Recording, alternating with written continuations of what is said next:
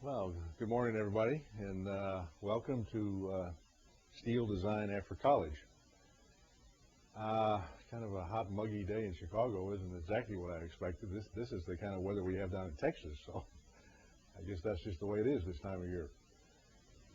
As Steve mentioned, we developed this course with AISC, and it really was modeled around what we do in our own firm in taking young engineers that come to us right out of college and try to jumpstart them, if you will, to gain a certain level of knowledge before they get thrown into the everyday task of designing buildings. So we actually repeat this program twice a year in our firm for people that have just come to us with, either just came or maybe have been here as much as 6 months. And we found it very, very helpful to get them sort of up to speed, and we hope you'll see it the same way. The purpose then of this course is to refresh engineers that are experienced and sort of bring them up to speed with some of the newer things and the newer codes that are out there. Of course, all of us are aware that codes have been changing with lightning speed. It's just mind-boggling and very challenging for all of us to keep up with the latest changes in the seismic provisions, the wind provisions, concrete, steel. It's just been a very hectic pace in the last 10 years, really since the Northridge earthquake occurred. Tremendous changes in the structural steel codes. But I think as we sit here in 2006 with the latest 2005 specification now out, I think we're going to see a little bit of a tempering of this hectic pace of changing the codes. Everybody, and I sit on a lot of code committees, and I think everybody acknowledges that the practicing engineers are really troubled by the changing of the codes, and you just get one code, and before you even can get used to it, a new one has come out. So the good news is that we feel your pain, and those of us that serve on these committees are going to really try to keep them a little bit more stable. We have 7 sessions in this lecture today, and some of them we're going to go into quite a bit of detail. Some of them will just hit the surface, but what we have in store for you is the design of steel flexural members first, in about an hour-long presentation. This will focus mostly on non-composite design, like roof members. Then we have a second session on composite beam design, which will be another roughly 1-hour session. And in this one, we're not going to get into how you design a composite beam so much, because we know most people are using programs to do that. We're going to try to hit the practical side of that, and what are some of the problem areas that you can get into when you use composite construction. The third session is the lateral design of steel buildings. We'll talk about mostly design for wind loads, since everybody around the country has to design for wind loads. Won't touch too much on seismic, because there are a lot of seismic seminars that are going around the country right now, and strongly encourage you to attend any of AISC's numerous seminars on seismic provisions. I think most of you are aware the new seismic manual has now come out, and the new seismic provisions are out for design in moderate and high seismic zones. Then we're going to get into a brief discussion about metal deck design, both composite deck, roof deck, form decks, as it relates to catalogs. And engineers have to use metal deck catalogs when they're doing their design. Diaphragms is a topic that I think is, for whatever reason, seems to be one of the least covered topics, not only in college and even graduate courses, but even within design firms. There's not many textbooks out there on this topic. So we put together a section on diaphragms that I think will be a good introduction to you on some of the challenges and some of the potential pitfalls in dealing with diaphragms, floor diaphragms and roof diaphragms.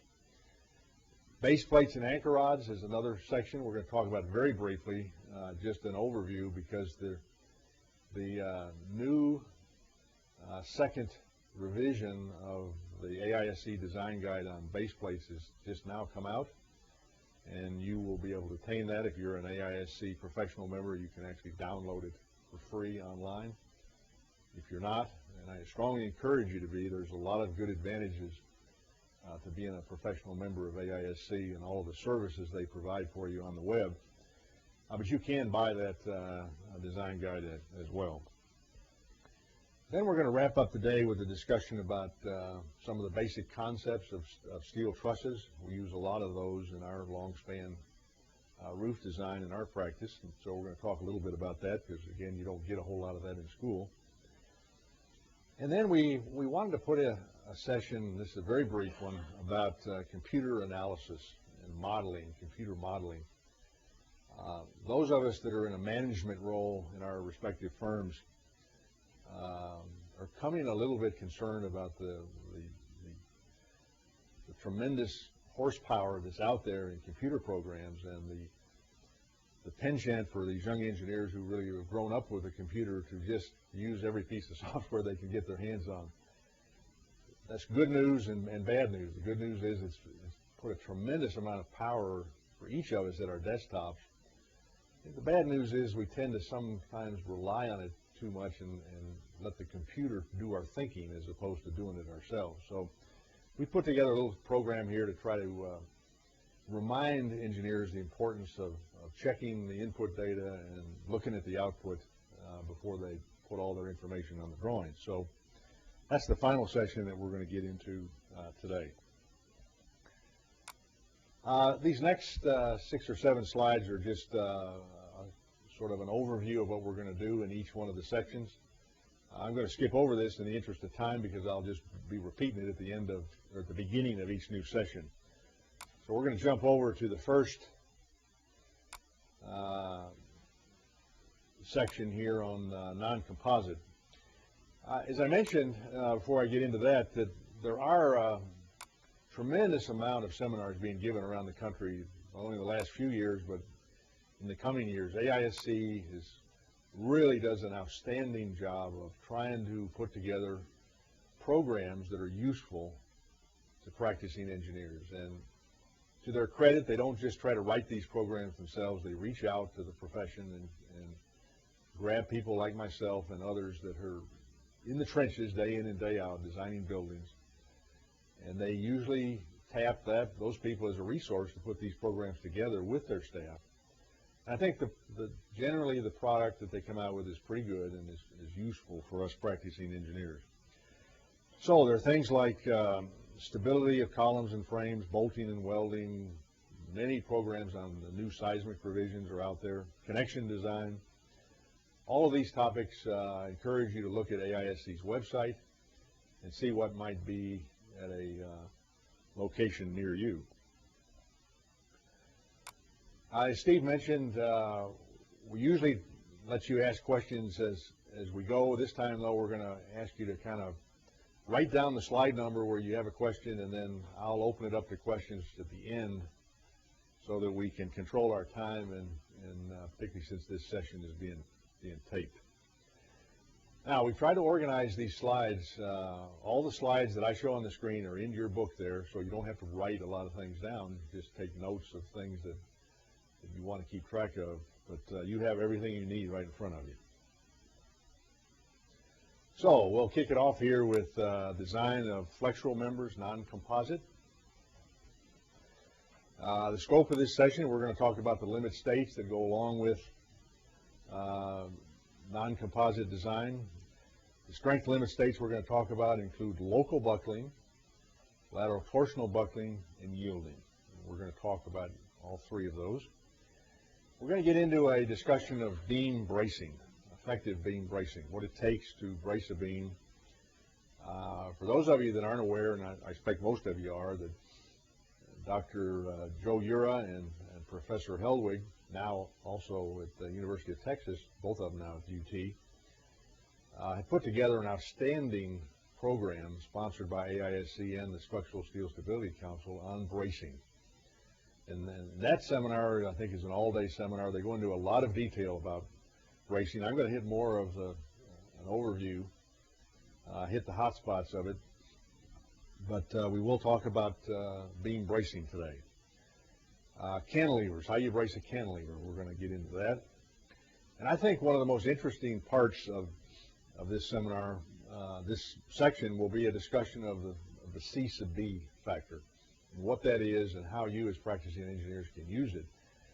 You know, it's a little bit unfortunate. I think the manual sometimes encourages, for simplicity, that the structural engineers always take C sub B is equal to 1. As you're going to see in this seminar, that's a very conservative assumption, and many times C sub B can be 1.5, 2, or even as high as 3. And taking advantage of that and taking the extra few minutes to calculate it can yield significant economies in your design. So we're going to spend some time talking about that. We're going to talk about the C sub B equation that's in the specification. Then we're going to talk about a couple of other equations that Dr. Ura developed that are very appropriate and have very practical application. They're not in the specification yet, but they've been developed through research, and I think they're certainly what I would call topics that are out there in the literature that we can tap into. And there are some examples that are enclosed on this topic. We probably won't go through all the examples, but they're there for you to go through when you get back to the office. So, design of structural steel flexural members, non-composite. I think most of you know that the AISC specification is set up around 2 limit states, a strength limit state and a serviceability limit state. I'm not going to talk too much about serviceability limit states in this particular session, but we are going to dwell a little bit on the strength limit states. And as I mentioned, we're going to talk about local buckling, both flange local buckling and web local buckling. We're going to talk about lateral torsional buckling and what happens if you have long unbraced lengths with your flexural members and how you deal with that. We're going to talk about yielding. And as I mentioned, inherent in this topic is the C sub B factor, and we're going to get into that. The serviceability limit states that you as designers have to consider on this topic are deflection and vibration. I think most of you are aware that in steel structures with higher strength steels and thinner concrete slabs and higher strength concrete, things are getting thinner and lighter than they used to be. So serviceability becomes more of an issue than it used to, and a lot of designers take the approach, well, I probably should design for serviceability, that is deflection and drift, first, and then check it for strength. It's not a bad rule, actually, to think about. I want to remind you that AISC has a second revision to the Design Guide 3, authored by Jim Fisher and Mike West, and I happen to be a contributor to that. I think it's a very good design guide on serviceability for steel building structures. So if you don't have that, I think you probably should get it. It's a good reference for all kinds of serviceability issues that come up in steel building design. So let's dive into the topic of the limit state of local buckling. Local buckling is one of those things that we don't have to worry about, fortunately, too much, unless we do slender sections or built-up sections. But I think it's always important for an engineer to have an understanding of this topic, to recognize those situations where local buckling is a player and a phenomenon that you need to consider. The AISC specification identifies the parameter lambda as the slenderness parameter that they talk about and identify within the chapter B of the specification. There's lambda sub p, the limiting slenderness parameter for compact elements, and lambda sub r, the limiting slenderness parameter for non-compact elements. Now, we're going to get into what is lambda here in a minute, but for now, just think of it as a slenderness parameter. If the value of that parameter is less than lambda sub p, then the section is capable of developing a fully plastic stress distribution. That is, it can form a hinge or reach its full capacity. If, however, lambda is greater than lambda sub p but less than lambda sub r, the section may not be able to develop its full plastic capacity, but it should be able to develop its initial yield stress. And generally, you'll get buckling before the fully plastic stress distribution can be achieved. So that's what happens when lambda is greater than the lambda sub p but less than lambda sub r. In those rare situations where that slenderness parameter lambda is greater than lambda sub r, then we have what we call slender compression elements. And usually in normal building design, we don't get into that area. There are cases, however, like when you're doing designing with light gauge metal, for instance, where you very frequently get into very slender sections, and that's where this slender compression element becomes more important. But for most wide flange shapes, you don't have to worry about getting into that particular zone, fortunately, because it's very complicated if you do. Local buckling applies to both major and minor axis bending. I refer you to Table B 4.1 of the new 2005 specification, where they have limiting slenderness parameters and values for different situations. Now, there are two local buckling phenomenons that we need to consider. One is local flange buckling, and the other one is local web buckling. For flange buckling, we look at B over 2T, where B is the width of the flange, T is the thickness of the flange, and that, of course, for I shapes. For channels, it's B over T, the width of the flange by the thickness of the flange. And then we also have to look at local web buckling, and there we're talking about H, the depth of the web, divided by the thickness of the web. So B over 2T or H over T is the slenderness parameter that we're talking about when we talk about local buckling for I shapes and channel sections. Now, these lower equations, lambda sub p and lambda sub r, are the limiting values for these slenderness parameters for the situations shown. Now, one thing that's important to understand is that when you're in the plane specification as opposed to the seismic specification, these slenderness parameters have been set up to achieve an inelastic rotation capacity of 3. And that is sufficient for everyday non-seismic situations, low seismic and wind design. When you get into the inelastic range, and like you have in a high seismic zone, when you know the building is going to become highly inelastic, then these B over T requirements get stricter, and you can find those in the seismic provisions. The new seismic provisions I mentioned are now out, and even the new seismic manual is out. So what we're talking about here is the everyday design in low to moderate seismic zones. This inelastic rotation capacity of 3 applies.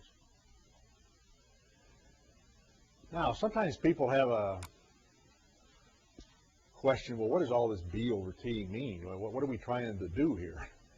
Well, basically what we're trying to prevent is a local buckle of the web or the flange under stress.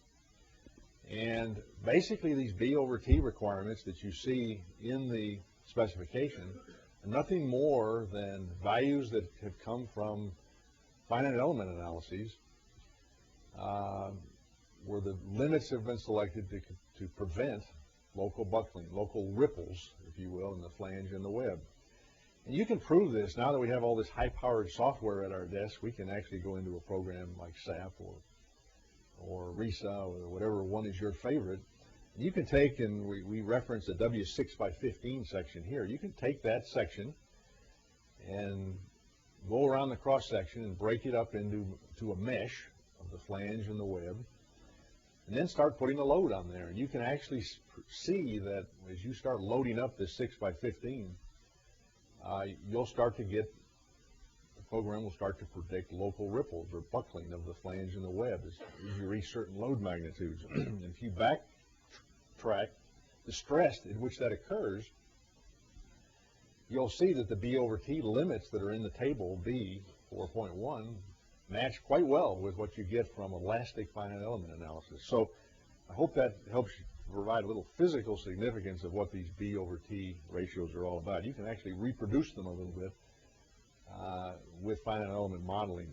It's so easy to do these days. Now, this particular slide shows an example. I think it's a little bit out of place. We probably should go to the next one. This one talks about if the section is compact or non-compact. It references the equations in Chapter F that apply. They basically give you the moment capacity depending on what that slenderness parameter is. If your slenderness parameters are within the limits of the table, then you don't have to worry about this. But if you start getting more slender elements, then these are the equations that AISC has in Chapter F that basically will cause you to reduce the stress capacity or the moment capacity. And as you look at these equations, while they look kind of complicated, they're really nothing more than a linear function of the slenderness parameter compared to the limits. Lambda is your actual parameter, and lambda sub p and lambda sub r are those limits that we talked about earlier. So it's a simple plug-in, ideal for a spreadsheet. But most of the time, you're not going to have to worry about that, as you're going to see here in this slide, where if you look at the common rolled shapes that we use in everyday design, for 50 KSI, there's only a handful of sections where either flange or web local buckling becomes a problem. In 36 KSI, there's only one, a W6 by 15. And even when you have to consider the reduction in moment capacity because of local buckling, you can see that the reduction you're taking is only a few percent. And so one of the things that they did when they dreamed up these proportions for wide flange sections is to try to prevent local buckling from being a problem. As you can see, they did a pretty good job. There's only a handful of very sections that are slender enough to have to worry about local buckling. So why do we talk about this? Well, as many of you know, and there'll be times where you'll want to design a plate girder or you make your own wide flange section for some reason.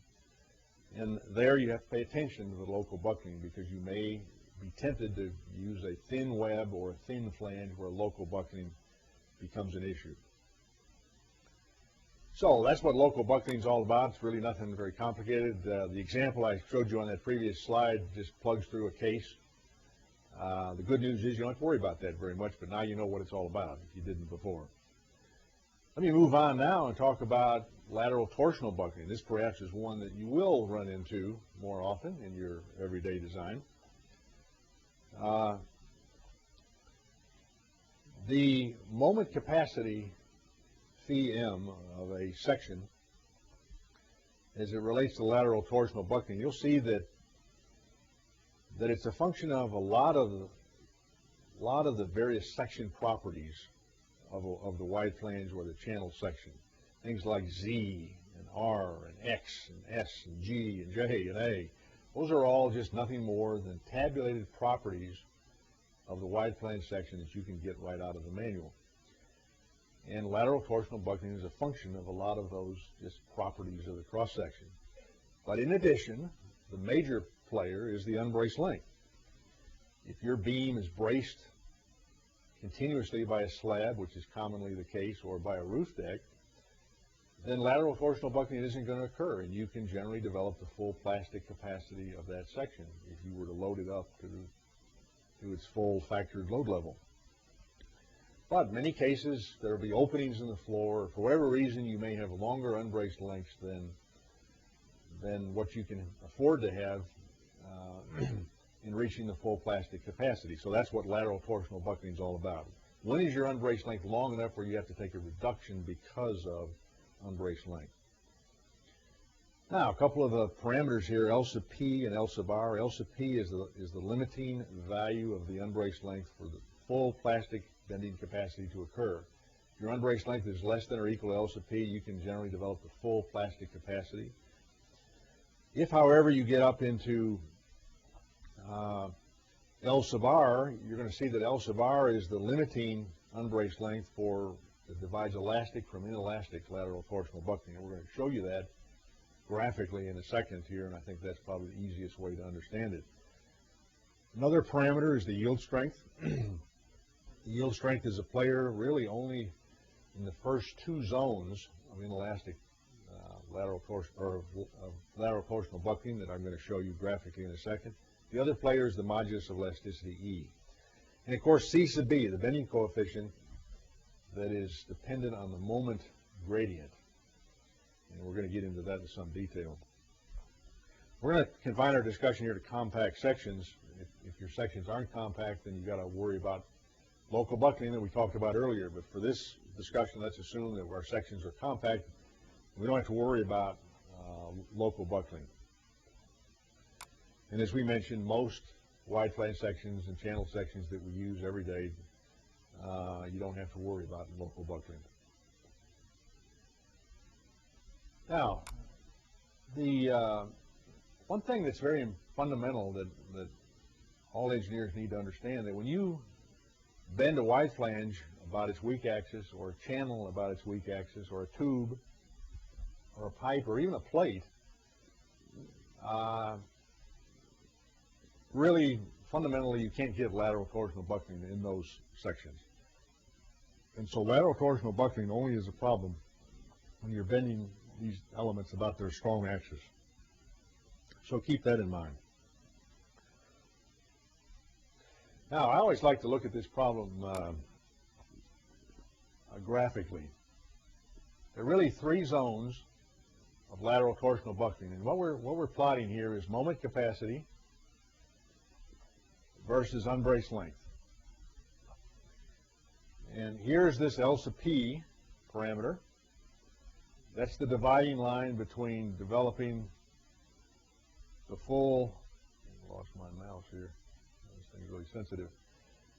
L sub P divides the zone from full plastic bending capacity and inelastic lateral torsional buckling. L sub R divides inelastic lateral torsional buckling from elastic lateral torsional buckling. So we've got three zones. Zone 1 is right here, where you can develop the full plastic capacity. Zone 2 is what we call inelastic lateral torsional buckling. And then if you get really long unbraced lengths, you're into this elastic lateral torsional buckling zone. And AISC has flexural capacities for each one of those three zones that we're going to talk about. I think it's good to get a sense of this graphically. Now, we need to talk about, well, what is the unbraced length of the section? And sometimes engineers struggle with, well, is this a brace point or isn't it a brace point? And so what we're going to talk about now is what constitutes a brace point. L sub B, the unbraced length, is the distance between points which are either braced against lateral displacement of the compression flange, or, emphasize the or, braced against twist of the cross-section. Note that a point in which twist of the cross-section is prevented is considered a brace point, even if lateral displacement of the compression flange is permitted at that location. Now, this is a concept that a lot of engineers struggle with. Frankly, I struggled with it until Dr. Ura convinced me one day out in the lab. And good example of this, if you were to take two parallel wide flange beams, no top slab at all, just spanning 30 feet from one support to the other, no bracing at the top compression flange, and we're going to take a simple beam here, two parallel simple beams, and all we're going to do is we're going to lace these two beams together. Let's say they're 3 feet apart. We're going to lace them together with X bracing every 3 feet. And then we're going to load those two parallel beams. Now, many engineers would say, well, there's nothing bracing the compression flanges, and therefore those beams are embraced, and they would be subjected to lateral torsional buckling. Well, if you look at what happens in the laboratory, you start loading these beams up with let's say, a series of point loads or a uniform load, you find out that as you apply load, the sections, the twin wide flange sections start to displace laterally. And you say, wow, that means they're getting ready to buckle. They're going to be a lateral torsional buckle. Well, oddly enough, you continue applying load and they'll kick out a little bit, but because the cross sections are prevented from twisting, you can actually develop a full plastic capacity at the center span of those beams. And if you look at the beam in the laboratory, you might see a little bit of a curve, and the thing has moved laterally, but because the cross sections haven't twisted, they have not lateral torsionally buckled, and you are able to develop the full capacity. So that's why when we define an unbraced length, we talk about you can either prevent displacement of the compression flange, or if you prevent twist of the cross section, you have provided a brace point for that beam. So this slide just shows some examples. If you have no deck at the top of where the compression flange is, as we have on the left, you haven't prevented side sway, and you probably have not prevented twist. So that's not a brace point. To make it a brace point, obviously if you have a metal deck or a concrete slab up there, you've prevented that compression flange from lateral displacement. But assuming you had no deck, if you were to put stiffeners on there and then you had those anchor bolts at the bottom, you've probably prevented twist, and therefore that would constitute a brace point. Obviously, if you put an X brace there like we have in that last slide, or a kicker down there at the bottom, you've prevented twist of the cross section or lateral displacement of the compression flange, and those would be considered brace points. If, however, you're not preventing twist of the cross section, or you're not bracing the compression flange laterally, then you can't consider that as a brace point. And that's what we're trying to show you on this particular slide here. Now, the good news is that most of our everyday designs, we have roof decks that are very stiff in their own plane, and they constitute bracing, or we have a concrete floor slab.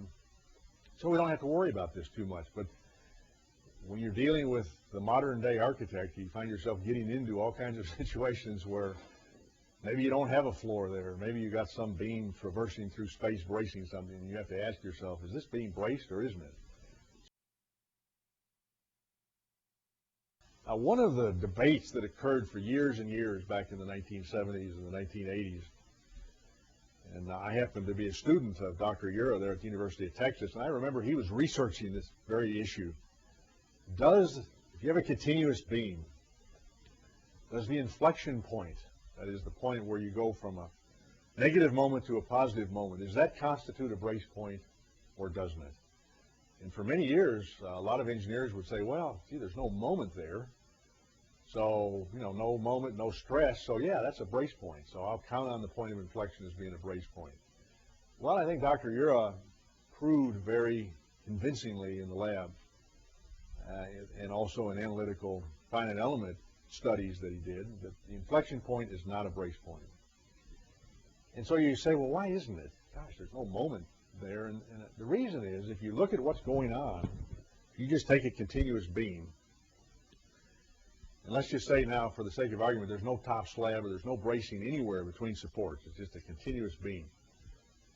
And so the question is, well, there is no top slab bracing anything. Is that inflection point a brace point? And what you find out is that the beam wants to twist like that.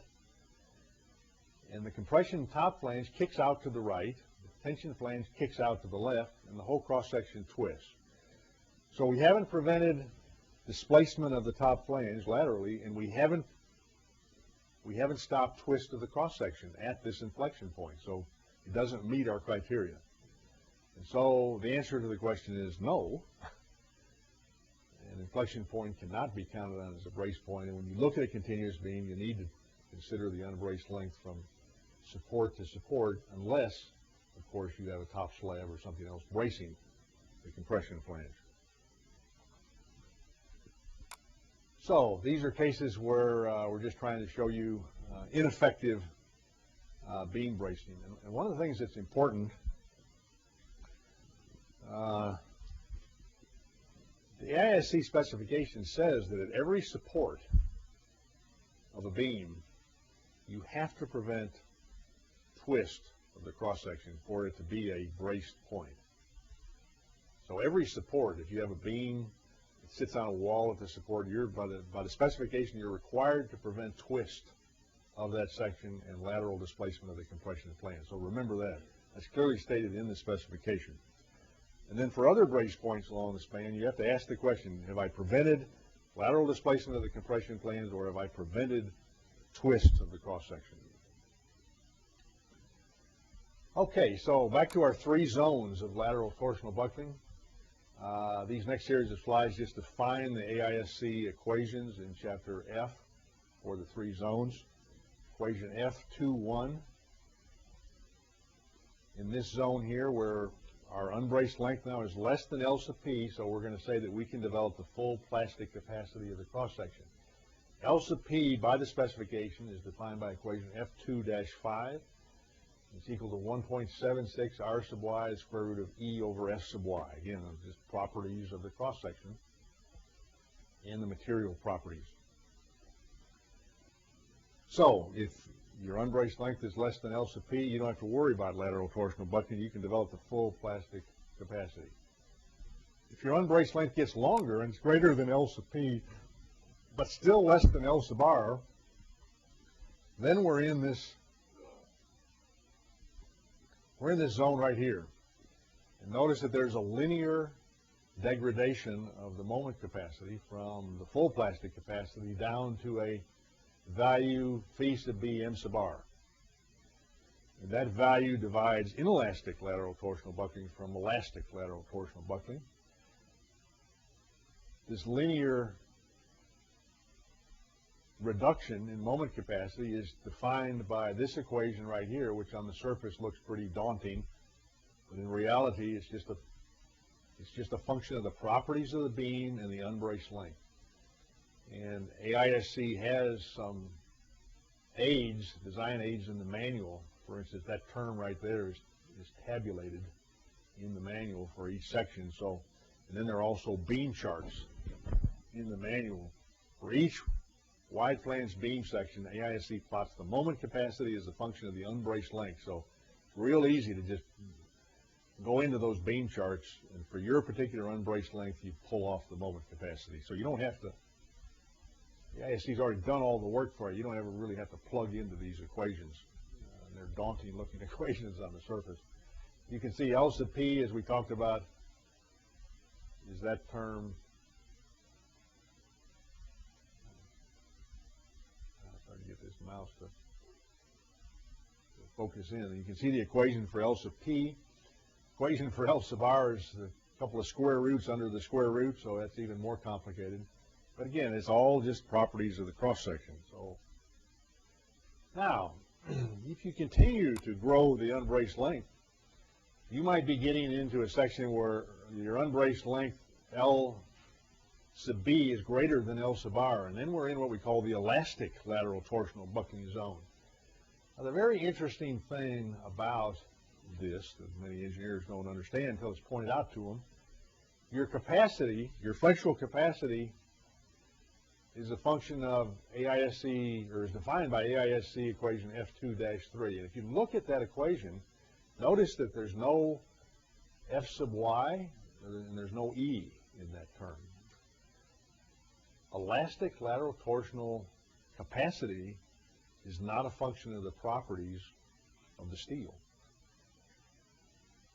It's only a function of the unbraced length and the cross-sectional properties. So it doesn't matter how strong a steel you've got. If you have this 150 KSI steel, if there were such a thing, you would still undergo elastic lateral torsional buckling long before you were able to utilize that extra steel capacity with the higher yield strength. So notice that the bending capacity is not a function of F sub Y when you get that long of an unbraced length. Just kind of like columns too. It's the same thing for columns, right? Long unbraced columns. That L over, if that unbraced length of your column is long enough, it doesn't matter how strong the steel is, you're just going to undergo elastic buckling. Okay, everything we've talked about now was for C sub B equal to 1, and all of these equations were developed. They go back to the days of Timoshenko, who really derived some of these things. You can see all this in Timoshenko's book. But we've been covering the case where you have a beam section unbraced length beam section that's subjected to a uniform moment all the way along the span. That is the most severe loading that you can have for a beam, because the entire unbraced length is loaded to the maximum with a maximum moment. So it has a very strict or very severe moment gradient, if you will. This C sub B factor that we're going to talk about is nothing more than a multiplier to the capacity of the section defined by those previous equations to recognize the fact that maybe our moment gradient isn't constant along the unbraced length, but it's linear. Maybe it's even zero at somewhere along the unbraced length. So think of C sub B as a multiplier that gives you extra capacity because you don't have the severe case of a uniform moment all the way along the unbraced length. That's all C sub B is. It's a linear multiplier to take advantage of the moment gradient. And what you can think of it as doing is going from this lower curve we talked about a minute ago with C sub B equal to 1. Remember the three zones? We were on this curve, this lower curve. Now when you multiply by C sub B, because you don't have a severe moment gradient, we're just raising that curve up to this point. Now theoretically you would go up to here and then go up to there and then go up to there, but I think all of us are smart enough to know that you can never exceed the plastic capacity of the section. That's the limit, and that's why you have that horizontal line drawn across there. But notice that for longer unbraced lengths, C sub B in effect is a multiplier that gives you extra moment capacity in recognition of the fact you don't have that severe of a moment gradient along your unbraced length. So that's all that C sub B is. Now, you can prove this to yourself. Just, again, go back to your favorite program, ETABS or SAP or STAT or whichever one you like. Brace the ends of the beam, top and bottom flange. Apply a uniform moment gradient and see what the elastic buckling load is. We're going to assume now that there's no bracing across that flange. That's the case, the uniform moment case, that's defined in the manual. When it says C sub B equal to 1, here's the moment capacity, that's what it is. Now, if you then go in there and load that same beam, instead of with a uniform moment at each end, you load it with some uniform load where you have a linear moment diagram or a parabolic moment diagram, something less severe than a constant moment across the span, and you go back to your finite element program and you see when that section buckles, and you take the ratio of the capacity with the reduced moment compared to the constant moment, you take those two ratios, and that's what C sub B is. So hopefully that will give you a sense of what C sub B is all about. Think of it as nothing more than finite element buckling solutions that have already been done for you. So you get all you got to do is pick the value. You don't have to run the finite element analysis. Again, you can prove this, as I mentioned, by taking, in this case, I think we took a W18 by 35 and we put a uniform moment gradient across it and find out what its capacity was. Then we put I think we put a uniform load on there and then did it again. And then we took the ratio of those capacities and we got a 2.09. Well, the published value in AISC for that loading condition was 2. So again, it's very close. So C sub B are nothing but tabulated buckling capacities, if you will, to take advantage of this moment gradient issue.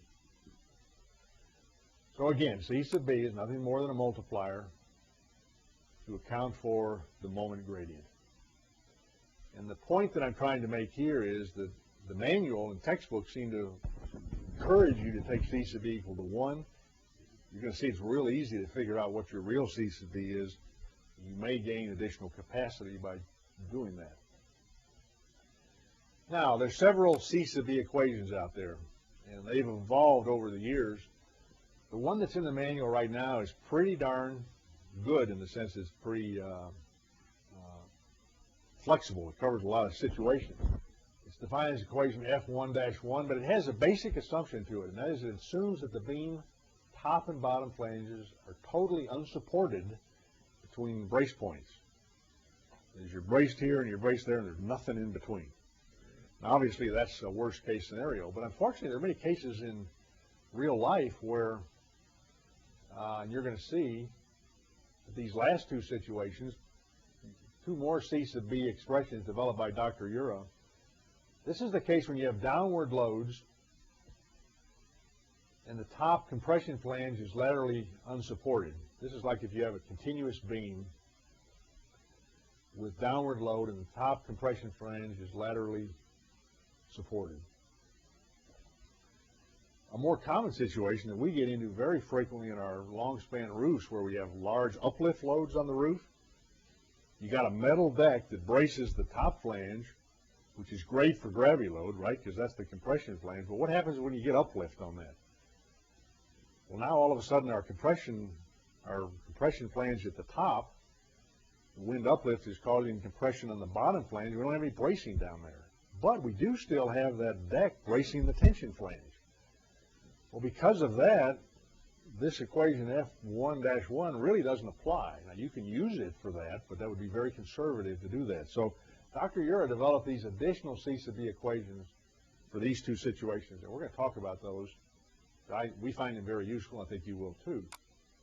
But first, let's talk about this equation F1-1. This is the one that's in the manual, and it's very versatile, and it's nothing more than an expression that's a function of the moment gradient across the unbraced length.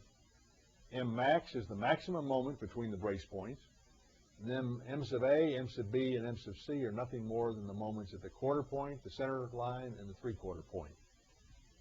So knowing the moments across the span, and this value R sub M, which is a new term that was introduced in the 2005 spec, and it's nothing more than a multiplier for symmetry of the cross-section. If you have a symmetrical I-beam, R sub M is equal to 1.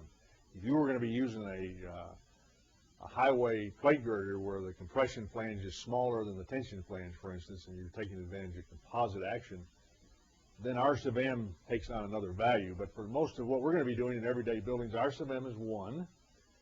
And so now we can plug into, just knowing the moment gradient, we can plug into and get our C sub B value and take advantage of the fact that we don't have that constant severe moment uniformly across the entire unbraced length. This little table is in the manual, table 3-1, and it just tabulates for you, for various practical load conditions, what C sub B is. And you can see in many cases, instead of conservatively taking it as equal to 1, you get increases as much as 1.14 all the way up to 1.67, 1.3. So that's just a linear increase in the capacity of the section. So why not take advantage of that, huh? And so that's what we're trying to encourage you to do here. Take the extra minute to figure out what C sub B is. We plugged into C sub B for a bunch of different moment diagram shapes and calculated the C sub B value, and it's probably every shape moment diagram you'd ever have in a beam. So just by referring to that, you can pretty well plug off a pretty reasonable approximation to what C sub B is. And notice that frequently they're 1.32, 1.67, 1.56, so you get significant increases by considering C sub B. Now, these other two cases that I spoke of, that Dr. Ura said, well, hey, as neat as this equation F1-1 is, it really doesn't cover some situations that engineers are out there finding in practice. And so he, in his research, he had a PhD student that got a PhD studying these equations and doing a bunch of analysis. And they're very practical. This is the one where, again, you have a continuous beam with moments at the end, at the brace points. The red X's indicate the brace points. And you have a downward load. So you have a beam that has a negative moment at each end and a positive moment in the middle. And so taking your unbraced length, L sub B is the full distance from support to support you can plug into that other equation there that C sub B is equal to 3.0 minus 2/3 and so on there on the slide, and you will get a good estimate of C sub B from that loading condition. Now notice that the equation F1-1 doesn't really apply here because it assumes totally no bracing between the unbraced length points. In reality, we do have some. Oh, very handy equation. And here's, again, we plugged into a bunch of moment diagram shapes, and we solved for C sub B. Notice that, boy, this equation predicts some really high C sub B's. Well, before you get too excited about that, there are two limiting things. One, the specification says you can't take C sub B more than 3. But the other thing that's going to limit you here is you can never go more than the plastic capacity of the section, right? Once you reach that plastic moment capacity, the section is done all it can do.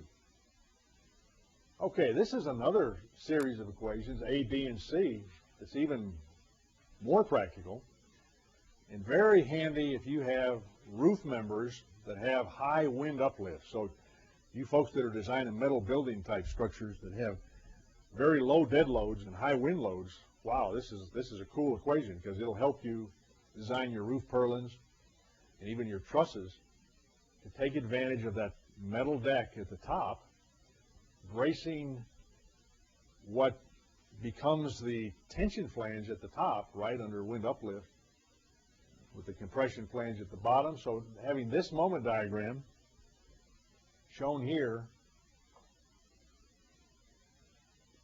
M1 positive moment, M0 positive moment, M at the center line a negative, now an uplift loading condition.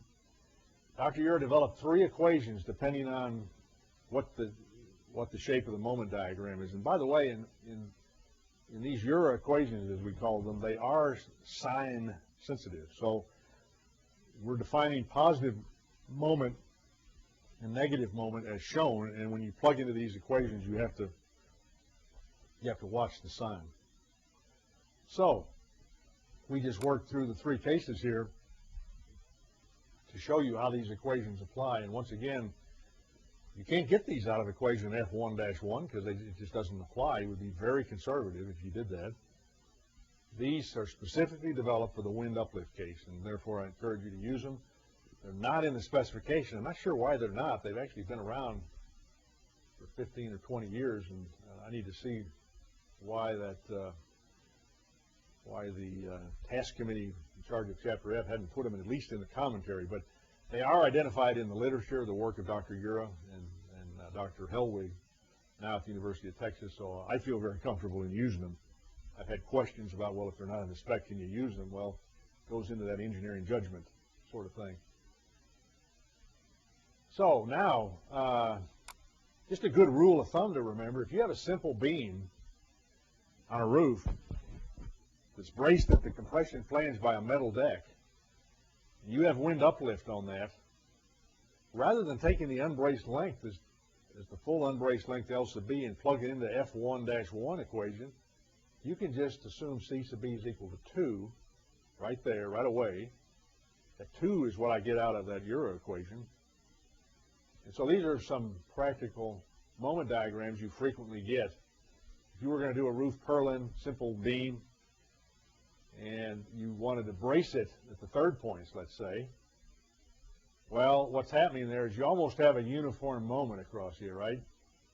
So that's the same as a uniform moment across the unbraced length. That's like C sub equal to 1, so you're not going to get any benefit there. But if you braced it at mid-span, for instance, you could use C sub equal to 1.3, and that's a big help. It's a 30% increase in the flexural capacity that you wouldn't have otherwise have had if you just said, hey, I'm going to be conservative and use C sub equal to 1 like many engineers do. Okay, on to cantilevers. Sometimes engineers get confused. I know I got confused many times about what do you do with cantilevers? What's the unbraced length? And what, if I want to find C sub B, how do I get it? Well, this next series of slides hopefully answers that question. You always want to brace a cantilever beam at the top flange and the bottom flange at the support. That's just a kind of a good rule. Always do that. And be mindful of the situation where you have a cantilever beam running over the top of a column and a thin web of that beam, because you could get the web of that beam trying to behave like a column and the thing could kick out. So you either want to put a stiffener, a web stiffener there to prevent that from happening, or brace, better yet, brace the top of the column with a kicker coming down from the deck. But anyway, it's important to brace the top and bottom flange at this cantilever support. And then if you can assume you have a free, unbraced end with nothing bracing the end of the cantilever, C sub B is equal to 1 for that case. Now, if you have the more common situation where you're bracing the top and bottom flange of your cantilever, but you have something bracing the top free end and the bottom free end, we now can plug into equation F1-1, even though it's a cantilever. We've got two brace points, A and B, right? And we got a moment gradient in between there. So we can plug into that C sub B equation and use it. And if you do that, you get C sub B is equal to 1.67. So if you're designing the cantilever, you brace the free end, top and bottom, and you brace the support, top and bottom, you can use C sub B is equal to 1.67, and you'll get a lot of extra capacity out of that cantilever by doing that. So for cantilever beams, use equation F1-1. And the bracing in the order of preference would be brace the beam with the full depth connection to the cantilever at the support and at the cantilever end. Several different ways to do that, but you're basically bracing the top and bottom flange at the end of the cantilever, end of the support. The next best thing to do is put a full depth stiffener and kicker at the support and the cantilever end. And then the next best thing to do would be to put full depth stiffeners at the support and the cantilever end. But there you have to convince yourself that the slab has enough flexural stiffness to prevent rotation at the end of the cantilever. And most of the time, your slab, if it's a 2 plus 3 1/4 or 3 plus 4 1/2, whatever you got out there, will probably be sufficient. If you're not sure, you can use the stuff in Dr. Ura and Dr. Helwich's seminar they tell you what flexural capacity you have to have in that slab to constitute a brace point. So these next examples that I'm not going to go through, you can work them on your own. They just take those three equations for C sub B that I talked about, and they plug into them for different situations. And notice again that they're sign dependent, so you plug into your moments there. If they're negative moments, you put a negative sign. If they're positive moments, you put a positive moment sign. So I'm going to skip through these in the interest of time, but I want to point one case out. This one right here, example 3. I'm not going to work through it, but I just want to tell you a quick story. We got called in as a third-party consultant to a dispute where the engineer of record was claiming something, the peer reviewer was claiming something else, and then they didn't agree, so we got called in as a third-party opinion. And what we found out is that the original engineer had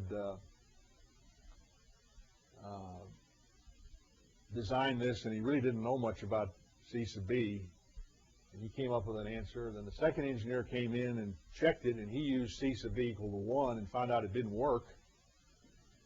And the first engineer felt like, although he didn't really know what C sub B was all about, he just said, I've done this many times, I think it works.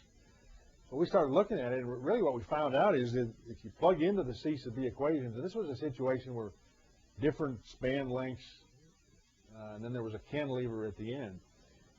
And the reason this was getting to a dispute, we were talking about 1 million square feet of this. This wasn't just one situation, this was 1 million square feet. So if a correction was going to have to be made, it was going to involve beefing up numerous beams. It would be hundreds of thousands of dollars. So this was a big deal. And just by understanding the flexural capacity and knowing what C sub B was all about and going to the extra trouble to calculate C sub B, we found out that the section worked fine. Whereas the peer reviewer was checking it with C sub B equal to 1, because guess what? That's what he'd always done. So just a little lesson how sometimes the C sub B stuff can really help you. And again, we go through all the calculations here that you can do that in your leisure.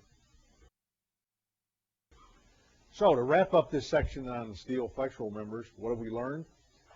Well, we've learned that local buckling is really not an issue for most beams for A992 steel, but you got to be careful when you get into situations where you're using a built-up section or in those few wide flange sections we talked about where there might be a slight reduction in moment capacity.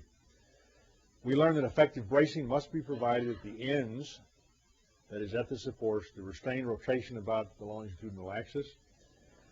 And we talked about what constitutes an unbraced length, what constitutes a brace point, and we, most importantly, learned about C sub B and the fact that if you take the trouble to understand the C sub B equations and use them, you often realize some significant savings in your non-composite beam design. Okay, that wraps up this first section. Let me open it up to any questions anybody had that came to mind about that. Yes, sir, over here. I'll repeat the question. Go ahead.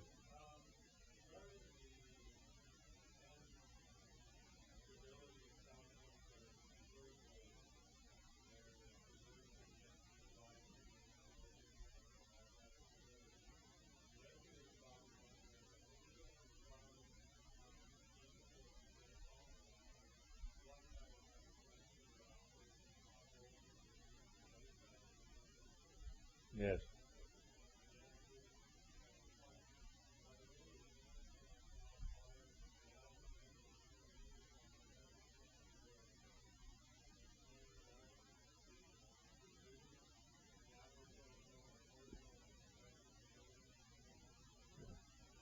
Did everybody hear that? Question was, what happens when you have connections from a beam, I guess, to a column, where the connections are offset because of the OSHA bolt, the bolting safety rules, basically?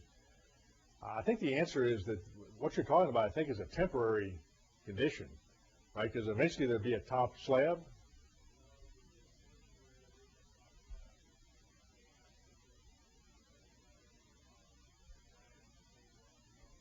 Okay, well then I think it becomes a matter of engineering judgment as to whether or not you think you have enough rotational restraint there. And one of the things you could do, and I can't think of any simple rules. I guess my rule would be if you provide the connection within 2/3 of the depth of the section, you have bolts, you're probably going to be okay. And it might even be as little as a half. But let's say 2/3 to a half, you probably have enough rotational restraint.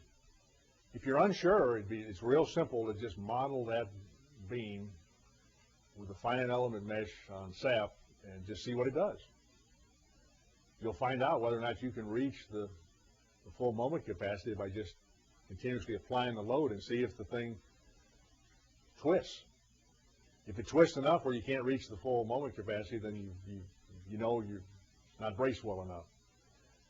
One of the things, I'll just tell a quick story about this kind of thing, is that I'm sort of coming from the old generation now. I hate to say this, but I grew up with the slide rule, okay? And then there was calculators, wow. And now we got this enormous power at our desktops with these finite element programs. It's real simple to plug into an elastic finite element program and answer questions like that. Also to answer questions about is a beam braced here or isn't it? If you model the situation accurately in your computer program, you'll answer these kinds of questions. So don't hesitate to do it, because and maybe you don't want to do it if you're not the computer whiz in the office, and believe me, I'm not. But boy, I got some smart guys in the office that know how to set up these finite element programs and run these analysis in a matter of 5 or 10 minutes. You'll answer the question. So the answer is, I'm afraid there's no simple answer, but probably it's okay. But you may want to do the analysis to check it.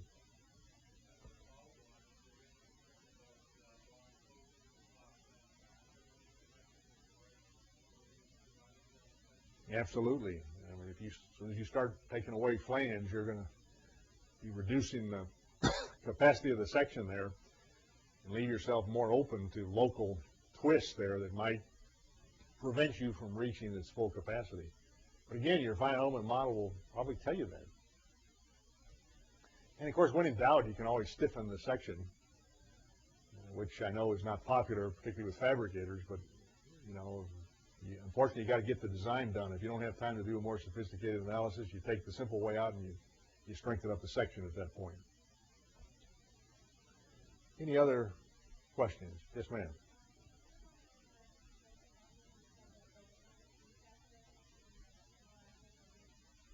Right. Yeah, if you were to load up a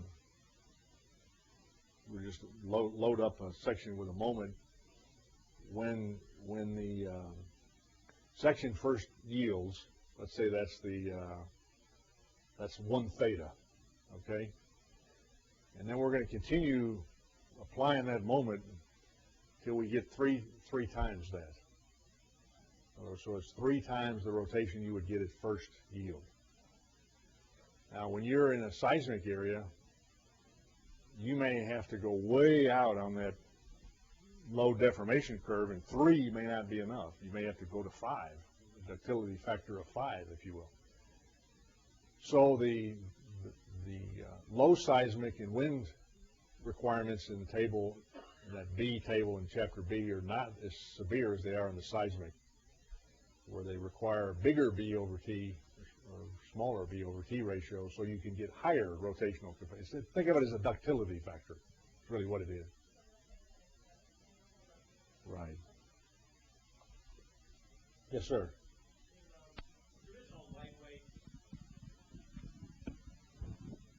In some of these simple traditional lightweight slabs with deck and lightweight concrete, say a 2, 3.5 application on steel beams, a headed stud traditionally in my mind is a simple way I get real good continuous bracing of my top flange. I have had 3 applications now where contractors want to cut their costs and use puddle welding of the deck to that top flange and want to consider that and argue about that rigidifying that top flange. Is there a case where you can argue that a puddle weld is actually a top flange brace? Everybody, I think, heard that one, right? We have the mic here. Most specifications, ours included, require welding patterns of metal deck to the beam, either a floor beam or a roof beam. And in our case, it depends on what wind zone you're in. If you're in a low wind zone, then we usually go to the Steel Deck Institute minimum requirements. But if you're in an I-60 or an I-90, one of those higher wind uplift classifications, then our specification required more welding of the metal decks to the beam, and those are usually 5/8 inch puddle welds, and in some cases in high seismic zones they even use 3/4 inch puddle welds. And in my experience, those puddle welds are pretty good, and they would provide the necessary bracing to that compression flange. I really don't think you have to worry about that. Where you do have to worry, I think I'm going to talk about this in the the composite section next, is when you have a girder and the metal deck, composite deck, is running parallel to the girder. In many cases, if you're making that girder composite, which you typically would, you want to put studs on the top flange of that girder, and you want to be sure that you're getting concrete coming down to the top flange with the stud on it. And in many cases, it means that you have to break the deck, and the contractor has to put a pan there, if you will, to ensure that he's getting concrete over the top of that, and so he can put the stud on there and make the girder composite. Now, there have been cases, and we got involved in one, where there's actually a girder failure during construction, and the engineer had assumed that that girder was fully braced along the full length of the span for the pre-composite situation, that is the wet weight of the concrete and construction loading. And it turned out that the girder flange twisted, and a bunch of workers actually fell, and somebody was killed, and therefore the big lawsuit. And what was found was that the pan, this was a situation where the metal deck guy put a pan there, and the contractor had just done a couple of tack welds of that pan to the top of the girder. And so really, there was nothing. There's nothing bracing that girder, except the beams that were coming in at the third points. Well, this was a really long span, so that unbraced length was long enough where it didn't provide sufficient bracing capacity for that girder for the construction condition, and you actually had a lateral torsional buckling failure. So your question is a good one in the sense for girders, I would suggest you pay close attention to that. For cases where you have deck crossing the beam like you have with a typical composite beam, I don't think you're going to have to worry about that. If you put a puddle weld every 12 inches, which is probably what most specs would say, every 12 inches you attach that metal deck, maybe 36 inches depending on your spec. I forget what SDI is, but there is a minimum in the Steel Deck Institute spec about how you attach that. I think you're going to find that sufficient bracing. One last question, and then. Well, if your equation gets to be in many cases that exceeds the value of 3, in fact, your example 3 appears to use that, but yet you said earlier AISC limits it to a value of 3. Yeah, everybody heard that question. That C sub B, the question was what happens if you plug into the C sub B equation and you get a value larger than 3. Well, when we did the seminar, the 2005 spec wasn't out, and there was no limitation on C sub B. So that's one answer to your question. But if you really look at that example, we didn't need a C sub B, even though we calculated a C sub B value that was pretty high. We didn't need that high, and usually 3 is going to get you there. So I'm not sure why the spec committee, the guys that do Chapter F, why they put that limitation on there. There really isn't a very good explanation in the commentary that I saw. And I think it's just one of those things, there's probably no research to justify a value much higher than 3, so they just put that ceiling on there. But I think you're going to find from a practical standpoint, 3 is going to get you there most of the time. Okay, do we want to take a break, Steve? We want to keep going here? Okay. Okay, our next section here, we're going to talk about composite beam design. And when we were putting this section together, we knew we just didn't want to tell you how to design a composite beam, right? That's pretty boring. Most people aren't doing it by hand anymore anyway. They're using computer programs. So we said, well, let's talk about something here that's a little bit more practical. And unfortunately, composite beam construction is probably the most common thing that we do in the design of steel buildings. Everything's composite floors, right? It's probably the bread and butter, the staple of structural steel building design today. But boy, there's a lot of problems out there with utilization of composite floor construction. There are things like floor flatness, floor levelness, camber, studs, weak studs, strong studs. I mean, a whole myriad of issues that seem to come up and get us practicing engineers at odds with contractors and owners over the end product. So we tried to concentrate on some of those practical problems, and as you might expect, there's no simple answers to a lot of these problems, but there are tips. We're going to talk about some of the tips you can use when you get into some of these problems. We listed 10 things we're going to talk about in this section, but the material considerations, steel and concrete strengths, for instance, the stud strengths and all that.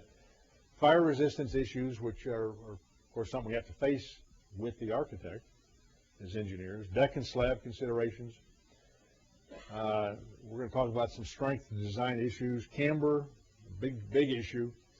Serviceability considerations, deflections, vibrations. Design and detailing of the studs, and particularly the new stud capacities that have come out in the new 2005 spec. We're going to touch on that a little bit. What do you do about reactions in the design of the connections for composite beams? Composite beams in lateral load systems. I want to talk about that one because I think you'll find this one kind of interesting to get you some more drift capacity that you might not have otherwise known about.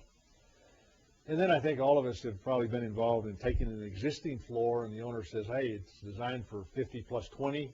I want to make it designed for 150. What do I do? Well, that's strengthening of existing composite beams. We're going to touch on that just a little bit. So that's what we're all about in this section. I think all of us generally have a pretty good understanding of what we're talking about here. A steel wide flange beam with a composite metal deck, usually 1.5, 2, or 3 inches deep, that has embossments on it that make it a composite deck. That is, the deck itself serves as the reinforcement for the slab, in addition to being a form for the slab. And then shear connectors, usually 3/4 inch diameter, that make our beam, steel beam, composite with the slab. It's the bread and butter of structural steel building design. Here's an example of it. You can see the embossments on the deck that help make it composite. There are the 3/4 inch stud connectors. Sometimes 1 stud per flute, sometimes 2, and in heavy situations you might find as many as 3 studs per flute on there. Here's some of the things you don't like to see. Kind of shoddy welding of those studs to the top of the beam. And notice the ferrule here that goes around the stud. The AISC specification requires that ferrule be removed after welding. And so the guy's supposed to take a hammer and break it away and kick it away. So you might want to watch that during your inspection. But you know, obviously this welding isn't the greatest here, so that kind of makes you nervous, and you want to do that bend test, a hammer bend test as specified in AWS to be sure your studs have been welded properly. A lot of times you can get problems with calibrating those guns, particularly in the early morning hours. There's a lot of moisture on the deck. If the guy hasn't calibrated the gun properly, you can find that a lot of the studs just aren't being welded on there properly, and that's a potentially dangerous situation. Here's what it looks like in the textbooks. In this particular example, it really does look very clean. That's sort of the way it should look. So, some of the material considerations we're going to talk about here. Structural steel, I think all of us are aware now that A36 and A572 are sort of things of the past for rolled shapes. In structural steel, we now use the A992 specification with a yield strength of 50 KSI. Obviously, by AISC, you can use pipes or hollow structural sections or built-up plate girders or just about anything as beam sections. The shear studs are commonly specified as ASTM A108 with 60 KSI. 3/4 inch diameter is the staple stud size used. Really no reason to use 5/8 or 1/2. For buildings, 3/4 usually gets you what you need and is commonly stocked. Slab reinforcing steel, welded wire reinforcing is commonly used in the composite slab. Reinforcing bars can also be used. In our practice, we usually use mesh for commercial kind of office buildings, but if it's a institutional owner like a hospital and they're very interested in extra capacity in the slab or controlling cracking, we sometimes use a mesh of bars or a mat of bars. Some engineers also put steel fibers in the slab to help control cracking using ASTM C1116. If you do that, be careful that those steel fibers have a UL rating, and so you want to check with your UL directory on that. One of the things that some engineers overlook is the fact that there's a requirement in AWS. It says that unless it's located over the web, unless the stud is located over the web, the diameter of the stud shall be less than or equal to 2.5 times the flange thickness. Now, a lot of engineers just sort of ignore that and say, well, the stud's supposed to be over the web and I'm not going to worry about that. Well, you might want to worry about it, because if you ever seen those guys in the field, they get going 90 miles an hour and they don't necessarily put that stud over the web because they really don't even know where the web is exactly. So in order to comply with that section, and assuming that they're not going to put the stud over the web, in our practice we don't use composite beam webs that are less than 0.3 inches in order to conform to this requirement. that means those sections listed shouldn't be used as composite beams if you subscribe to this line of thinking. And so that's, 10 by 12s, 10 by 15s, 8 by 13s, 12 by 16s, and so on.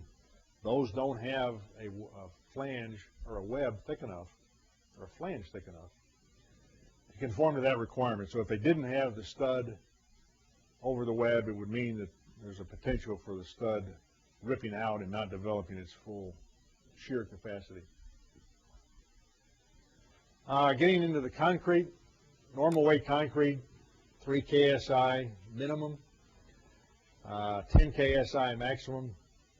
Lightweight concrete, 3 to 6 KSI. Higher strengths may be counted on for stiffness only, but not strength.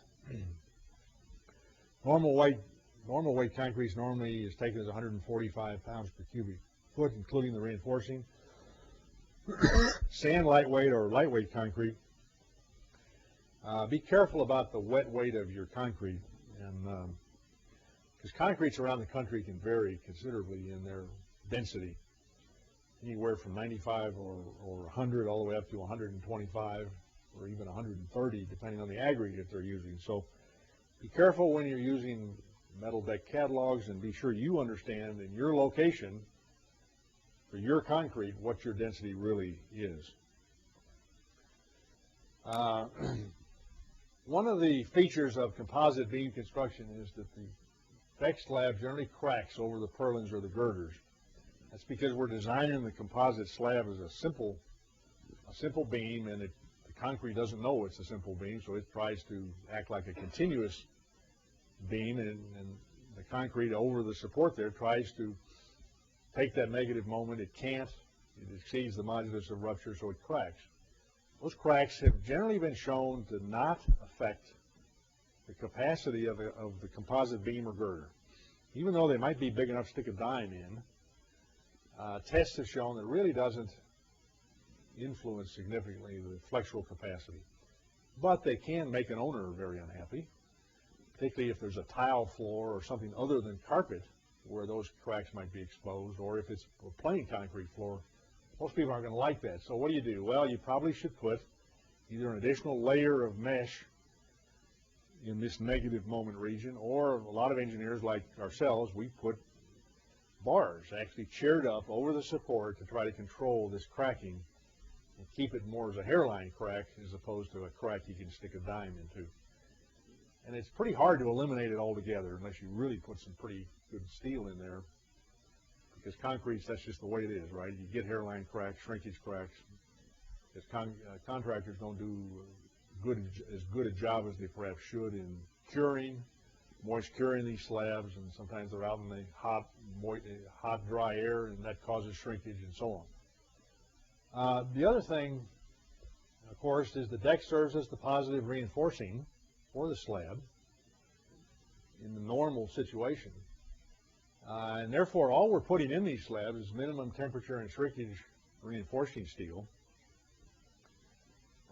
Usually that's 6.6 W1.4 by W1.4 welded wire reinforcing. Does everybody understand the politically correct term now is welded wire reinforcing, not welded wire fabric or welded wire mesh? I guess the Welded Wire Institute people are becoming very sensitive to that.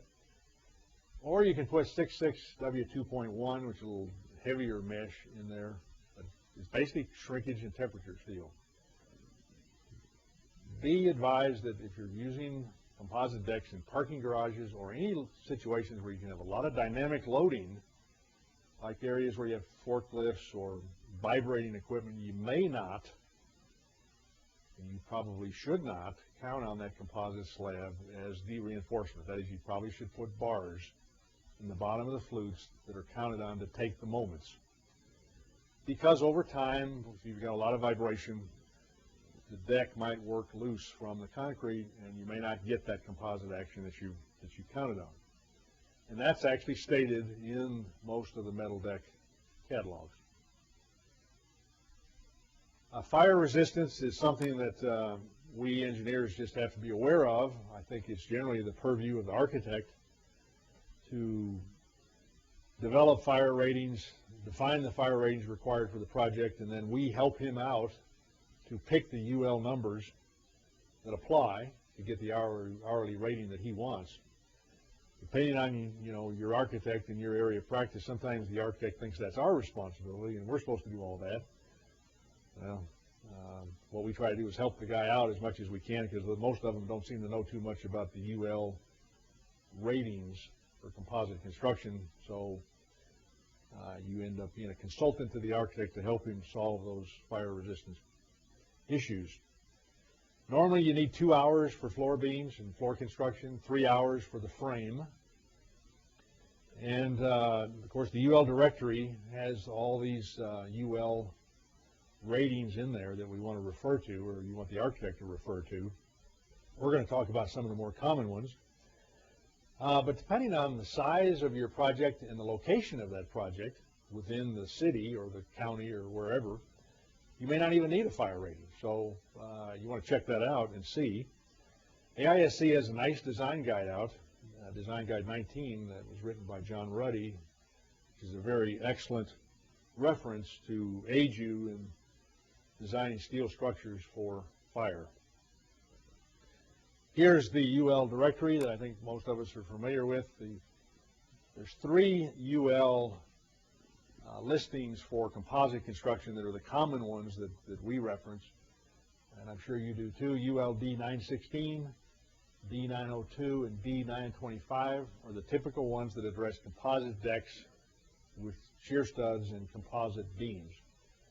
Normally the strategy is to select the concrete thickness such that you don't have to spray fireproof the underside of the slab. You merely have to spray fireproof the beam.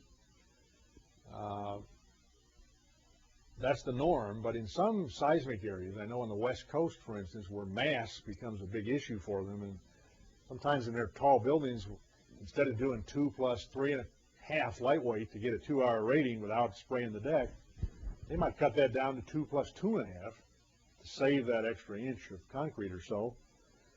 Multiplied over 40, 50, 60 floors, whatever, that can be a lot of mass savings. And in those situations, they would spray the underside of the deck, and they find out that that's the economical thing to do for that project. That's something that the engineer needs to look into for his particular application. But normally, we find that you don't spray the deck. You spray the beam, you put 1 inch and a 1/16, inch and 1/8 of fireproofing on the beam to get a 2-hour rating. The slab concrete is thick enough where you get the 2-hour rating automatically without spraying the underside of the deck. But just be aware of these UL ratings. Here's D902, which is another one. And here's D925. There could be more out there. Those are the 3 common ones that I'm aware of. Some of the important aspects of UL D916, which I think is the most common, the minimum beam size specified is 8 by 28. The normal weight concrete has to have a minimum concrete strength of 3,500 psi. Be careful there. Some engineers use 25 or 3,000. That may not conform. Does not conform to UL D916. For normal weight concrete, you normally have to have 4.5 inches of concrete over the top of the flute to get the 2-hour rating. For lightweight concrete, the minimum strength specified is 3,000 psi. The minimum concrete thickness is 3.5 inches over the top of the flute to get your 2-hour rating. And the listing requires 4 to 7% air entrainment in the concrete to match what was done in the test. These situations, as I said, the deck does not have to be sprayed. You normally put 1 inch and a 1/16 spray on fireproofing over the beam to get the 2-hour rating. Shear connectors are actually optional. They're not required. Most of the time you, of course, would use them. There is welding, going back to the gentleman's question earlier, there is a weld spacing at the supports requirement of 12 inches on center. Weld spacing for adjacent units, 36 on center along the side joints. So be aware of that. If you have a beam size different than the size that was tested, that is that minimum W8 by 28, you can still use it, but you may have to increase the thickness of the fireproofing in recognition of the thinner steel sections. And this equation that's in the UL directory explains that a little bit and how you would do that. Normally, as I say, this is in a specification, and it's not something that we structural engineers would put on the drawings necessarily, depending on your practice and your architect. This is a table that we put together for the common situations where you either have a 2-inch or 3-inch deck, and you either need a 2-hour or a 1-hour rating, normal weight or lightweight concrete. For each situation, we're giving you the concrete thickness there, and then we're giving you the stud, the 3/4 inch diameter stud length, minimum requirement, what both before welding and after welding, and then a recommended size or recommended length. Remember that the studs must be 1.5 inches above the metal deck flute. But I think you'll find this table kind of handy to just decide what concrete thicknesses you need with composite deck construction, depending on the hourly rating you're looking for. Here's another handy table we put together that just tells you for different deck sizes, what gauge deck you need.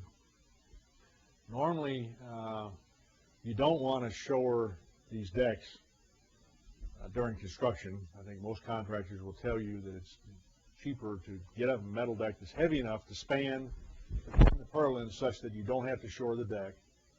So depending on the gauge thickness, this table tells you for 2 span conditions, and we generally tell the contractor he has to use 2 or 3 span conditions. We don't let him design for simple spans, and there's actually several reasons for that, but usually the guy that details the deck can always get either a 2 or a 3 span condition if he lays it out properly. You generally don't want to use simple spans because it's a potential safety problem if you put a simple span deck like in an elevator lobby, spanning from elevator front to elevator front.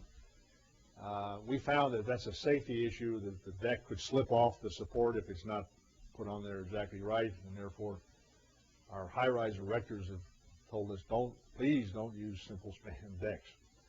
So we usually turn the deck around and run it parallel to the front of the elevator, so it's always a 2 or a 3 span condition. So our specifications always say 2 span minimum. And of course, it's more economical too to do a 2 span than it is a simple span. So one of the gotchas in composite beam construction involves concrete ponding. Like it or not, when you're spanning a 2-inch deck or a 3-inch deck, 9 to 12 feet, the metal deck is going to deflect. At mid-span, you might get as much as a 5/8 or a 3/4 inch deflection, and if you calculate that extra concrete over 1 million square feet of floor in a building, that ends up to be a little piece of change for the contractor. And we learned the hard way that you want to put in your specifications that concrete that's required because of ponding and deflection of the deck is the responsibility of the contractor to include that in his bid, and that it does exist. Otherwise, you might get a RFI with a change order request that says, hey, I had to use more concrete here because it wasn't 2 plus 3 1/4. It actually was more than that. So just be on the lookout for that. I don't know if any of you ever had that problem, but we had it once, and so now our specification makes it very clear that the contractor is responsible for the extra concrete because of ponding. Consider the wet weight of lightweight concrete.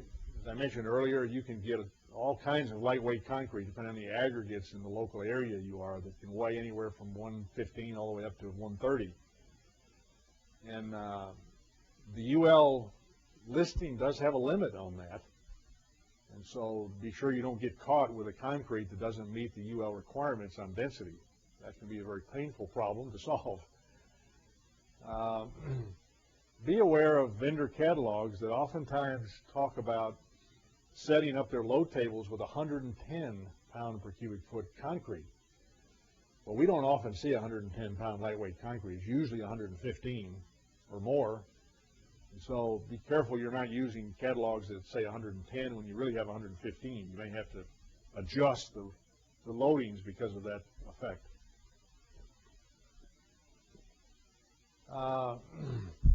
This slide just talks about the design of composite decks and beams. One of the issues that comes up quite frequently is what is the minimum composite action you want to design for? And in our practice, we don't like to go as low as 25%. There is no limit, by the way. Many engineers use 25%. I try to keep it a little higher than that, actually, because when you get down to 25% composite action, you are really working those studs very hard. And as you'll see in a little while here,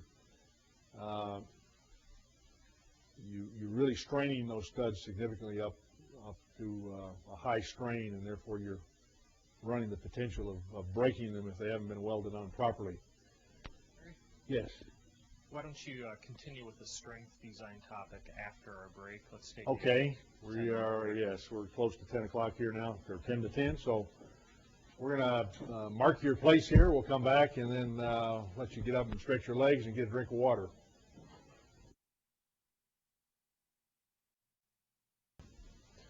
Okay, we're going to kick back up here. We're on slide number 79, and we're talking about the fourth topic on composite beam design, which is strength issues. Just a couple of things to highlight on this slide. You're designing composite members by the new 2005 specification, indeed the older ones as well. In order to use a plastic stress distribution approach, which is what most composite beam design is based on, you have to have a compact web meeting the H/T requirements as shown. If you don't have a non-compact web, then you have to design by the superposition of elastic stresses, which is a little bit more complicated. Again, for most wide flange beams, we don't have to worry about that. That's not an issue. But if you do design plate girders that are composite and you have thin webs, you may have to get into this. And there's a section in Chapter F that deals with that. As I mentioned earlier, 25% composite action is a minimum suggested. It's not a requirement of the specification. We don't like to go down even that low. I like to keep them down more like 50%, but just be aware that the smaller percentage composite action, the harder you're working those studs, and if you lose one or two of them, it becomes a little bit more problematic. Most composite beams are actually, the size of the beam itself is controlled by the stresses during construction, that is pre-composite, and then you check it for the composite state and select the shear connectors based on the composite state. But we found normally that the strength during construction actually controls the size in many cases. Be aware that the AISC does have new provisions for the design of shear connectors, and we'll talk about that a little bit. The whole basis, and I'm not going to get into a lot of this, but the whole basis of composite beam design by the AISC specification, and again, this is an improvement over the ASD days in the old green spec, or green manual. It's all based on a plastic stress distribution model, which is, as we all know, turned out to be more economical and resulted in some savings in composite beam construction over earlier editions of the specification going back to the ASD days in the 70s and the 80s. One of the nice things about the new model that's being used is that you can get an economical design with less than full composite action if you want to. That is, you can tune the shear connectors, or the number of shear connectors, to the capacity of your beam. And that's pretty nice because you can do different things for different clients. For instance, when we design office buildings for developers, they generally want the least cost, code minimum solution. So there you would take probably minimum composite action where it's warranted to get the most economical solution, the fewest studs. But if you're working for an institutional client and he wants to have, he's in it for the long haul, and he says, look, I'm designing for 50 plus 20 today, but tomorrow it could be 100. We may change the utilization of the space, and so give us some extra capacity. Well, then maybe you want to go full composite action and even use a little higher live load. So this specification and this approach to composite beam design gives you that kind of flexibility. The requirements for the effective flange of a composite beam really have not changed over the years. It's still 1/8 the span of the beam, half the distance to the center line of the adjacent beam, or in the case of spandrel beams, the distance to the edge of the slab. Those are the requirements for deciding on the effective flange width to use in your composite beam design. And as you're aware, the real distribution of stress, if you were to do a finite element analysis, you would see the stresses in that concrete were variable. And so what we're doing is we're picking an effective flange width where that uniform stress diagram there is kind of equal to the area under the real diagram. So that's how you pick what the effective flange width is.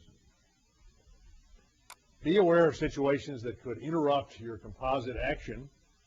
Sometimes engineers forget to worry about this. If you're doing a condominium or a hotel where there could be a lot of chases or pipe chases or floor openings, that could interrupt your composite beam capacity because you've cut away your effective flange, and so be mindful of that. Obviously, you have situations like stair steps. You're going to need to do some special detailing around that area to be sure you have a composite flange that's really effective. So just be careful of those kind of special situations. The strength during construction is controlled by Chapter F provisions, just like any bare steel beam. The deck braces the top flange only when it's perpendicular, as we talked about earlier. Be careful about unbraced length of girders, and generally I would pick the unbraced length as the distance between the composite beams that frame into it, not assuming that it's continuously braced unless you make special provisions during construction. The capacity of the brace beam is phi m sub p. You have to worry about or be concerned about because that beam can yield under construction loads. We're really stressing it up pretty high. Generally, that's not an issue when you design the bare steel beam according to the requirements of Chapter F. But you are getting, recognize you are getting, in the pre-composite stage, you're getting stresses in that bare beam that are very close to the yield. And why is that a concern? Well, it could affect your deflections and your camber requirement. Construction loads, there is no code requirement on what is the minimum construction live load you put on there. Different engineers do different things. The norm seems to be to use 20-pound construction live load with a load factor of 1.6. I've seen some engineers say, well, no, I use 20 pounds with a 1.4 load factor.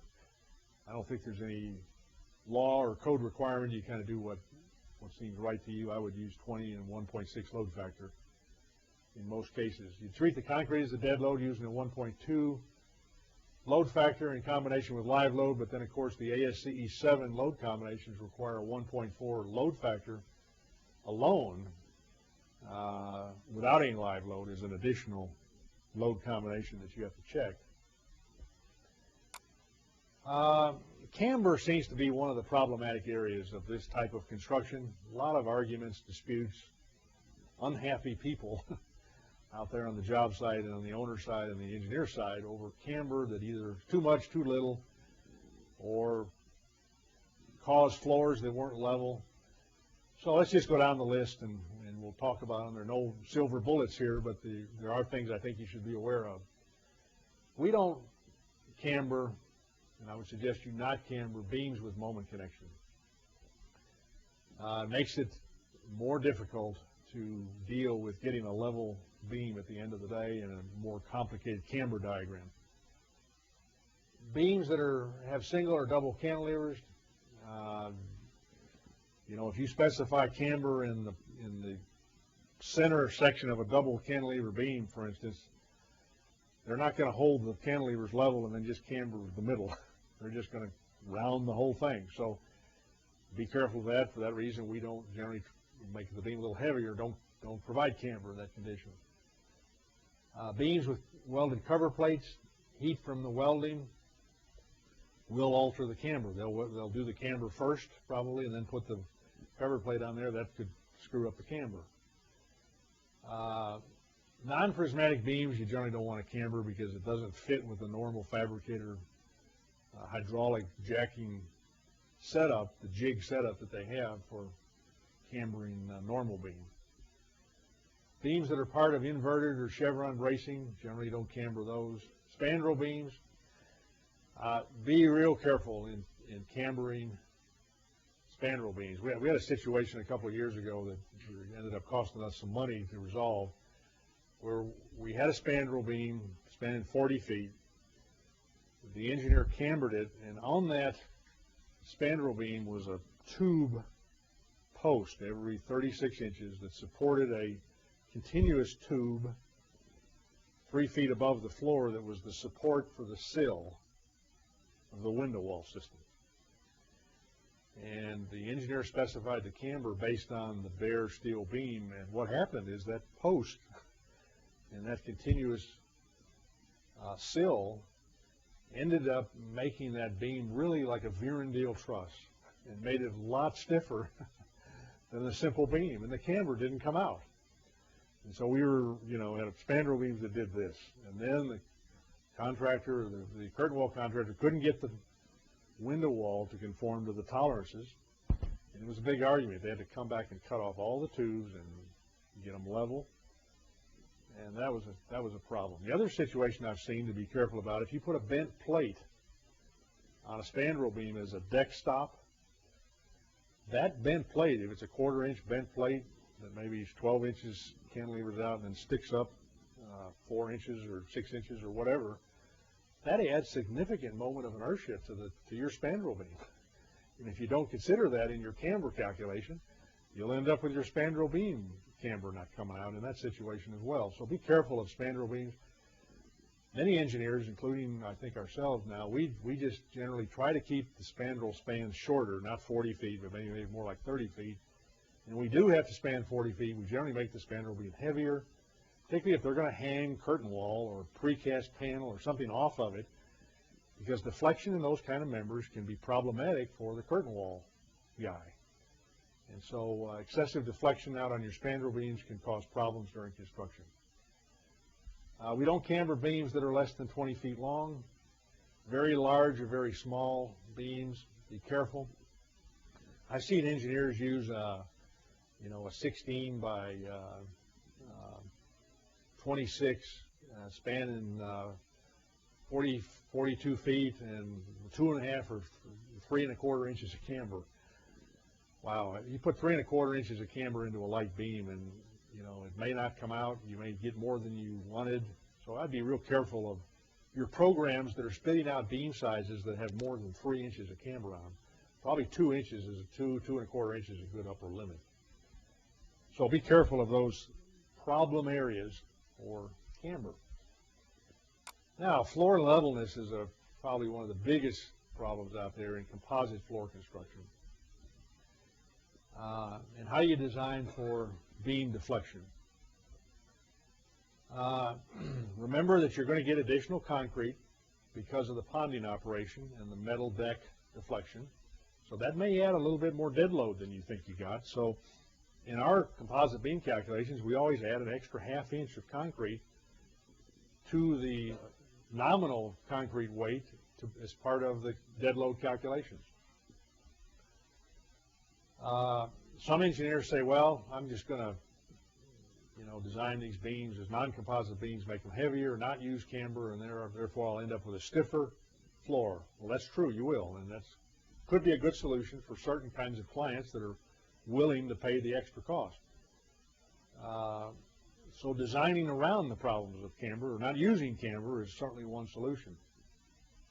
Some engineers are tempted to do shoring. Well, I think we've studied this enough to know that most contractors will not tell you that's the most economical solution. And the other disadvantage is that it produces additional long-term creep deflection into your composite beam, because now you're putting the wet weight of the concrete as part of the superimposed load on the composite beam. So that means more creep. And And calculating creep deflections in composite beams are problematic anyway at best, nothing more than estimates. There have been several good articles. I think there was one very recently in the most recent issue of Modern Steel has a good article on cambering. Go on AISC's website. There have been a lot of papers and a lot of talks given about cambering of beams. And the design guides, the various design guides talk about it. So there's a lot more information out there to help you in this problematic area of composite beam construction. If a beam is cambered, remember the following. How are you going to tell the contractor to pour that floor? What's the amount of camber you're going to specify? You want to be careful to not over-camber, and you want to think about where you probably shouldn't camber. Now, I want to talk about this method of pouring, because you as the engineer have a little control over, through your specifications, what the contractor is required to do. You can tell him to pour, if your floor construction is 3 plus 4.5 inches of concrete over the flute, you can say, Mr. Contractor, I want you to pour 4.5 inches of concrete over the top of my flute and screed it according to that profile. And that's the second solution there, pour to a constant thickness. Now, be aware that, I learned this the hard way, that when contractors are building multi-story buildings, they are very sensitive about putting extra concrete on every floor of a 60-floor building. It adds up. So many contractors, if you don't say anything in your specifications, they are probably going to tell you that they're going to give you whatever concrete thickness you asked for, and no more, unless you specify otherwise. That is, they'll screed to that second condition, and the floor will follow the profile of the metal deck deflection and the composite beam deflection. For that reason, many engineers say, well, no, don't, Mr. Contractor, don't pour me a constant thickness. I want you to give me a level floor, as level as you can, and I want you to give me extra concrete thickness as required with what's on the drawing as the minimum, so that I end up with a level floor. And many times in hospitals and the types of construction where floor levelness become a bigger issue, this is the way you want to go. But you can tell the contractor to do it either way. If you don't say anything, then you can't complain, right? You got to tell them one way or the other, or you're going to get what you get. I'm not saying one of these ways is right or wrong, but there are different implications depending on how you specify it. Now, we found, and I think the other engineers have found the same thing, that camber beams for 80% of the self-weight deflection. Don't camber for 100%, because you are going to get some fixity of the connections, the simple beam connections, whether you like it or not. Even a shear tab has some infixity that will cause it to be less than a simple beam, or more than a simple beam. You may want to add some superimposed dead load on there. If you have a floor that's going to have pavers on it, for instance, maybe you want to add the self-weight of the slab plus the pavers as part of your camber. So that's something you got to think about. Remember that the AISC Code of Standard Practice does have tolerances on camber. And they're pretty generous. Beams less than 50 feet, the camber tolerance is -0 plus a half. So right away, you're going to be, you could be a half an inch off on your camber, and it still could be legal. My suggestion is, and I've learned this the hard way, that if you're pouring a lot of square feet of composite floor, you have to check the camber at the plant, at the fabrication plant, in the unstressed condition. As soon as that fabricator picks that beam up and puts it on a truck and ships it off to the job site and the erector hangs it, it's too late. He's off the hook. You can't, it's not fair to him to specify or check camber in the field in the erected condition, because now the beam's undergoing its own weight, and like it or not, fabricators and erectors will tell you that there's some god of camber up there that takes camber out of beams in transit. Now, where the physics is, I'm not sure, but I tell you that there's some very knowledgeable people, and Mr. Larry Kloiber here, who was here yesterday. Oh, any of you heard his lecture? He's a very knowledgeable fabricator, a good friend of mine. He swears that camber comes out of beams from the time they leave the fabrication shop to the time they get to the field. And therefore, it's not fair to a fabricator to check cambers in the field. If you're going to check him, you got to check him at the job site, at the fabrication shop, in the unstressed condition. And I would strongly encourage you to have an inspector. If you're cambering 5,000 beams on your job and hundreds of thousands of square feet, if you want good cambers, you better be there checking them. Because it's an imperfect process to start out with. If any of you have ever seen it, it's just a hydraulic ram just putting an impact load on a beam by trial and error until you get the camber you want. And there's a little bit of an art to it. But you got to check it in the shop because in the unstressed condition, and it even states that in the Code of Standard Practice. And I swear I've seen situations where there's W18 by 35 spanning 40 feet, hundreds of them going across a warehouse floor, all of them identical, all of them carrying the same load, all of them with the same camber specified, and one will be level, one will be like this, and the other one will be like that. It's just the way it is. Camber is not a very exact science, and if you're going to have a chance of controlling it, you want to control it when they're doing the camber. And have a guy measuring it there, so if it doesn't, so when it leaves the plant, at least you know you got something that's right. Now, over cambering is a bad situation. And if any of you have ever been there, you know that it can be really problematic. I've seen situations where the camber didn't come out like that spandrel beam I spoke of, and the studs are actually sticking out of the floor or exposed. Now you got an inspector that's out there and say, hey buddy, you don't have the fire rating that you need there. So you got a problem. You know, you don't have your 2-hour rating that you assume because your stud is sticking out. And then of course worse yet, if you have a situation like that where you, instead of 2 plus 4.5, you got 2 plus 3 or 2 plus 3.5, then you may not have the composite flange that you thought you did, and you may be getting to the area where you don't have the strength in your composite beam that you calculated. So there's all kinds of problems with over cambering. That's why I would err on the other side, camber for 80% of the dead load, and don't get into this situation. Be careful of spandrel beams. Under cambered beams also have their problem, right? If you end up with more dead load on the floor than you thought, then you may have a beam that deflects more than you thought it would, and that extra concrete weight could be robbing you of your live load capacity. So you don't want to err too much on the other side either. So the recommended camber criteria: camber for 80% of the construction dead load. Remember to think about connection restraint. You may want to adjust that 80% up or down depending on your connections. Minimum camber, 3/4 inch is a reasonable minimum.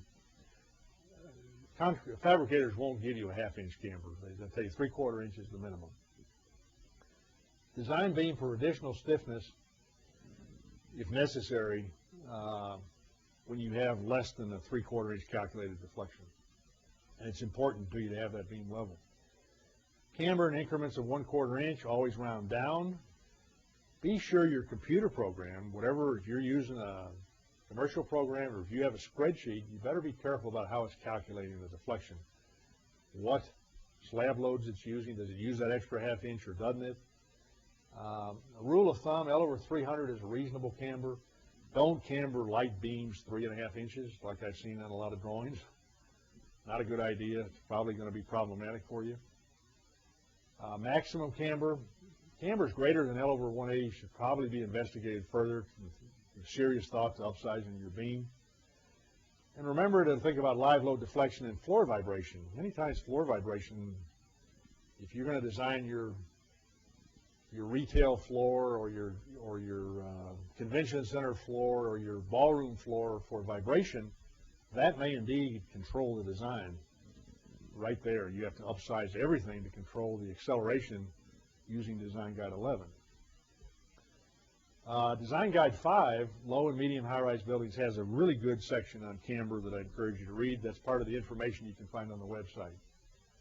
I talked about this situation earlier where an edge plate can cause the moment of inertia to be larger than you thought and really mess up your deflection calculations. Be careful of that. Many times that edge angle is welded on in the shop. Comes out with the beam.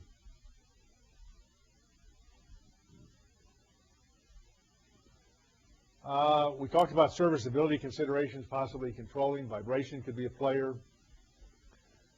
Performance of the slab system, cracking. Remember to put that extra steel in there if you're sensitive to cracking over girders.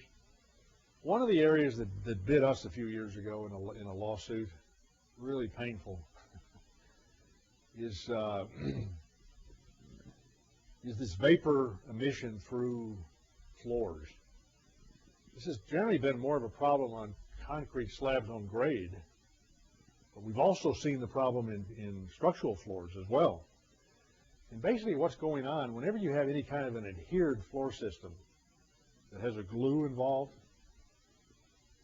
like a tile, the government some years ago, and I think it's been like 10 years ago now, clamped down significantly on the glue industry for these, what do they call it, the VOC ratings, volatile something, forget what the term is, but basically what happened is that the glue industry went into a big change mode to reformulate glues that met the government requirements, and the result was a whole flood of glues on the market that did not have the resistance to moisture like the old glues did. And so we got involved in a situation where water is going to come through a slab in the curing process, whether you like it or not. And there's now an AISC test where you can actually measure this.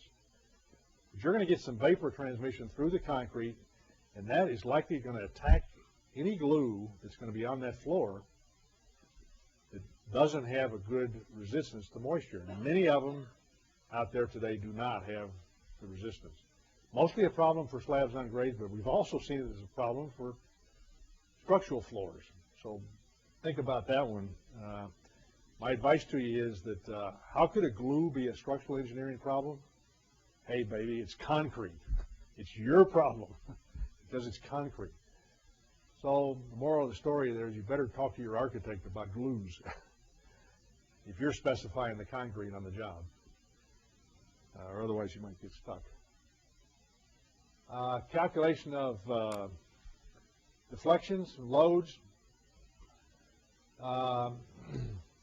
AISC 702 Appendix B has some load combinations you may want to consider that are suggested serviceability load combinations.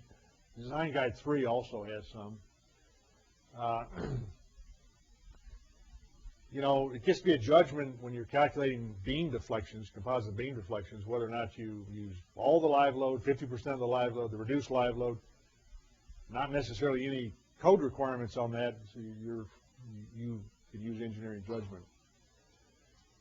One of the things that is a big issue is the section properties, that is the properties of your composite beam.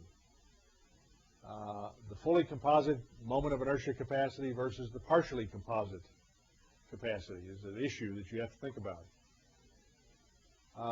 Consider continuity where the influence is significant. Typical framing with simple connections is usually not taken as continuous for camber calculations, obviously. I want to talk about the moment of inertia that you use when you're checking deflections in a composite beam, because there's several different ways to go. If you read the commentary to Chapter I in AISC, it does talk about the various options and makes some suggestions. You need to understand what your computer program does when it calculates the deflection of a composite beam. If you have a live load limit of L over 360, for instance, in your composite beam design, that could become a controlling parameter And the question is, what is your program assuming for the moment of inertia in that calculation? There's a lot of different ways and a lot of different assumptions you can make in getting the I, or the moment of inertia, for your composite beam. One, for short-term loading, and this is stated in the commentary, is to use an effective moment of inertia that's 75% of the transformed moment of inertia. 75%. Now, some programs use a 100%. They don't take that 25% reduction. The 25% reduction, if you look in the commentary, is there because of the consideration of creep effects. The fact that you do get some deflection in your composite beam from creep. And so they recommend, if you're going to use the transformer, you only use 75% of it. Some engineers try to make an effort to calculate the creep deflection, and they use a moment of inertia, or an E, of 50% of the normal E, and say that that is the way we're going to estimate the creep deflection. That is the long-term loading. There is no established method, no code procedure, and probably most programs are using this simplified approach. The partially composite moment of inertia, if you have a partially composite beam, the moment of inertia, of course, gets reduced depending on the degree of composite action, and the equation for that is that second equation there that has summation Q in it. That summation Q is the contribution from the studs. And that equation will give you an estimate, albeit a rough estimate, of the increase or decrease in the moment of inertia as a result of the degree of composite action you have in your slab, or in your beam. Now, the specification in the manual actually talks about a lower bound moment of inertia. And the manual suggests that just as a simplistic approach, check your beam deflections using the lower bound moment of inertia. And if your deflections are okay for that, then you can stop right there and you don't have to worry about it. What's the lower bound moment of inertia? Well, there's the equation for it right there. Basically, the lower bound moment of inertia is the minimum. It only counts on the slab that's affected for your strength design. In reality, you may get more than that effective. So the lower bound moment of inertia, there's the equation for it, and some programs use that.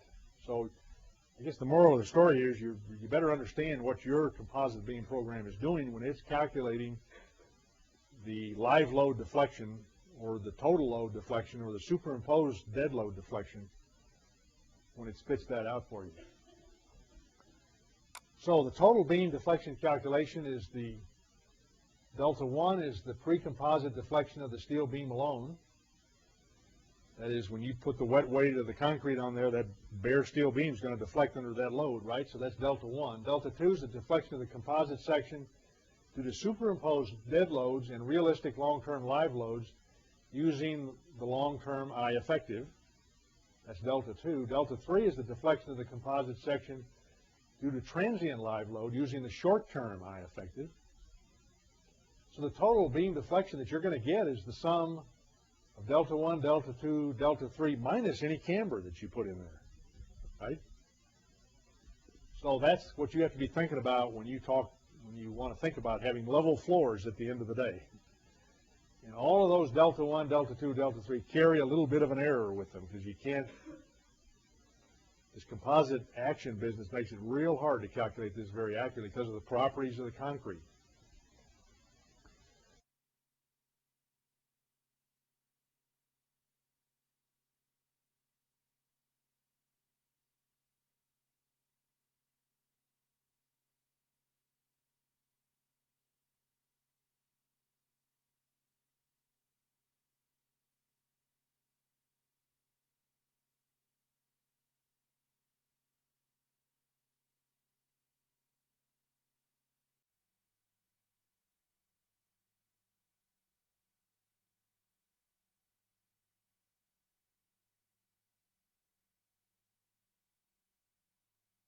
Typical floor deflection limits, some people say under total load, L over 240 is a reasonable limit.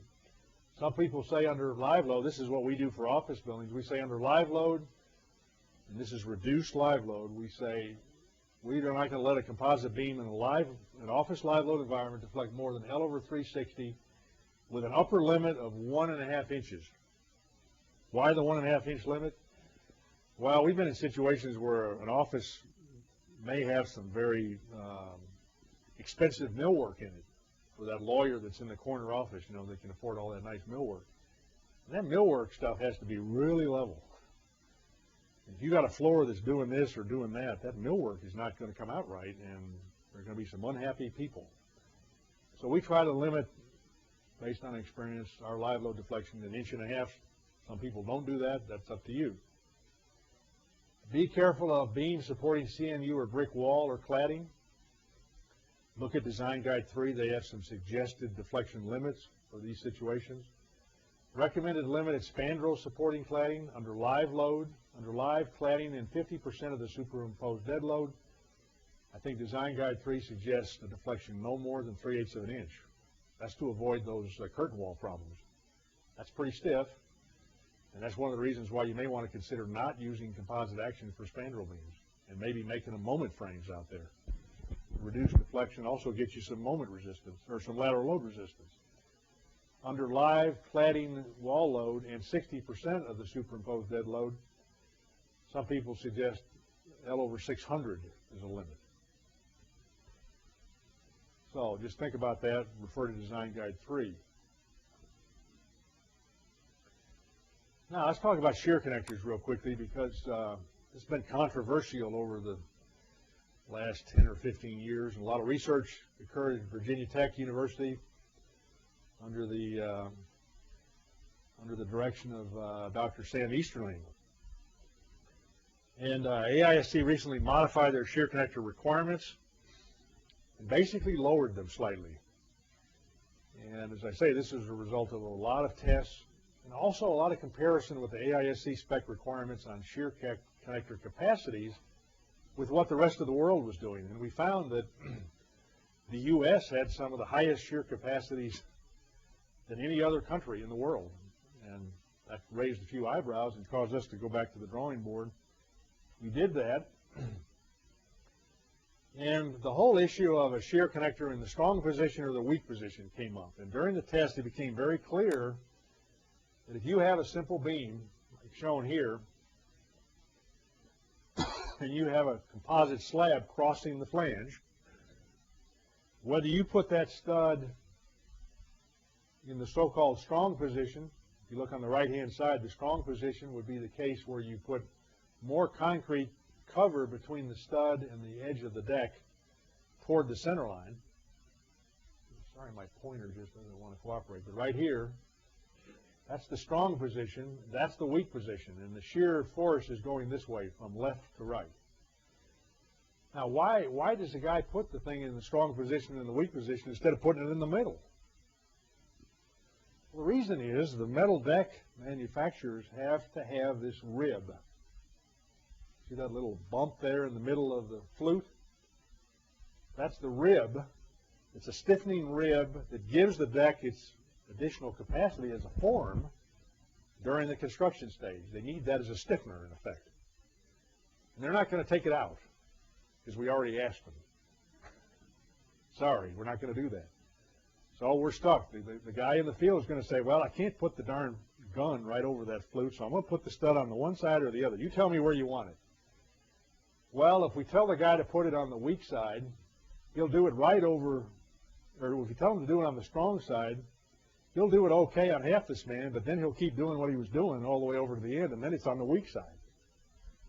So unless you're out there watching the guy to be sure that he flips it over, you know, to keep them all on the strong side, you as the engineer got to decide, do you want to tell him to put half of them on the weak side and half of them on the, or alternate them, so that at least you'll get 50% of them right? Or do you want to run the risk to say, put them all on the strong side, and then you might get them all wrong, because you may do it wrong. Your drawings need to cover this, and different engineers do it different ways. We generally say alternate them back and forth. And then we base our capacity of our beam on that condition, because we know he'll probably get that right if you tell him to alternate them. I'd be real careful if you put on your drawings to put them all in the strong position. You better be sure he does it, or you could end up with not enough shear connectors for the live load capacity you're looking for. But anyway, during the testing process, we found that the strength of the connector was highly dependent on whether that connector was in the strong position or the weak position. And I think it's pretty obvious, right? When you have it in the weak position and you've got this big horizontal shear force pushing out, that stud is not going to be as strong and deliver as much shear as it would in the strong position. So that had to get factored into the new requirements. And Dr. Easterlin and his compadres there at Virginia Tech suggested a Q-sub-n equation that was basically the same equation as before as an upper bound, 0.5 times the area of the shear connector times the square root of F prime C times E. That's the old long-standing stud equation.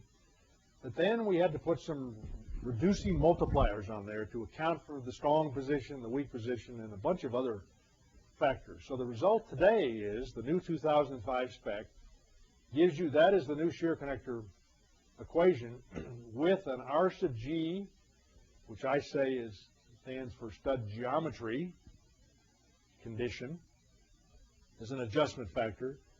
And then R sub P, these are terms that are in the spec now, is the stud position factor. These R sub G and R sub P values now take on reductant factors less than 1 that are now reflected in the stud capacity equations. And again, they reflect the stud in the strong position or the weak position. I'm just going to cover a couple of situations. These are covered in the commentary to Chapter I, gets into this and tells you. Matter of fact, the commentary, I believe, gives you a table now, just like the table I'm going to show you in a minute.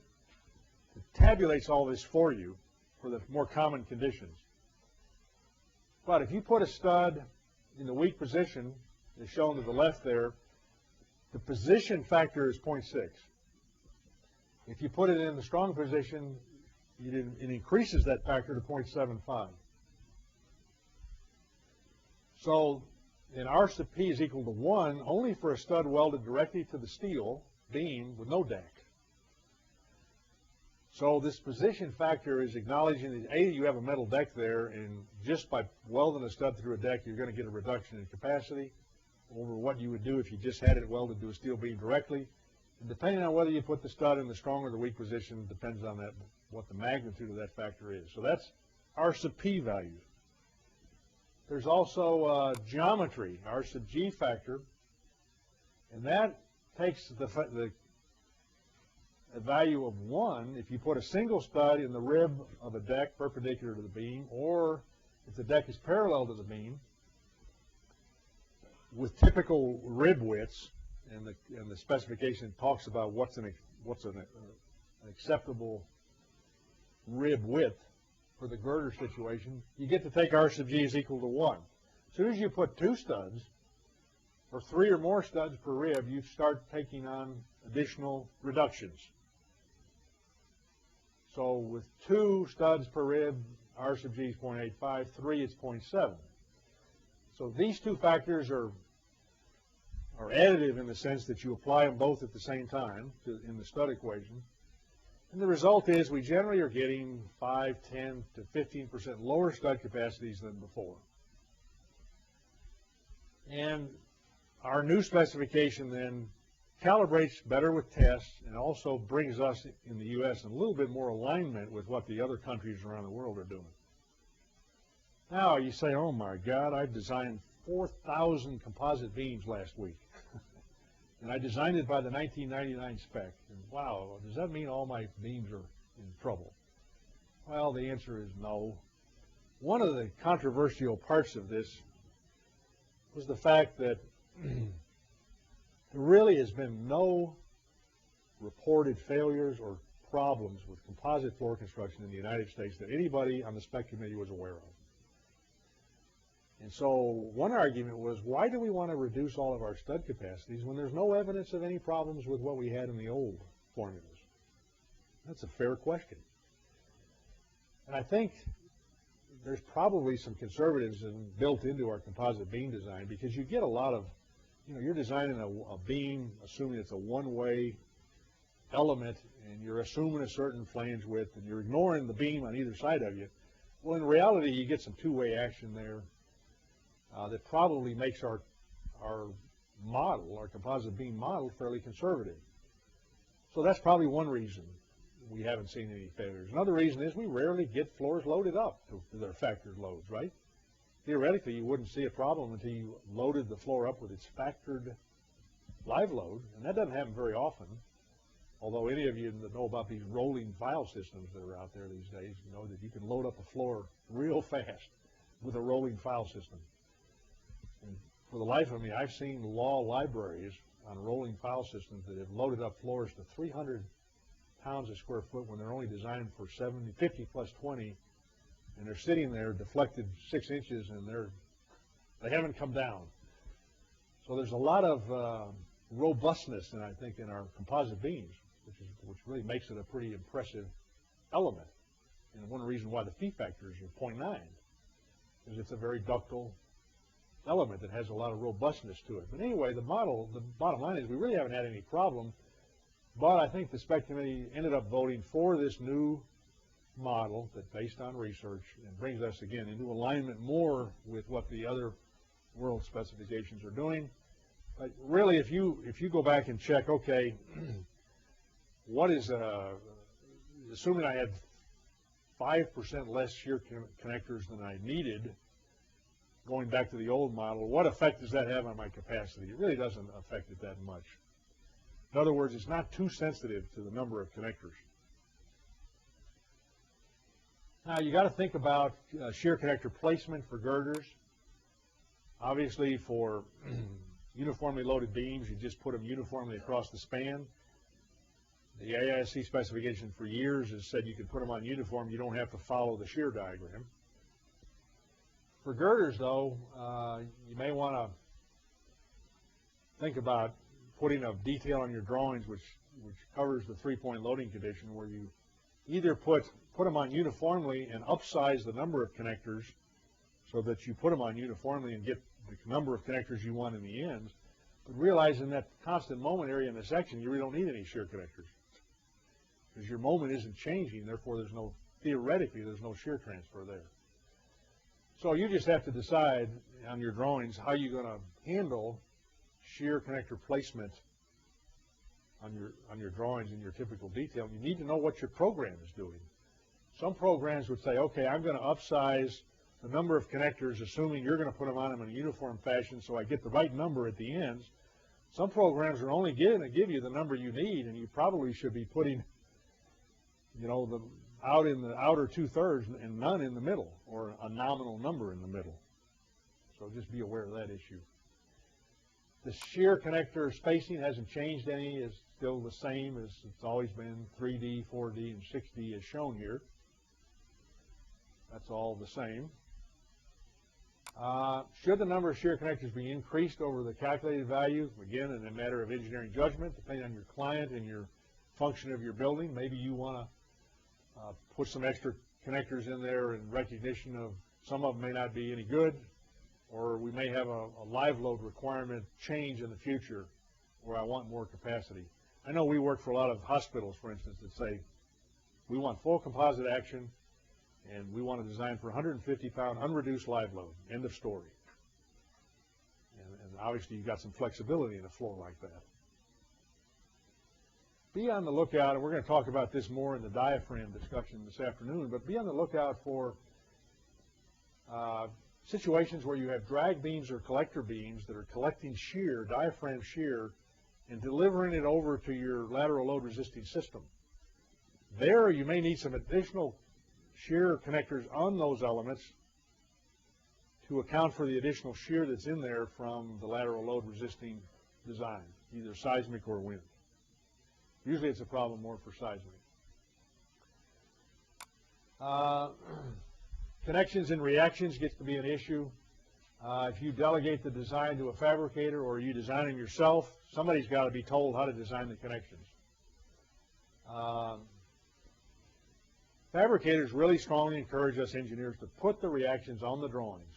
Don't tell them to design for the load tables because it's generally conservative. So in our practice, we write the reactions on the drawings or we design the connections ourselves. Different ways, obviously, to handle that. The 10 kip LRFD load and the 6 kip minimum reaction load for ASD, that is no longer in the 2005 spec. Some engineers may want to still specify a minimum in their specs. But be advised that the spec no longer carries that as a requirement like it used to in the 99 spec. Again, we talked about how to specify the loads. The best thing to do is put the loads on the drawings so that the guy designed the connections has the actual forces, not some arbitrarily inflated force. And if you have axial loads in your members, either from diaphragm or basement wall reactions or whatever, also you should show those loads on the drawings so that the connection designer knows what the loads are. Should calculated reactions be increased? Well, you can make an argument both for and against that. Again, I think it depends on who you're working for and what his goals are as an owner of the building. So you can make an argument both ways. Now I want to talk briefly about this topic. This is one of the things most engineers are really not very aware of. If you have a moment frame in a steel building that has composite floors, I believe that most engineers would design that moment frame as if the beams were non-composite. That is, they would take the moment of inertia of the bare steel beam, proportion the wind moments for that bare steel beam, and not count on the fact that that beam might be composite. Well, that's certainly conservative, but I'm going to tell you that I've never designed a moment frame in a steel building that was not controlled by drift. And I'll bet many of you have seen the same thing. Usually drift controls the design of a moment frame, either wind drift or seismic drift. So assuming that the moment of inertia of that beam is the eye of the bare beam is a very conservative assumption. I'm here to tell you there's a simple way to count on the composite action of the floor system in your moment frame drift calculation by using a moment of inertia that's higher than the bare steel beam. And this next series of slides was developed to show you how to do that, and we did this just in a spreadsheet. But basically the concept is we break the beam up into 3 zones. Zones 1, 2, and 3. Zone 1 is where the steel moment of inertia, you're in the negative moment region, so theoretically the concrete's in tension, right? It's not doing anything for you if it's in tension, right? So there is no composite action. So in that zone 1, you use the bare steel beam moment of inertia. And we're going to assume conservatively that that zone 1 is over half the span of the beam. Most of the time it'll be less than that, but we're going to assume it's over half. Region 2 is the area where you really got the slab in compression, and the slab and the steel beam are acting together, and you got a lot more moment of inertia there than you do with the bare steel beam by itself. So how can we take advantage of that? Well, one simple way and conservative way to take advantage of that situation is to use that lower bound moment of inertia we talked about earlier. The equation for the lower bound moment of inertia is given in the commentary to Chapter I, the simple equation.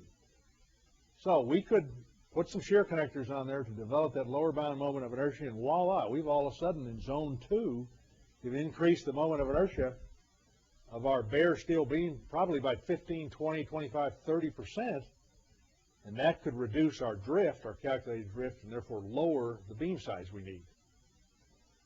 The final zone 3 is the area right next to the column, and that's the point where it takes a little while to develop that moment into the slab when you're right next to the column. So in zone 3, we're going to say the effective moment of inertia is conservatively taken as the bare steel beam. So with those simplistic assumptions, and again, those are very conservative, and here's that zone 3 we were talking about, where you come out from the center of your column, you draw a 45-degree line, and where it hits your effective flange width, that defines the length of zone 3. So now, this is all discussed in a nice paper that's referenced here that was in a engineering journal paper. So we didn't just make this up. All we did is use it and tabulate it in a spreadsheet and made some tables. But now, how do you do this? Well, you don't want to design a beam that has segmented with different moments of inertia. That's kind of a pain, right? So what we did is we said, okay, let's take the real 3 zones and take a sub-assemblies, which is half the beam span on either side of the column that goes halfway up to the floor above and halfway to the floor below. We call that a sub-assemblage. We put a lateral load on there, and we say, okay, under those 3 moment of inertia zones, how much does that sub-assemblage deflect laterally? And we get that number. Then we say, okay, let's simplify that. Instead of putting 3 zones, let's assume we have some effective moment of inertia that's constant along the span, and we're going to derive an expression for that effective moment of inertia such that it gets the same deflection here for that sub-assemblage as this more complex model did. Now we only have to input 1 effective moment of inertia for the span, and it's real easy to do that in your computer program. And now what we've done is we've increased the moment of inertia of our spandrel beam, or our moment frame beam, by probably 10 to 30%, and we've counted on composite action in the design of our moment frame. Now that's kind of neat because you get that for free. You really didn't have to do much of anything to get that. And as I say, almost all moment frames are governed by drift rather than strength. So that's pretty simple to do. You can find, you can do a spreadsheet. Go to that paper. You want to tabulate a little simple spreadsheet. Make a table for different slab thicknesses and composite decks and pass it around to your engineers. It's a real simple design aid to have. Okay, the last topic we're going to talk about here in this section on composite beams is strengthening of existing beams. Obviously, we've all been in situations where we wanted to increase the live load capacity of a floor from 50 plus 20 to 100 or 150 or even 250. How do you do that? Well, there's different ways to do it. But you also got to not only worry about the composite capacity, but you also got to worry about the connections and what they were designed for, to be sure you got enough connection capacity. So it's pretty simple to core down into a composite beam, weld a shear connector on there by hand, and then put non-shrink grout back in there to increase or add additional shear connectors or add shear connectors when you didn't have any before. That's pretty easy to do. There's a paper by David Ricker, who's now retired, but an old engineering journal paper that talks about strengthening of composite beams and also talks about welding to existing beams. I encourage you to read that as referenced here. How do you strengthen the beam? Well, you can either put a cover plate on there. Generally, if you do that, you want to make the cover plate wider, so this is a downhand weld. A stitch fillet weld will usually do the job. Or if that's not enough capacity, you can maybe weld a T down there. This one is a little bit more of a problem because if the beam has any existing deflection, then your T profile has to follow that. So in order to do that, you may have to put a little kind of a shear tab hanging down there to weld that to close that gap if there is a bow in your beam. But anyway, this is an effective way, either way, to increase the capacity by adding moment of inertia. Again, there's another paper by John Miller in the Engineering Journal article going back 10 years or so. It gives you an algorithm to design your strengthened beam for. Very simple. Gives you the equations for it. You don't have to derive them yourself. So I encourage you to do that if you don't already know about that. You know, all upgrades, critical strength limit may be the connection, so you got to delve into your connections. What are they good for? If many old buildings were designed for A307 bolts, Might be a matter of shoring that beam, taking the A307 3/4-inch bolts out and putting in A490 bolts or A325 bolts. Voila, you got more shear capacity. Or it may be instead of a bolted connection, you got to go to a welded connection. So different ways to increase the connection capacity, obviously. If they use slip critical connections, maybe you can use a bearing connection in there to get more capacity. So there are different strategies there. So that covers the section on composite beams. And I'm going to open it up to questions on that now. Anybody has anything on that? Yes, sir. Here, take the microphone here.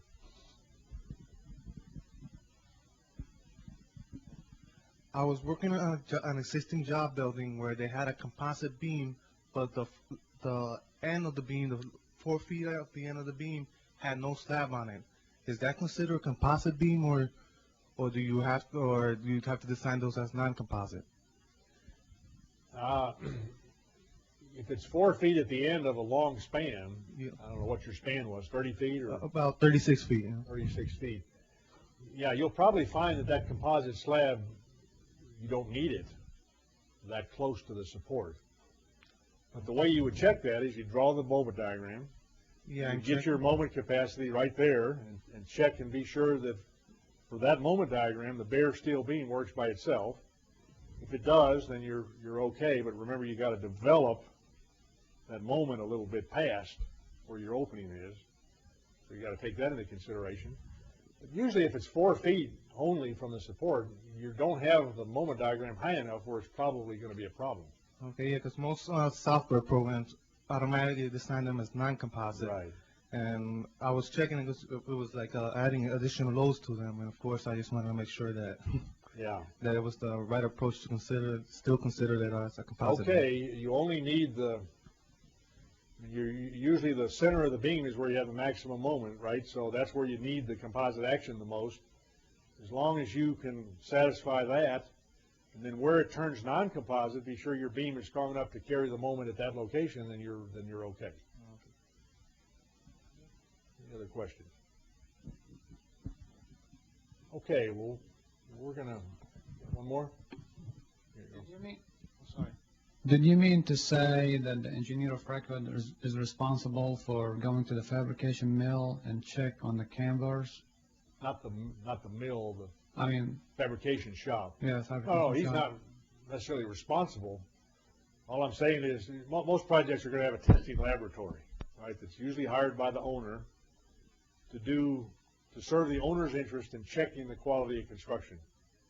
The engineer has certain job observation responsibilities depending on his contract, right? He may or may not be required to go to the job site. We generally want to go to the job site to protect our interests, but usually the way this would work is that the owner's testing laboratory would be the party in the fabrication shop checking this on behalf of the owner under a plan probably prepared by the engineer of record. But no, I didn't mean to imply that it was our job All right. to go to the fabrication shop and check all these beams. That's usually not the case. All right. Thank you. Is that right, Bonnie? Okay. She's my code expert over here.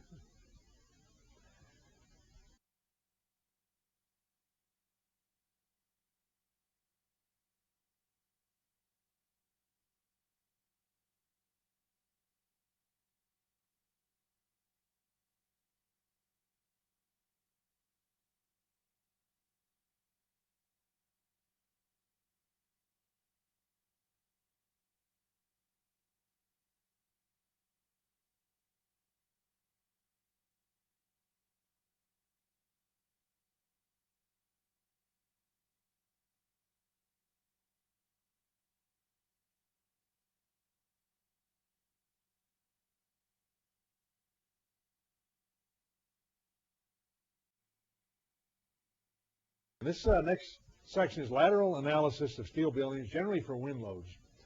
We're going to talk about some of the practical considerations in designing lateral load resisting frames for wind.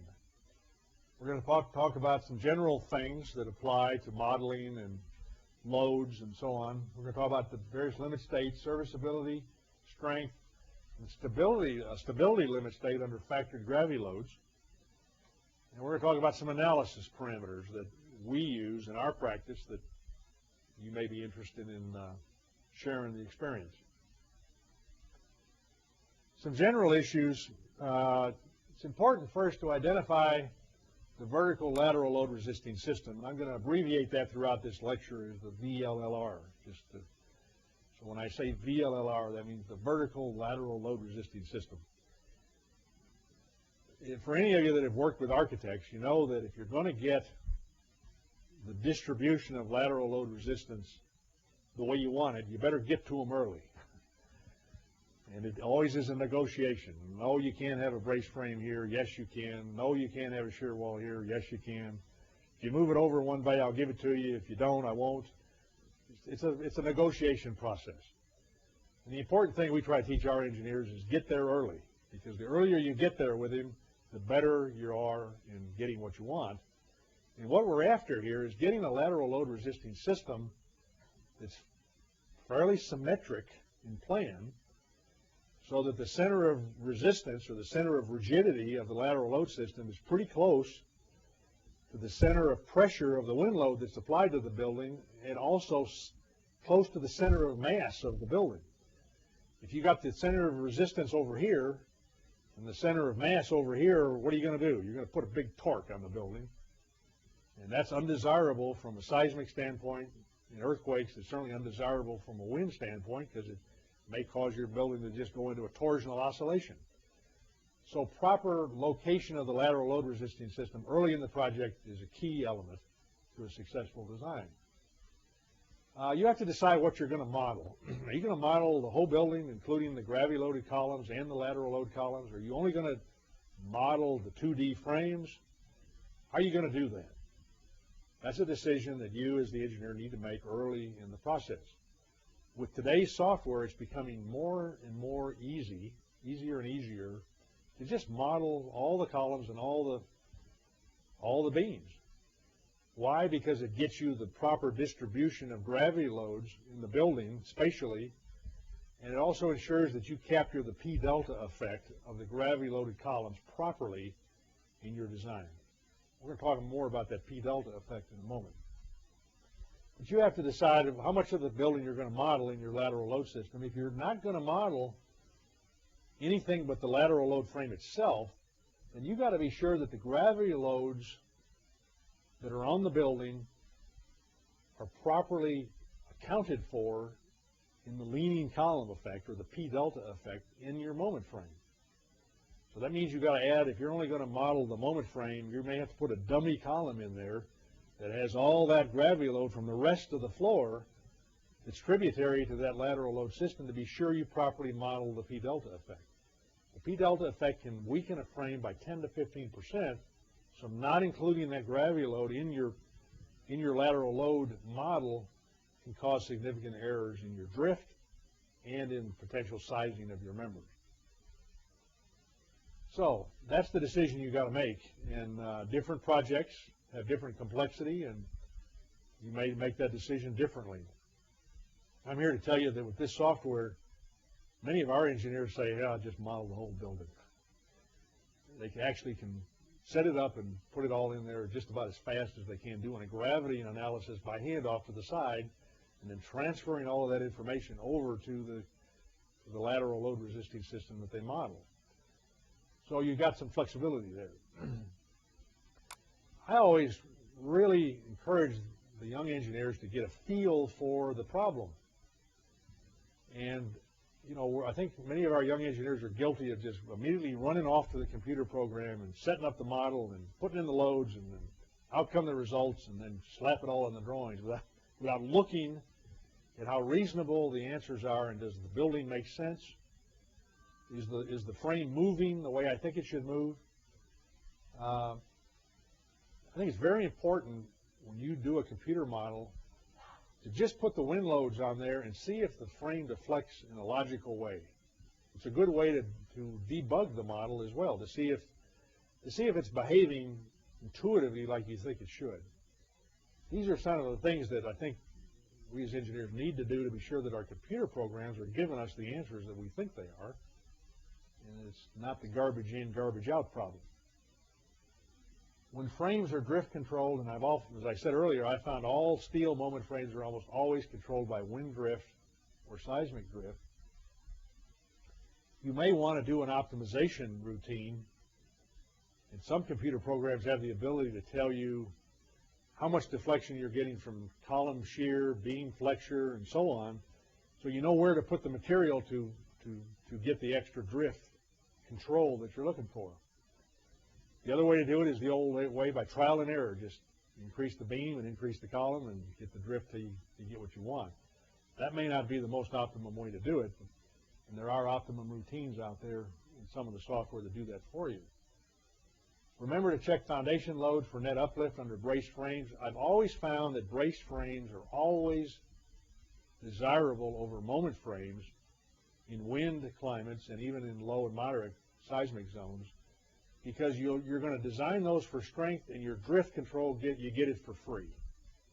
When you do moment frames, you design for drift and you get the strength for free. It's the other way around. So you're going to end up with a lighter steel building if you use brace frames than you will if you use moment frames. So remember that. Brace frames are generally the frame of choice. The problem is architects don't like them because they take up space. So you got to negotiate with them where you can have them. And you want to have them uniformly distributed over the plan. Another good system is to combine brace frames with moment frames, so you get this synergistic effect where the brace frame helps the moment frame as you go up and down the building. That's a good system to use. And it's particularly good for a seismic zone because that moment frame then can be your so-called backup system toward the tail end of the earthquake when the brace frame connections have maybe buckled or failed. You got that ductile moment frame that's giving you that post-earthquake resistance that you like to have. So these are just some of the issues, general issues you got to think about. In our practice, we look at 3 different limit states when we think about designing a lateral load resisting system for wind load. We look at a serviceability condition, a strength condition, and a stability condition. And we actually number these: analysis 1, analysis 2, and analysis 3. Now, serviceability means service loads. That's checking drift. And if your building is tall and slender, you check it for perception to motion. That is the guy on the top floor going to get seasick? If you have a 60-story building in Chicago on the lakefront, perception to motion might be the controlling factor if it's an all-steel building.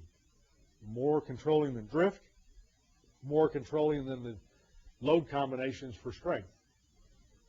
So serviceability is an issue that you always have to be mindful of. Strength, of course, is code-specified load combinations that we have to design for. For wind, it's 1.6 times the nominal wind load is specified in the building code. And obviously, you have to consider P-delta effects in your strength analysis model. Stability is another one that some engineers have a hard time getting their arms around, but it's basically stability of the building under sustained gravity loads. And I'm going to show you situations where most of the time that's not going to control, but there are some conditions in certain types of buildings where you've got to pay attention to that. Okay, I mentioned we number these: analysis 1, 2, and 3. I want to introduce you right now, and we'll talk about this more in a few minutes, but I want to introduce you to the concept of the interstory stability index, Q. You have a multi-story building, anywhere from 2 or 3 levels all the way up to 60 or more levels. Every story has a Q value, a story stability index.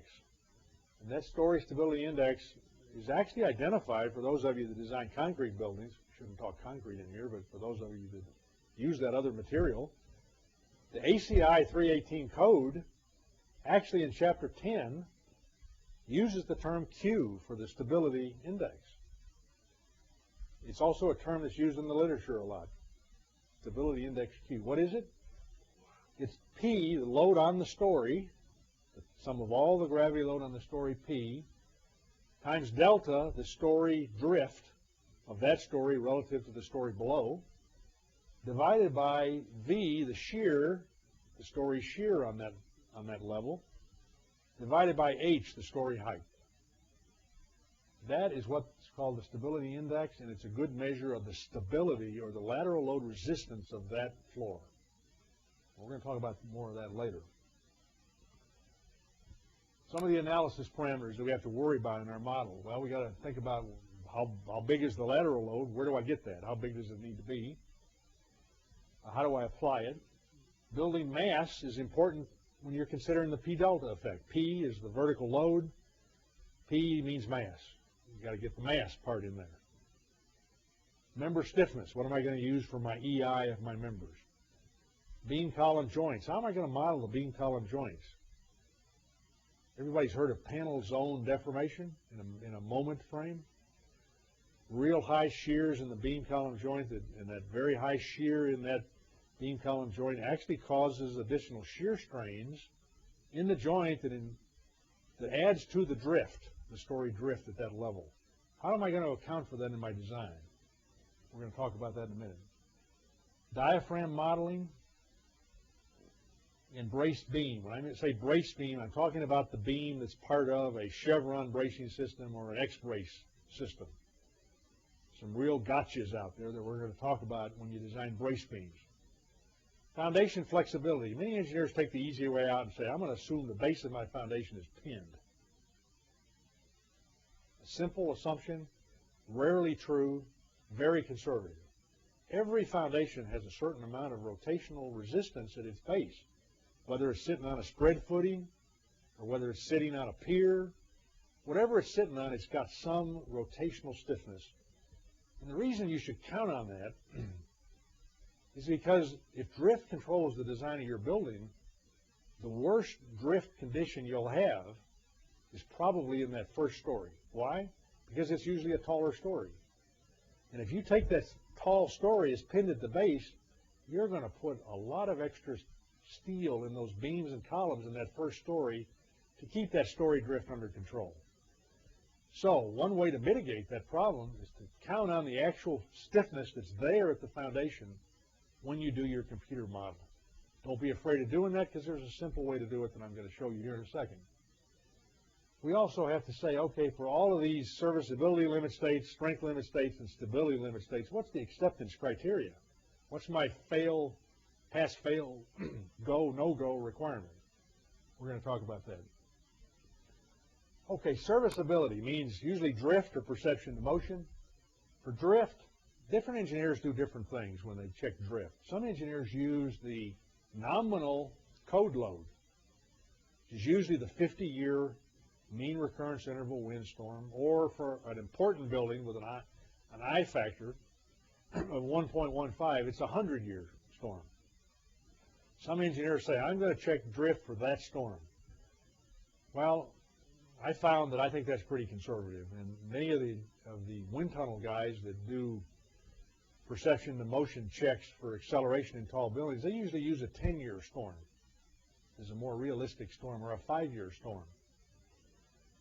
And so what we do in our practice, we use a 10-year storm to check drift.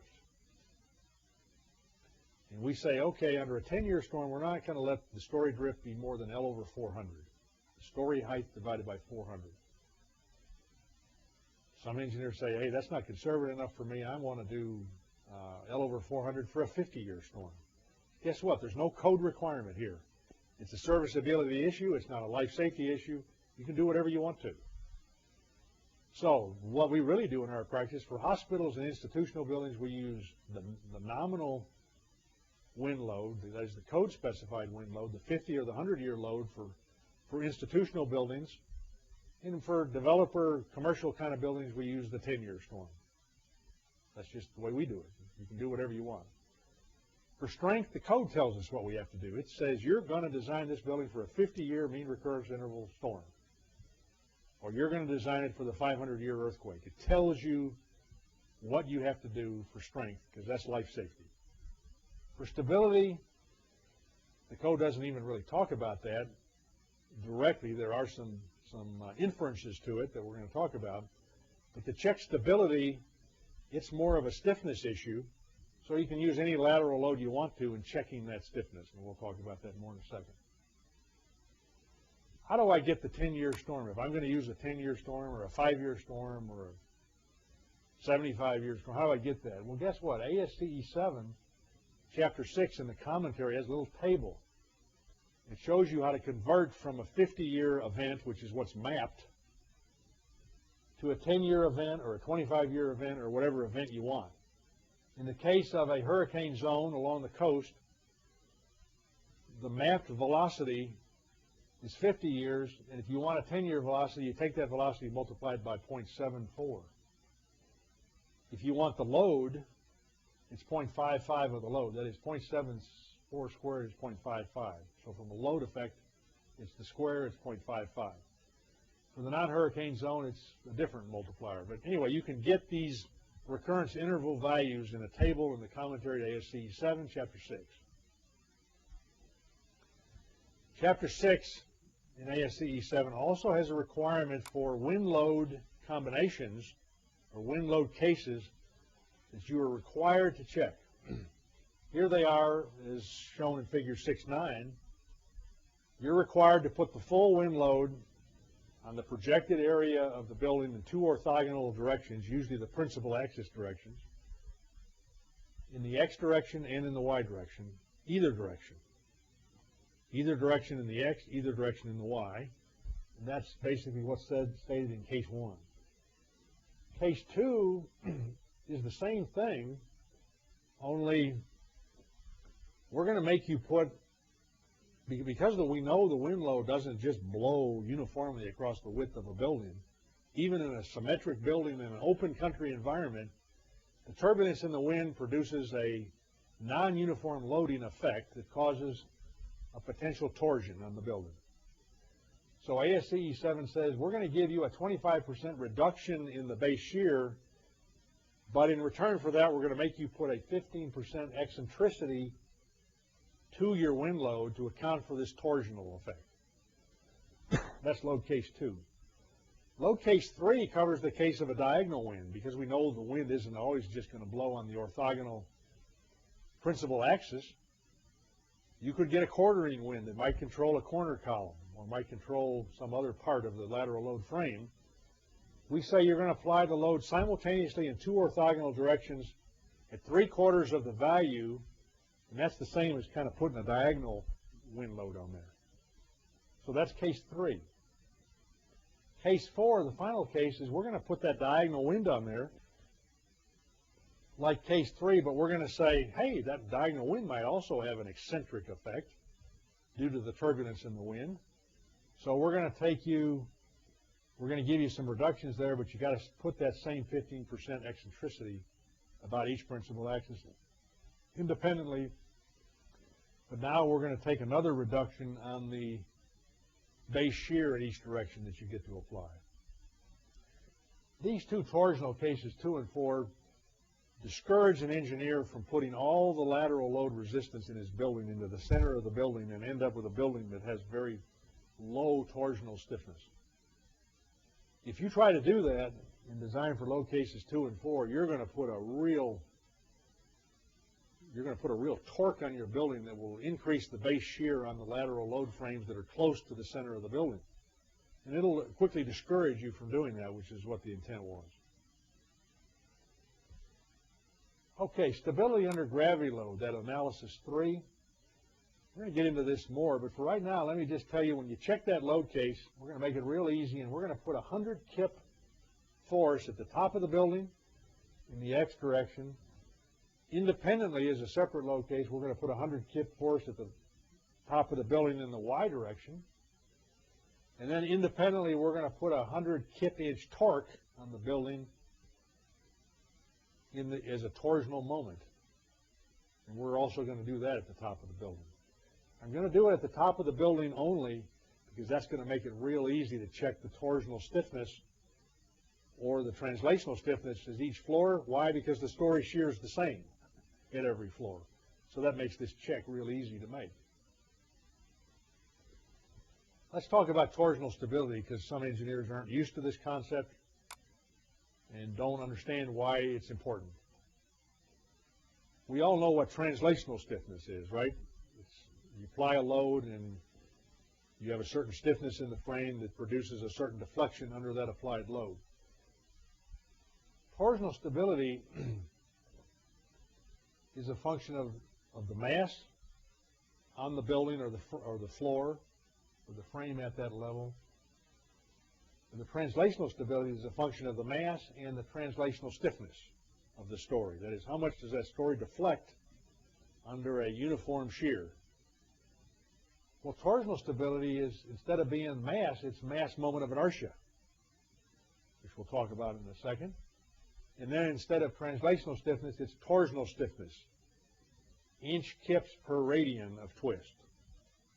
So it's the same thing as translational stiffness, except it's in a rotational form. When is torsional stability an issue? It's an issue for heavy buildings with a high mass moment of inertia in which the lateral load resisting elements are located near the center of the mass, as opposed to being located far out around the perimeter.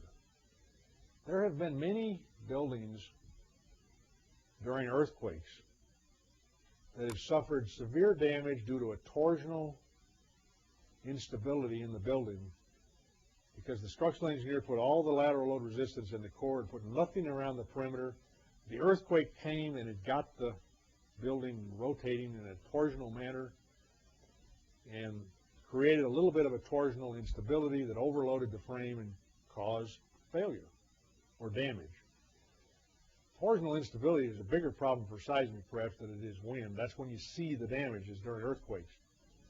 So the seismic provisions have what they call torsional irregularities that they make you design for and check. We also have a similar problem in a wind condition. We don't want our buildings under wind load to be doing a torsional oscillation.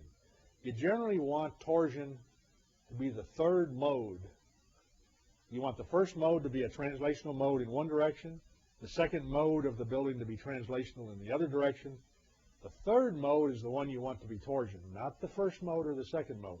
If you design a building and the first mode of vibration is a torsional mode, you probably have a torsionally flexible building that you should stiffen in torsion. It's a good check. When you're doing a computer model, it's real easy now to check your mode shapes, right? You just push a button and you can see these mode shapes come out.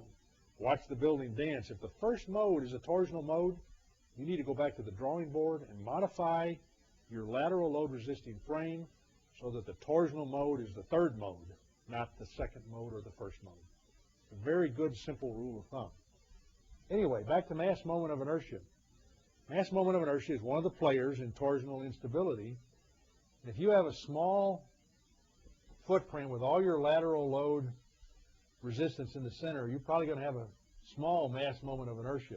If you got a big floor and you got your mass distributed out over a wide area, you're going to have a large mass moment of inertia.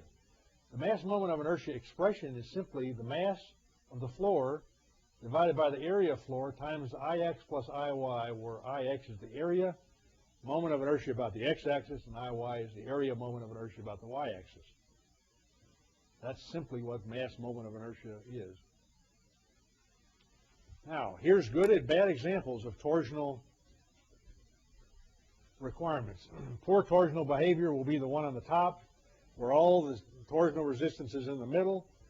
Good torsional behavior is when you put some of that lateral load resistance on the perimeter of the building and distribute it around the building, not all in the middle. You want the bottom two cases, not the top two cases. Earthquake damage has indicated that people that design buildings like the top two cases, you're going to get a lot of torsional rotation during the earthquake and probably a lot of damage. So you want to end up with good distribution of lateral load resistance. Again, if that torsional mode is the first mode, you are probably that first two cases, not those bottom two cases. With that, Steve's back there telling me he's hungry. Oh, I got one more, okay. Okay, well, you're pretty on top of this. Analysis 1, I mentioned we number our analysis 1, 2, and 3. Analysis 1 is serviceability. What mass do you use for these different load cases or these different analyses that we do? Well, you want to use the sustained building weight for serviceability and your best estimate of the actual self-weight of the building for that check. For analysis 2 strength, the code tells us what to use. You use the AISC 7 load factors, either ASD or LRFD, depending on your persuasion, which method you like. The code tells you what load factors. Analysis 3 stability, you use the same load factors as you design the column without wind loads. That is 1.2 dead plus 1.6 live.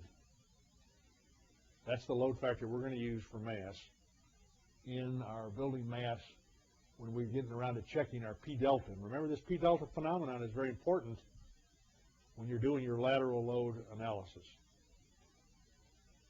With that,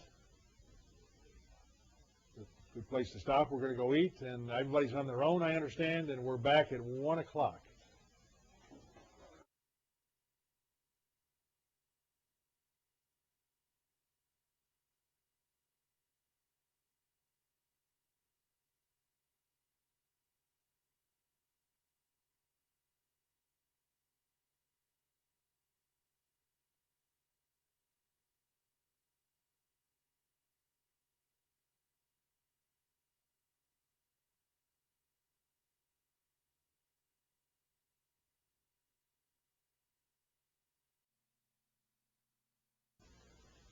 We'll continue kind of where we left off. We were in the process of talking about some of the analysis challenges in designing steel lateral load resisting systems. And we've gotten to the topic of when you're doing a computer model of a frame, what are the options available to the designer on modeling the joints or dealing with the joints, let's say in a moment frame? Well, one of the nice things about all the horsepower that you have in your desktop now with these programs, a lot of them have the ability to actually put a spring at each node and allow you to use that in the attempt to model the stiffness of the joints. And clearly, like this slide here shows, you can do that. You can, some programs like ETABS, for instance, you can take part of the joint as rigid, 100% rigid, 50% rigid, 75% rigid, or whatever. What we found when you're modeling moment frames for wind, that it's probably, unless you're going to go to the trouble to specifically model the joint with panel zone deformation stiffnesses included, which most practicing engineers don't like to do in their routine everyday design, the next best thing is probably to not assume that there's any rigid joint area, but actually to model the frame from center to center of joint. And by doing that, and studies have shown this, that you are accounting a little bit for some of the panel zone deformation that you get. So I think the bottom line is would not recommend that you take a beam column joint as an infinitely rigid element and then model the clear span properties of the member and then take the joint as rigid. That would not be a wise thing to do, because you'll certainly underestimate the deformations caused by panel zone. And studies have shown that if you actually do go to the trouble to accurately model the panel zone deformations, you find that they're a significant, or can be a significant, proportion of the total drift that you get from flexural deformation of columns and beams and shear deformation of columns and beams. And then, of course, you've got the axial deformations from columns. So I think our recommendation is, unless you're going to go to the trouble to do a more accurate model, we would suggest that you model center to center of joint for steel moment frames. But as I say, many computer programs have ways to account for the panel zone deformation if you want to go to the trouble to accurately model it. The 30-foot to 40-foot spans is probably reasonably accurate. Just take the center to center distance. If you're doing a tube building like we do in high-rise, where you got your columns at 10 foot on center around the perimeter or 15 foot on center, there you want to perhaps take a serious reevaluation of how you're going to treat those joints and actually make an attempt to model the panel zone deformation component. And of course, when you design a concrete frame, you have these same issues that you have to deal with. How much of the joint do you take as rigid and how much do you take as flexible, but we won't get into that here. This slide also just shows that you can, in a lot of this modern software, input the properties that would allow you to model the panel zone deformation if you so desire. This next series of slides, we're going to talk about design of brace beams. And when I say brace beam, as I mentioned earlier, I'm talking about beams that are part of braced frame systems, like the beam involved in a chevron bracing system or the beam involved in an X-brace or a diagonal brace system. Those elements are unique in the sense that not only do they potentially have gravity load on them, but they also could have large axial loads on them. And so you end up having to design those elements as beam columns.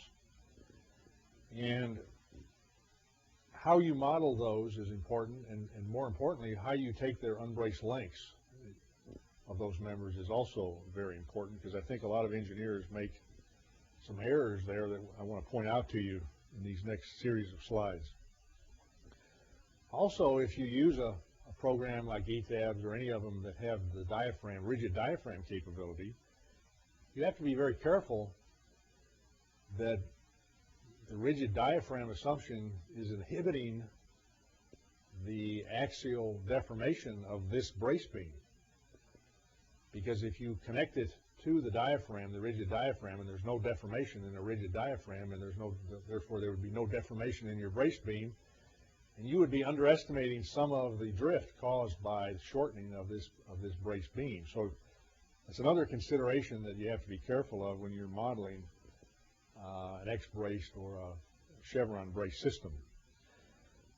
And as I mentioned, this unbraced length, what I'm calling KL major, KL minor, and then KLZ, that is, you not only can have flexural buckling about the x-axis and flexural buckling about the y-axis, you can also have torsional, flexural torsional buckling. And most, if not all, post-processors that design these elements as part of the software do not, to my knowledge, consider torsional buckling. Yet torsional buckling, as you will see here in a minute, could control the design of these members, and you have to be very careful of that, and we're going to get into that here in a second. So this particular example that we show here is a diagonal brace, diagonal concentric brace system. Let's say it's part of an office building that has a floor system, concrete composite slab. And because of that, the KL minor, we call it here, would be 0 because the floor system is bracing the top flange of that element. The unbraced length about the major axis, with the web and the plane of the slide there, clearly makes KL major 30 feet, for the 30-foot span element in this case. Now the question is then, if you, what is KLZ in this element? Well, it's probably close to 30 feet because it's not really being restrained from twisting. So one of the things you'd want to consider doing here is if you take KL minor as being 0 and design for KL major as a 30-foot unbraced length, you are potentially ignoring the limit state of torsional buckling for that member. So one of the ways to trick the software is to, instead of putting KL minor as 0, it's conservative and reasonably accurate to say that KL minor is 30. then your post-processor, if it's designing the element, would design it as an unbraced length for flexural buckling about the weak axis of 30 feet, thereby indirectly accounting for the torsional buckling possibility that exists here. So be careful of that. I think there's a lot of people that would design that brace beam for KL major of 30 feet, KL minor of 0, and forget about torsional buckling as a potential limit state. And the same is true if you say, okay, I want to put a kicker there at mid-span, assuming you don't have an elevator shaft or something in the way, and you can make KLZ 15 feet, because you can say that kicker braces that brace beam against torsional buckling. But then again, KL minor is still 0. So again, if you're going to account for the torsional buckling limit state, which may or may not control, compared to the KL major unbraced length distance of 30 feet, you would probably want to trick the software into saying, okay, let me design for KL minor of 15 feet, and thereby I'm indirectly accounting for the limit state of torsional buckling. So that's the point we're trying to make here. You've got to be careful when you design these brace beams and what assumptions your post-processors might be making, or what assumption you're making if you design it by hand. In the case of this chevron brace, in this case KL major is 15 feet, right, because it's the brace itself is bracing it, the beam. KL minor again is 30 feet, or 0, assuming we have a slab. And then torsional unbraced length is still 15 feet, assuming we're going to put a kicker there at mid-span that would control the torsional buckling. So again, you have to be very careful about what your real unbraced lengths are for those 3 different limit states: flexural buckling X, flexural buckling Y, and torsional buckling Z.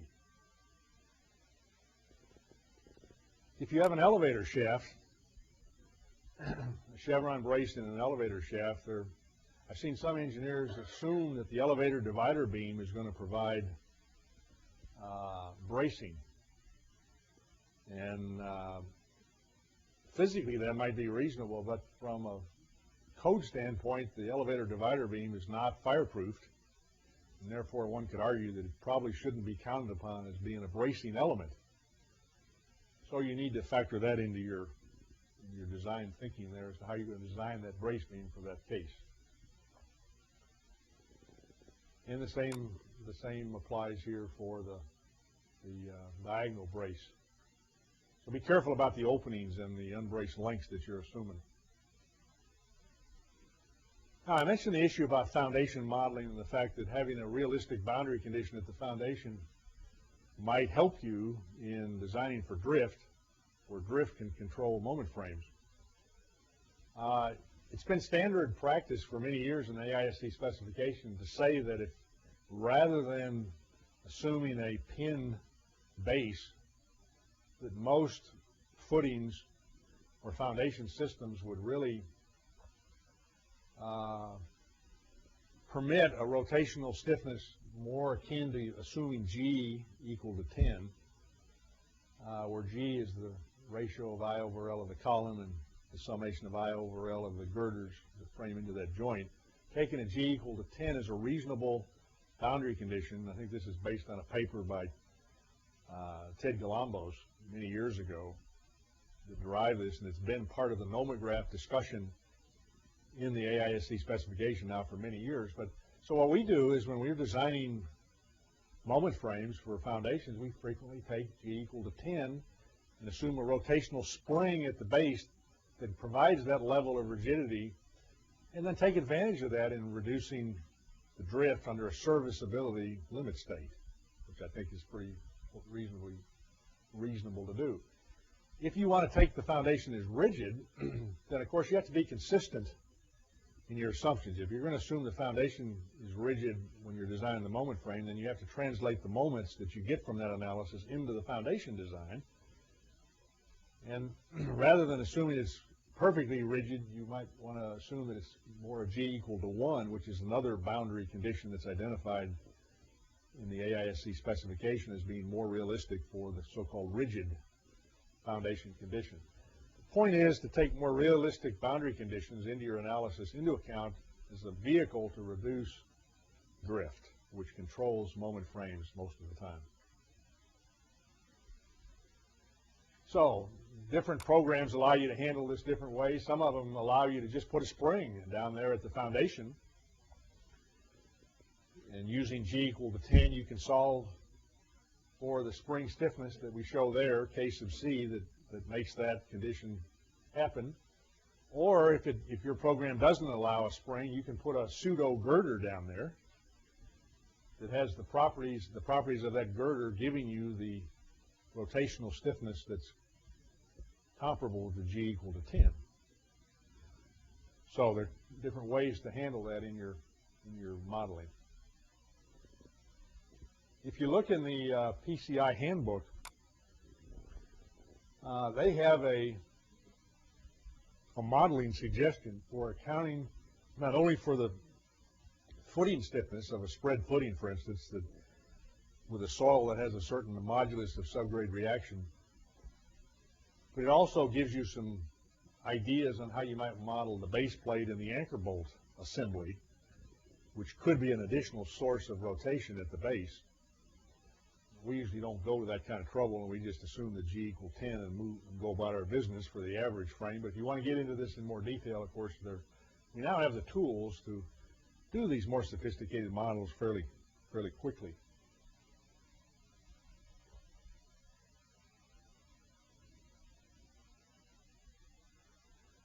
Okay, we talked about the various analysis 1, 2, and 3, serviceability, strength, and stability.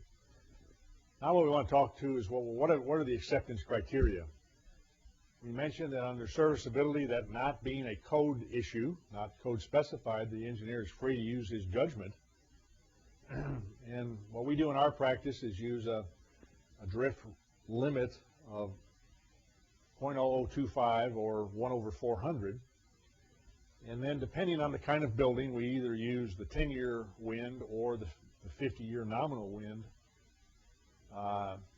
to check that drift limit against. And then we do everything we can to accurately model the frame. That is, we consider the composite stiffness where it exists. We consider the foundation boundary conditions to do as good a job as we can in predicting the drift under the service load combination that you're assuming. That includes, in my opinion, this is one man's opinion, that you need to consider the P delta effect in the drift calculation. I know there's some engineers that say, well, wait a minute now, these drift ratios all came about 100 years ago in Chicago and New York, you know, when they designed for 20 pounds a square foot above 100 feet, and that's when 1 over 400 was born, and so that was all based on a first order analysis, so I'm going to do mine based on a first order analysis. Well, that might be okay if you're a traditionalist, I guess, but if we're ever going to move forward in trying to more accurately predict deformations in our frames, we got to do a better job of modeling them. And we know that second order effects exist. The P delta concept is very well researched and documented, so we know it's there. So if we're really going to get meaningful drift checks, we need to do a meaningful model as best as we can, and we need to capture the properties of the frame as best we can. And then the other part of it, perhaps the more difficult part, is we got to get drift limits that are realistic with the materials that we're using. And therein perhaps where more research is needed. What is 1 over 400 acceptable for masonry and drywall partitions and glass? And maybe there's a whole family of drift ratios that should be applied depending on what your cladding and partition types are. It turns out, if you do some research on this, there is some data out there that says, okay, if you rack a story this much with a drywall partition, it takes this much drift to cause the first cracking of that partition. And there's some data out there that suggests the same thing for masonry, clay tile masonry, and So there is some data that exists, but basically what's missing, of course, is all the myriad of cladding systems that exist today and what their drift limits are that cause damage. But for want of other information, I would suggest that 1/400 is a fairly reasonable number. It's worked, and therefore that might be a good limit to use. For analysis 2, the strength limit state, again, the code tells us what to do here. And the P delta effect, we try to control that in our design practice to a Q value of 0.25, which translates to a P delta effect of 1.33. Now, some engineers say that's too low, and some people push it all the way up to 1.5 or even 2. I don't like to see second order effects in my frames get much higher than 33%.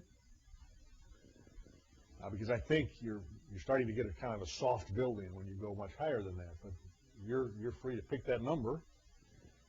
All the code tells you is you have to design for whatever P delta effect you have.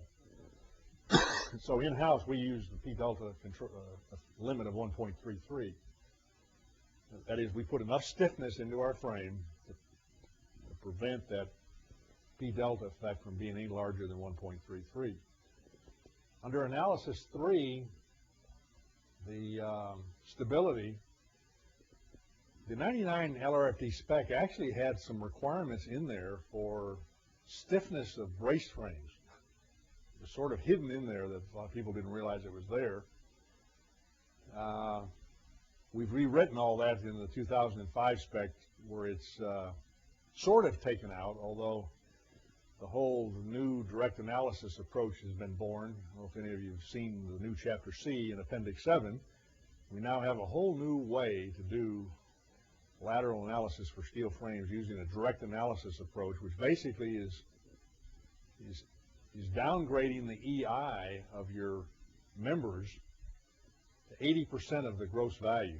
It's sort of taken an approach not unlike what they do in concrete, where you downgrade the EI stiffness from gross to some number that accounts for all the cracking. Well, we're doing the same thing in steel now with this direct analysis method. And the 0.8 is accounting for the fact that the frame softens as you approach the ultimate limit state. You get this spread of plasticity at the joints, which softens the frame and reduces the effective stiffness. The 0.8 factor now accounts for that. And then the new direct analysis method also is basically based on the notional load concept, which you're going to be hearing a lot about in the next couple of years as seminars start being developed for Appendix 7 and Chapter C in the 2005 spec. So I'm not going to go into that anymore. But what I did want to say here is that the concrete code does have a limit on this Q value, and it actually requires you to check under sustained gravity loads. It limits the Q value. And we've got our own practice. Steel doesn't have that same explicit limitation now in the 2005 spec, but we have our own. We say under the factored gravity loads that we're going to limit that Q value to 0.375, which means we're limiting the P delta effect to 1.6. And so that's our rule. When will that control? I think we got a slide here in a minute that will tell you about that. Before I get there, I just was going to tell you about, I wrote a paper way back in 1993 that studied this drift issue. It was an engineering journal article. And it talked about just lateral racking or lateral drift of a story really isn't necessarily the right parameter that we should be studying. The right parameter is whatever it takes. If you take a typical floor and you look at a rectangular panel, from the floor above to the floor below, from the column to the right to the column to the left, what you're really trying to do is say, okay, what shear strain is that rectangular or square panel subjected to? It's the shear strain that causes the damage. And it turns out that in high-rise buildings, that shear strain is not only a function of the displacement of one story relative to the story below, it's also a function of the column shortening of that column on the right compared to the column on the left. That's differential column shortening is also a component that causes shearing strain and therefore damage. And so in this paper I proposed a different definition of drift. It's not just one story displacing relative to another, but it actually looks at, for any rectangular panel from one floor to the next, it looks at the shear strain, and all you got to do is get the displacements at the four corners of that rectangle from your computer model, and then plug into this equation, which I call the drift damage index. And this is actually a better measure of shear strain undergone by that rectangle than just the racking of it. So if you visualize the column, if the column shortens, that also induces a racking. So it just factors that component into it. For low-rise buildings, it doesn't matter because you're not getting any appreciable column shortening. It only makes a difference for tall buildings. And so that's why this new definition, I think, is appropriate. So we talked about the story stability index, Q, as being P delta over VH. It's important to understand that just because you have a drift limit and you design for a certain drift limit under wind load, that doesn't necessarily guarantee that you don't have a story stability problem. Why is that? Well, buildings that have potential story stability problems include buildings that have very low lateral load requirements, and those might be buildings in a very low wind zone, like an 85 mile an hour wind zone, like they have on the West Coast or down in parts of Mexico. Buildings that concurrently have real heavy dead loads, like clay tile partitions and big thick floors and heavy cladding materials.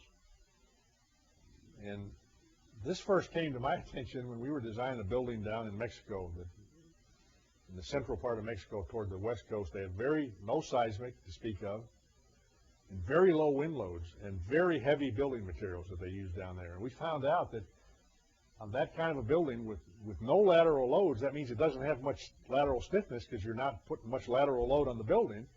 Therefore, it's a pretty soft building, stiffness-wise, in the lateral direction. At the same time, you have a large P, a lot of gravity load. Well, a large P and a low lateral stiffness produces a potential story stability problem if you look at what controls story stiffness. And it's basically the gravity load on the story and the stiffness of the story. Now, to take an example here, look at this rectangular building, and I'm going to tell you a famous building that had this very problem. This building has obviously a big wind sail in the D direction or the Y direction, right? And yet it's very narrow in the X direction because the wind sail area A compared to wind sail B, A is much smaller. So if you design this building for a certain drift index, you actually may have quite a bit of stiffness in the Y direction because you got a lot of wind area that you're designing for. But in the X direction, you don't have much wind area. It's much narrower face, yet you have the same weight, the same mass that you're carrying. So now when we look at what Q is, remember Q is that stability index, it's P, the weight on the story, divided by the stiffness of that story, and then the story height's H.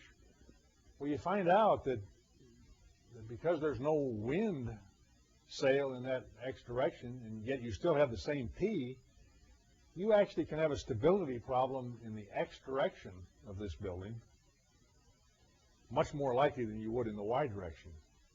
because the stiffness in the X direction is much smaller. Why? Because you designed it for drift, and there's no wind load that you're designing for, a very small wind load. Now, interestingly enough, there's a very famous building that looks a lot like this in plan that had this very problem. And the Boston Hancock building. Anybody remember that building? John Hancock building in Boston. Very long, narrow building. And that poor building was designed by I.M. Pei, won all kinds of AIA awards, beautiful building. But that building was snake bit when it comes to its structural performance. And it had a myriad of problems. First of all, it had a major glass problem, which we all probably heard about and won't discuss here, but all the glass ended up being replaced. That was one problem. It had a foundation problem that ended up getting fixed. But what most people don't know, it also had a very serious stability problem in the long direction of the building. It had moment frames in the long direction that were designed for drift, and it was such a soft building that it had a serious, very serious P delta effect, to the point that when they ended up fixing the glass and fixing the foundation, they came back and stiffened the frame, and at the same time they put a tuned mass damper on top of the building that Bill LeMessurier designed to control perception to motion in the top floor of that building, because it was so soft it was very sensitive to acceleration under the high wind loads that you can get in Boston sometimes. So there are real world examples where this stability can get you into trouble. It certainly did on that building.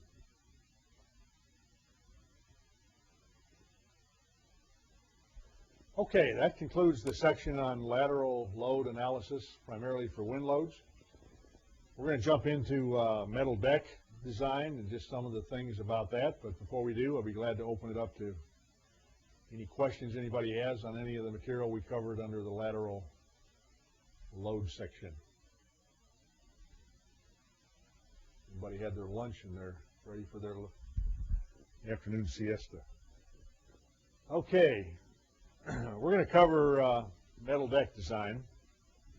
This isn't rocket science, so you're not going to get anything earth-shattering here, but it's basically something that you don't pick up in school, and engineers that get handed a metal deck catalog on their project and say, go design this project, gee, what is all this about? I never saw this in school.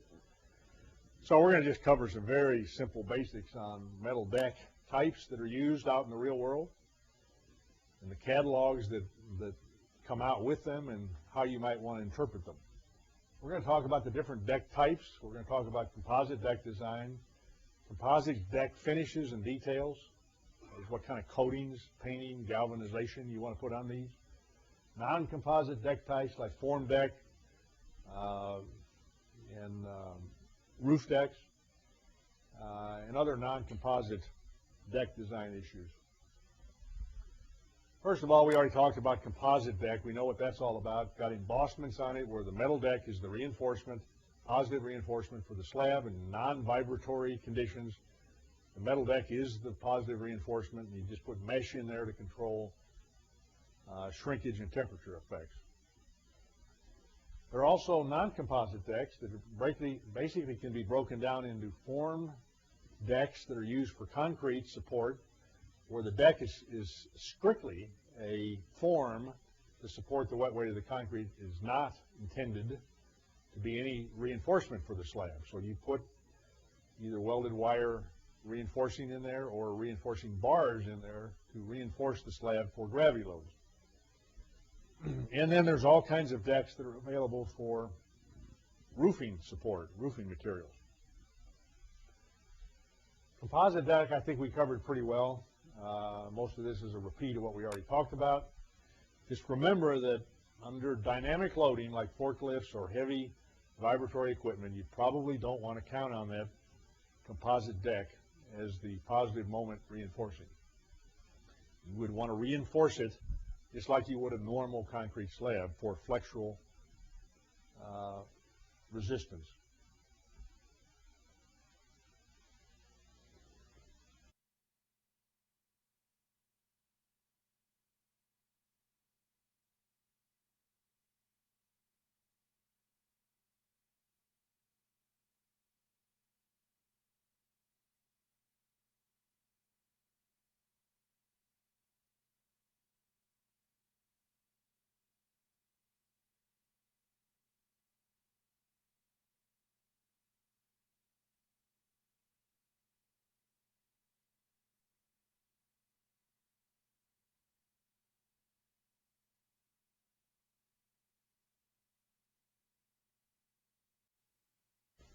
composite deck, as I think most of you know, it comes in standard 1.5 inch depths, 2-inch depths, and 3-inch depths.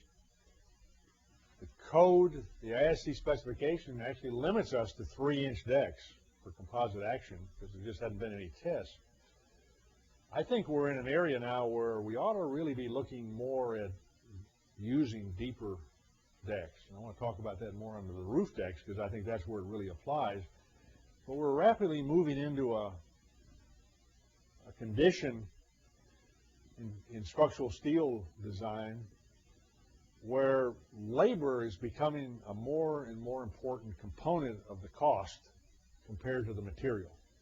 Every year that I've been in practice, the material prices are going up at one slope and the labor prices are going up at a steeper slope, until eventually the labor is going to dominate the cost and the material is going to be secondary. We're almost getting to that point right now where even though the cost of structural steel, raw structural steel, is going up, the labor costs are going up a lot faster. So the old adage about least weight is least cost is certainly not true anymore at all. I think the price of steel, fabricated and erected steel today in place, is more a function of the cost per man hour rather than the cost per pound. And contractors are still duped by this. They look at a design and they say, well, wait a minute, this design is 12 pounds a square foot and this one's 14, so I picked the 12. When in reality, what's really going to dictate that is not the 12 versus the 14, it's how many man hours per ton and dollars per ton is in the labor components to produce those two systems. That is the fabrication, the shipping and the handling, the erection. That's much more important than what is the raw material cost. So I think all of us engineers need to quit thinking least weight is least cost. We need to be thinking of structural steel today is more about how many pieces are you erecting, how many pieces are you fabricating, as opposed to how much do those pieces weigh. So one of the ways to reduce our piece count, and I'm always being reminded by erectors, you know, boy, if you could come up with a system that cuts the number of pieces I have to handle by a third or a quarter, then you're going to see some meaningful reductions in erection costs. So how can we reduce the number of pieces? Well, we can get decks that span further so that we can reduce the spacing of the purlins, the roof purlins, and the floor beams, and cut down the number of those elements. That reduces erection costs, more so than designing a lighter beam. So I think there's a market out there for heavier decks spanning longer distances for roof construction. And I know there's some manufacturers that are looking hard at that. The downside of that is that when you start getting deeper decks that are heavier gauge, just the manhandling of the deck itself, sheets, by the crane gets to be a problem. Right now with 2- and 3-inch decks, 2 men can be on each end of the crane that's lifting the sheet and manhandle it to the steel frame and hold it down. When you get 7-inch decks that are 15 gauge or 16 gauge, those decks become very heavy and 2 people can't handle it anymore. So that's a counter issue that has to be dealt with. But the fact of the matter is, limiting ourselves to 3-inch roof decks, I think, is probably hurting us in terms of achieving the lowest cost, lowest in-place cost of the frame. This slide just shows that there are other non-composite or other composite deck types. The regular composite deck that we've been talking about, but then there's also the cellular decks that are still somewhat popular for office buildings when they need the underfloor access. And then, of course, they got special decks like the Epic deck where you can hang things from special hangers and slots in the deck. Those Epic decks, for those of you who haven't used them, I think are very nice decks, but they're also very pricey. Most people are very proud of their deck.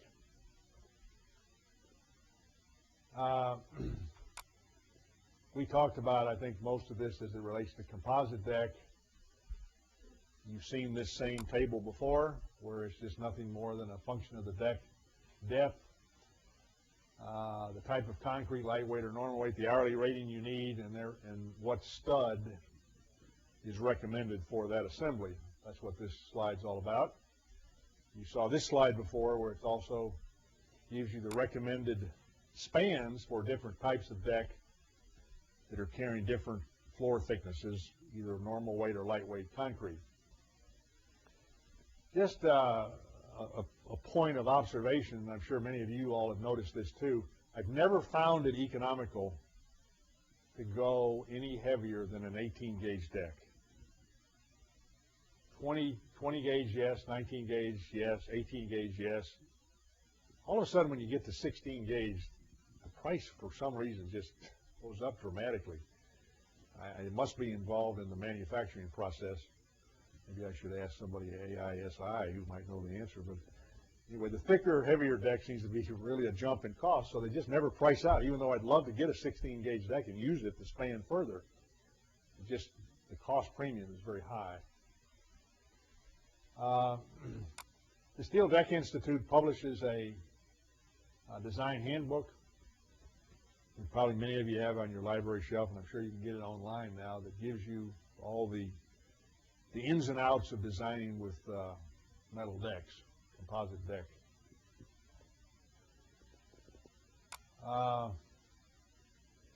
Be careful when you're using the deck catalogs, the composite deck catalogs. Some of them now are being set up for ASD, some of them for LRFD. And you can get additional capacity out of those composite decks if you use a plastic stress distribution concept that requires some additional studs on the composite beam to take advantage of that additional strength. So be careful if you're using an LRFD catalog that has that load capacity built into it, that you conform to the stud requirements in that design. There are design aids out there. This one comes from the Steel Deck Institute Composite Deck Design Handbook, 1997, that gives you shear and web crippling capacities for the deck. It might be important if you have heavy concentrated loads that you have to design for. Notice that both ASD and LRFD is covered. There's also a nice provision in the Steel Deck Institute catalog for designing for heavy concentrated loads. This is a snapshot taken directly from the deck catalog. It's their figure that basically says if you have a concentrated load that's B2 by B3 in width, that causes a stress pattern in the slab in each direction. And using some finite element modeling techniques, they came up with some recommendations on how you reinforce that slab for moment perpendicular to the span of the deck, because it obviously is going to flex some, even perpendicular to the span of the deck. So they give you effective widths to design for. I'm not going to go into this. You really got to study it a little bit to understand what it's all about. But just to be aware that it exists, if you do have a 10,000 pound concentrated load on a composite slab with a fairly small footprint, the Steel Deck Institute does have a design procedure you can use to check punching shear, check one-way shear, and then check flexural capacity, and gives you guidelines on how to reinforce that slab accordingly for that heavy concentrated load. It's all a function of B2, that's the width of that's the loading footprint that's imparted on the slab. Knowing that, you project that cone downward to the bottom of the deck to get this B sub m distance. So B sub m takes on an equation that's the form of the thickness of the concrete and also the thickness of the topping, if you have, if any. And that B sub m equation, or that B sub m value, is kind of like an effective width that you plug into this effective width equation to get the effective width for shear and moment when you're checking the capacity of the deck. And then the W distance that we saw here, that W distance is the effective width over which you put additional reinforcing in the slab for flexure to handle the bending moment in the direction perpendicular to the flutes. So anyway, it's just a good, convenient way to handle what before you were pretty much on your own on how to deal with this. Now the Steel Deck Institute has come up with a rational procedure to use in design. Okay, let's talk about composite deck finishes. Many of you have probably seen the term G60 and G90. Those are just galvanized coatings. G90 being a heavier coating, more appropriate for a more severe environment like a roof construction where you might have water surrounding that deck, where you want to have a little bit more resistance to corrosion, particularly remembering if you're using that slab as the positive, or that deck as the positive reinforcement, you don't want it to corrode away because then you have no reinforcement. So the selection between G90 and G60 versus a painted finish may be an important consideration from a corrosion standpoint.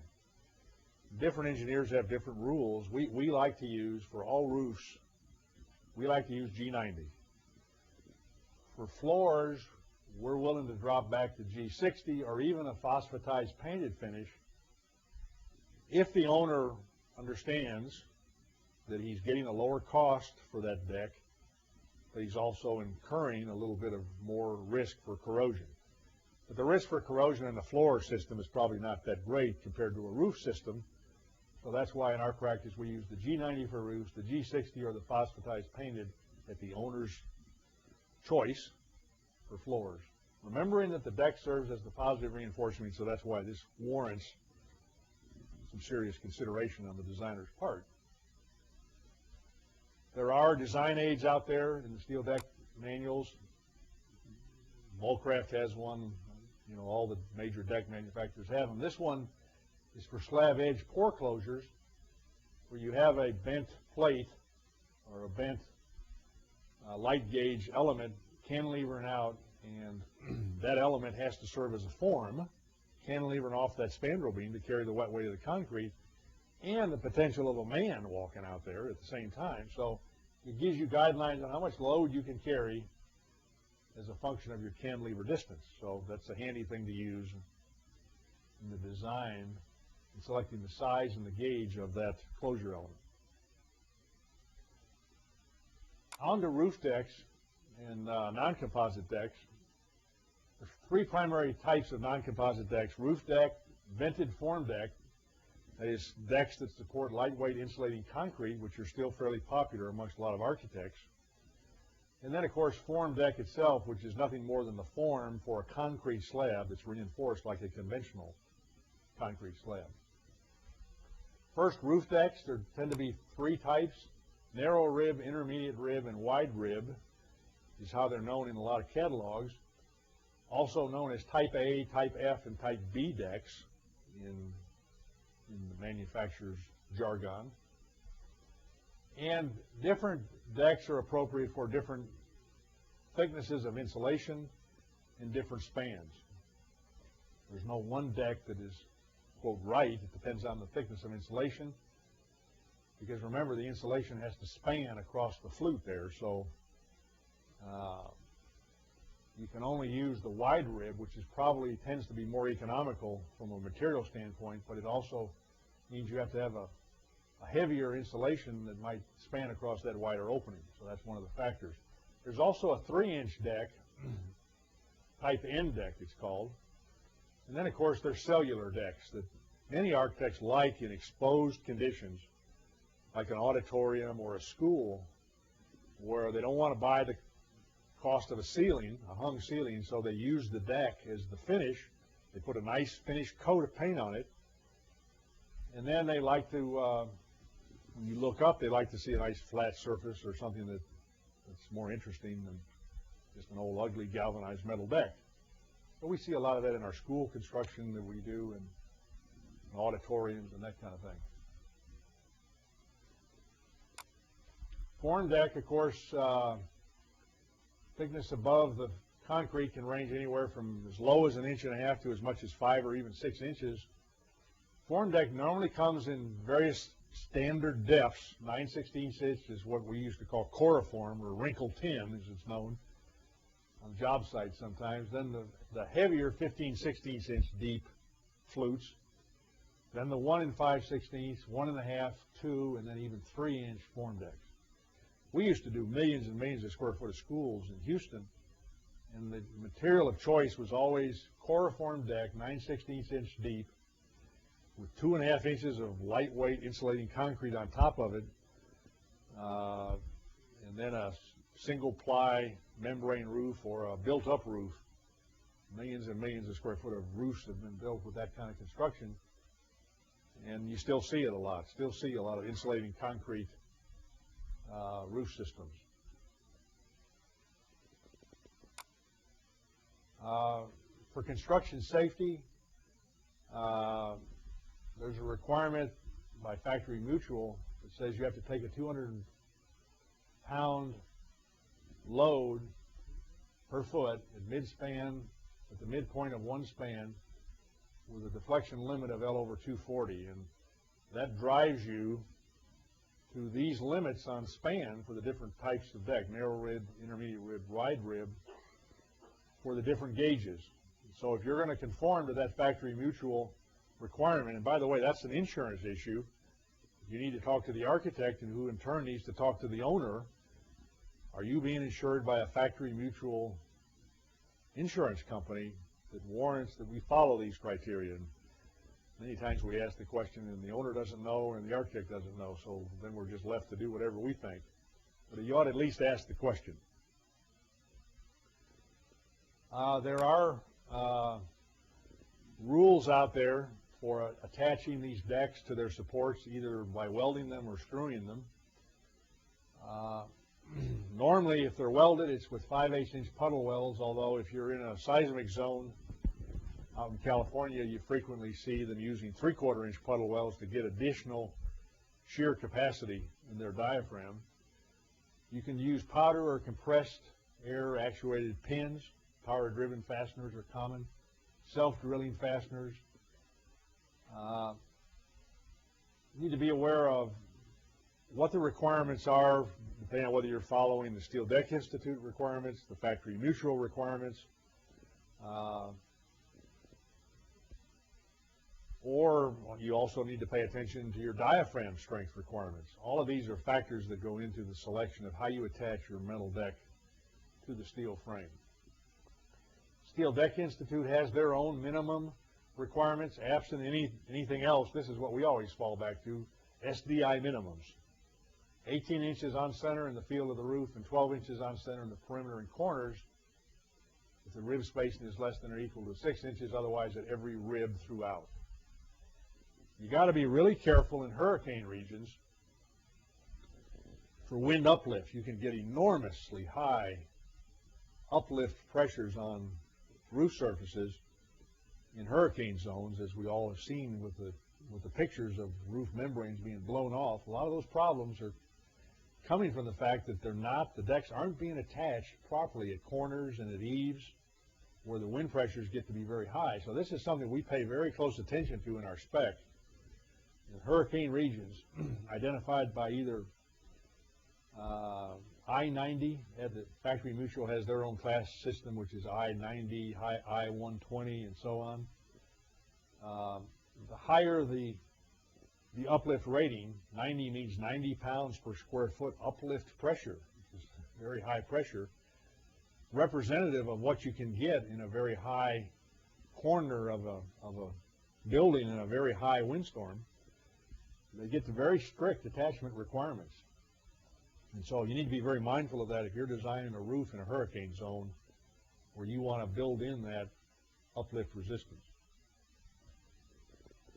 Roof deck finishes, again, you can buy them painted, galvanized, either G60 or G90. And, you know, the manufacturers will give you a lot of options there. And, of course, the more exotic you get with the paint, the more expensive the deck is going to be in cost.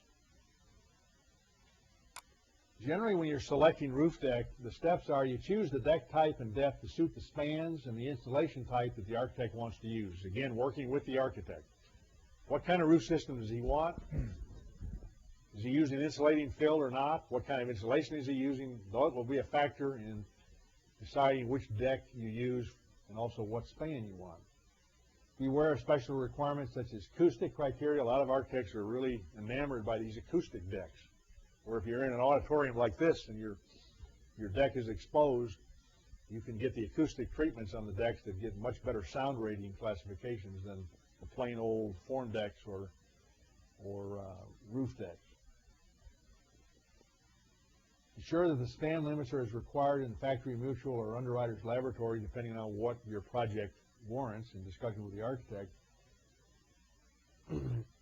Choose the gauge to carry the load with the spans that you got. Specify the depth gauge and deck type. If standard, if you're using a standard deck, or in rare cases you may get into a non-standard deck application where you have to put the properties of the deck you want on the drawings and let the various deck manufacturers come up with something. And of course, you can only afford to do that if you have really large square footages where they can afford to give you a special rolling of the deck. Choose the proper minimum attachment requirements, either for uplift or whatever the factory mutual or UL might require. And then, of course, you got to pay attention to galvanized or painted finish. So those are some of the things that we as structural engineers, even though we're not the architect, we have to discuss these kind of things with the architect so that we get the right deck specified on our drawings. Form deck we talked about a little bit.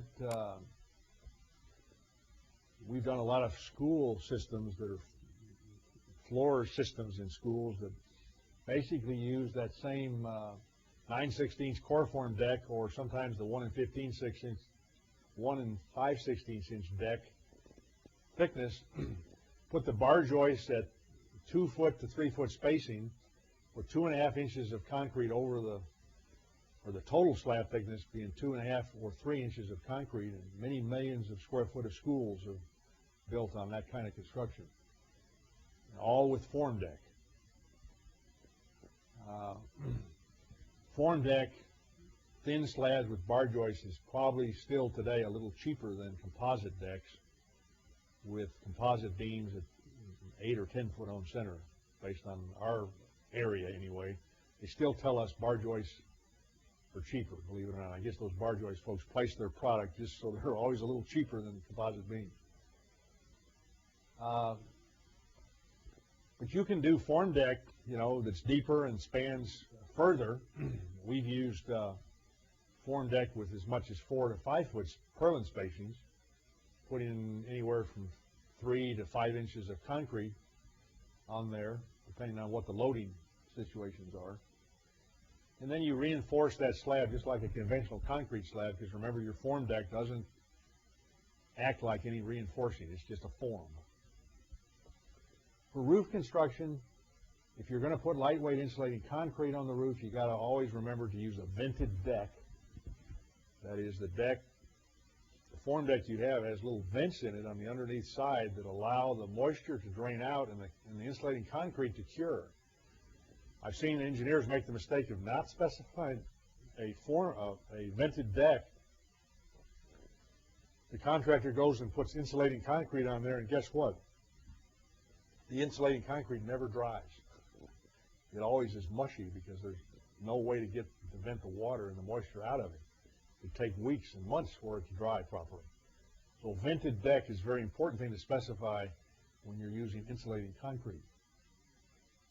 And again, you got the whole issue of, do I use galvanized, G60, G90, or phosphatized painted? Normally for roof construction, we always go with the G90 because of the risk of corrosion.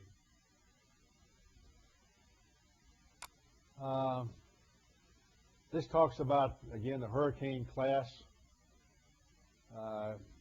requirements for either welding or screwing the flutes down. Just be real careful of that.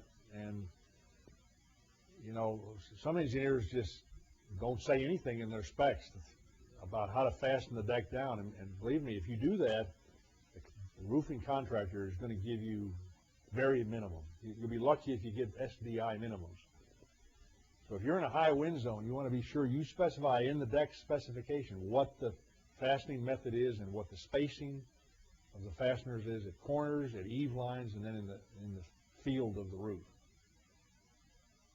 You don't get anything you don't pay for. Okay, we're going to move next into a discussion of diaphragms, which I think is an interesting area for a lot of engineers because they don't have much exposure to it. But before we do that, I'll open up to any questions anybody might have about metal deck. That was pretty mundane stuff, recognize that, but again, important for young engineers and who are being thrust into these projects without much background. Yes, sir.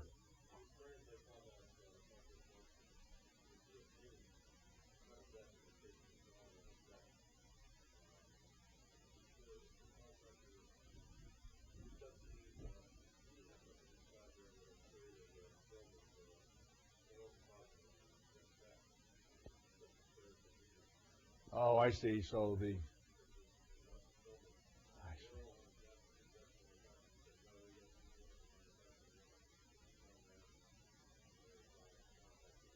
wow.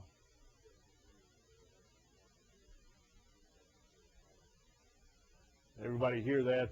The gentleman is basically relating one of those stories that you tend to experience and then never forget, right? Probably caused you a lot of problems, right, on your project. The situation where a contractor had a kerosene or heaters in a building that got all the oil all over the bottom of the deck that then had to come back and paint it, and then the paint didn't stick, so they had to go back and clean it. Something to maybe put in the specifications. Yes, sir. Kind of a, I guess no question, stupid question, but my deck catalog is muchos years old. And just like my bar joist catalogs are. Are there new ones out? I mean, I know I can get them, but have they changed much? Yeah, they actually have, particularly the bar joist catalogs. I would encourage you, because OSHA has come up with a lot of new requirements on bridging and so on. And, the bar joist people are maybe creative is not the good word, but boy, they are very conscious of their product and try to get the most for the least. And so the joist specifications have changed slightly, and you can get all of this online now, by the way. I just downloaded onto my hard drive just to carry it around with me because I travel so much, the new Volcraft catalog. So you can go to the Volcraft, and they give you a place where you can download the entire bar joist catalog, you can download the entire composite deck catalog, or you can download the roof deck part, whatever part you want, and just carry it around with you.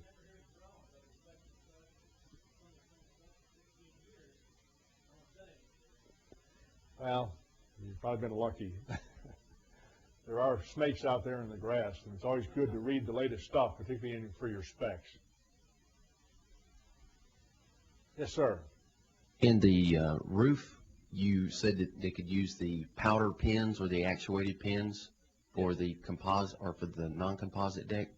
Is it permissible to use those pins in composite decking for the securing of the deck to the member, whether it be a beam or joist or whatever? I don't think I've ever seen pins used on composite deck. I've seen them used an awful lot on roof decks. I can't think of anything that prohibits it. Does anybody else know? I normally just see the puddle welds. That seems to be the most common. A lot of them are going to shot pins.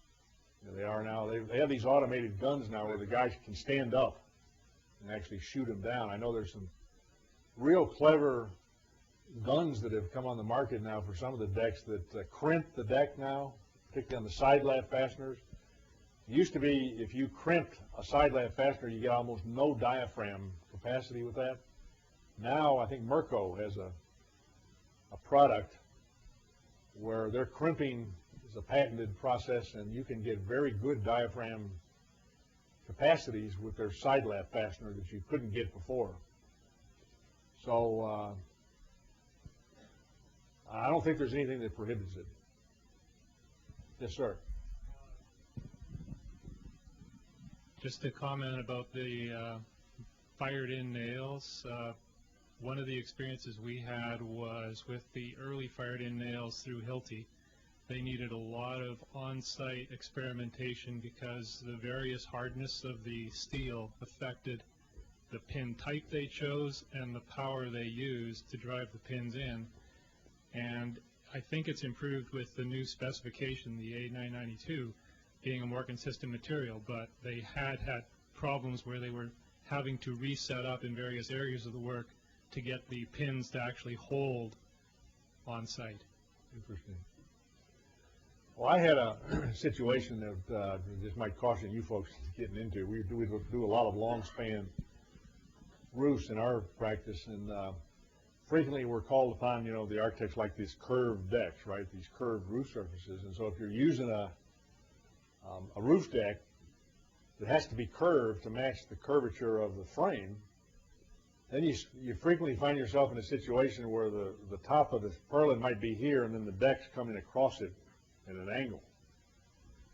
And so you got to do one of two things. Either you got to put a continuous bent plate all the way along the member to get exactly that right angle so that your deck lays flat, or you have to live with a small gap between the bottom of the deck and the top of the purlin. And one of the things that we had to do on a project is, it was Hilti, they had to come out, they wouldn't guarantee the capacity of their fastener unless the deck was allowed to bear flat on top of the steel support. So when they realized that they were going to likely lose the project over this discussion to their competitor that was Builder Supply, who also does a power actuated fastener, they quickly came on board and came out to site, and we actually did a little program where we tested putting the deck down on a non-flat surface and then actually doing some load tests to see if we could get the capacity. So I'd caution anybody that's going to get into that situation to check it out before you just accept it, because if the gap gets too big between the bottom of the deck and the top of the steel, then you're definitely going to be putting a bending into that fastener that is not accounted for in the tabulated strengths. So just another little gotcha there. Okay, we'll move on then into how are we doing here, Steve? I guess we're doing pretty good. Time? Okay. How about diaphragms in steel buildings? And again, I think this is an area where we engineers don't get much training. Does anybody know of any books out there that tell you, in detail how to design diaphragms? There's one that the Steel Deck Institute now finally put out that's authored by Larry Luttrell, I think his name is, from West Virginia University, who did a lot of the research, but you don't see it talked about much in textbooks. You see it in metal deck catalogs a little bit, diaphragm tables, but anyway, this is one of those things you got to learn on the job. What are diaphragms all about? And really in wind climates, it's not all that important. You kind of get your diaphragms for free.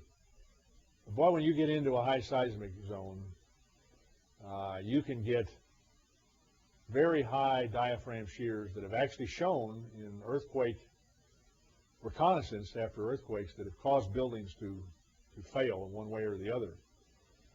And so diaphragms, I think, are an important element. We certainly rely on them, and so we need to know a little bit more about them. We're going to talk about the role that diaphragms play, the types of diaphragms, some design procedures, diaphragm deflections, how you can calculate some deflections when you need to, lateral analysis and diaphragm modeling issues. There are some very important issues that I touched on earlier that we'll expand on. And then potential diaphragm problems that engineers need to be on the lookout for, because they are out there.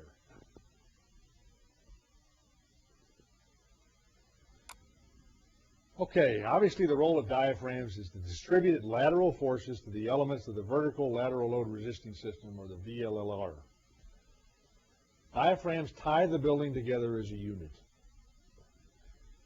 The diaphragms tend to behave as a horizontal continuous beam spanning between and supported by the vertical lateral load resisting system. So you can think of a diaphragm as nothing more than a deep beam. It spans horizontally between the braced frames or the moment frames or whatever, the shear walls or whatever your lateral load resistance is. The floor itself acts as the web of this continuous beam, and then the members at the floor edges act as the flanges or the chords of the continuous beam.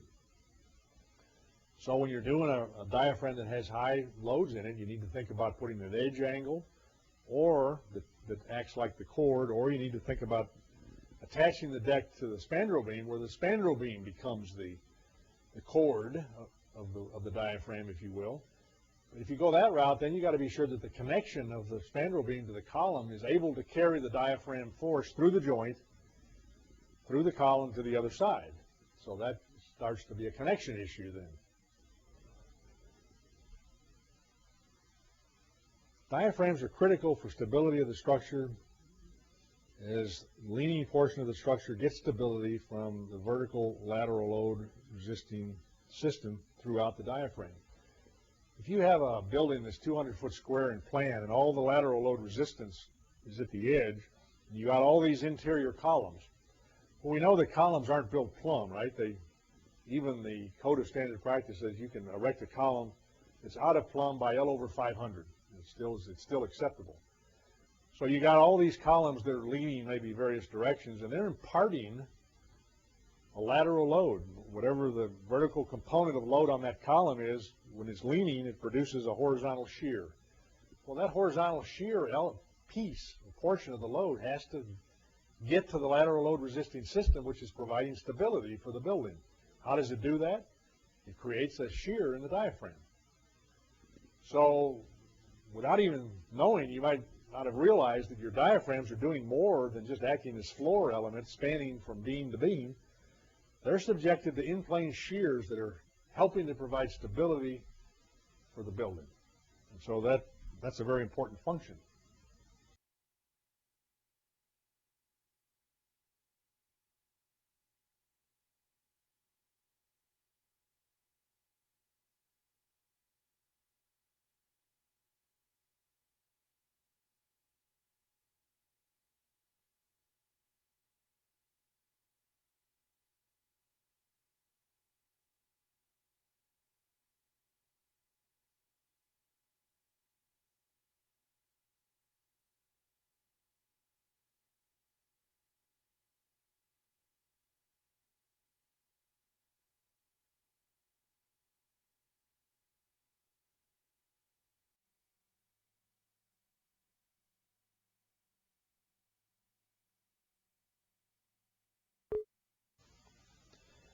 What are the types of diaphragms? Well, we got concrete slabs, composite metal deck slabs, or composite metal deck by itself, as we talked about. Precast elements with or without concrete topping slab. I think many of you have heard of the staggered truss system that AISC promotes as a viable structural system for condominiums and hotels. That's a good example of a system where diaphragms play a major role in the satisfactory performance of that system. Untopped metal decks, like roof decks, have to act as diaphragms to distribute the in-plane wind shears or seismic shears over to the lateral load resisting elements. And even in apartments and residential construction, plywood sheathing is very common as a diaphragm, both in a vertical plane and also in a horizontal plane.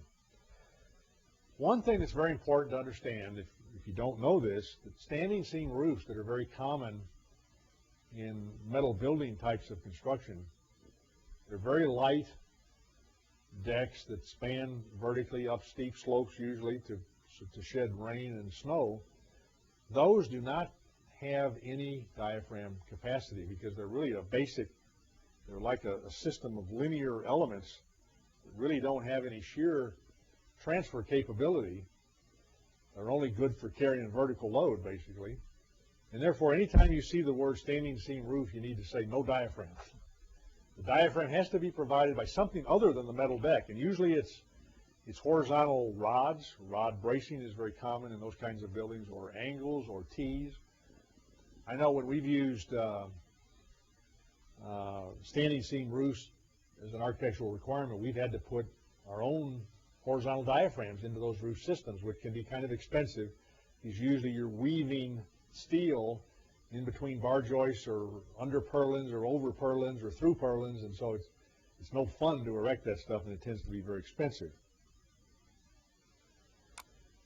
Rigid diaphragms distribute horizontal forces to the VLLR elements in direct proportion to the relative rigidities of the vertical lateral load resisting system.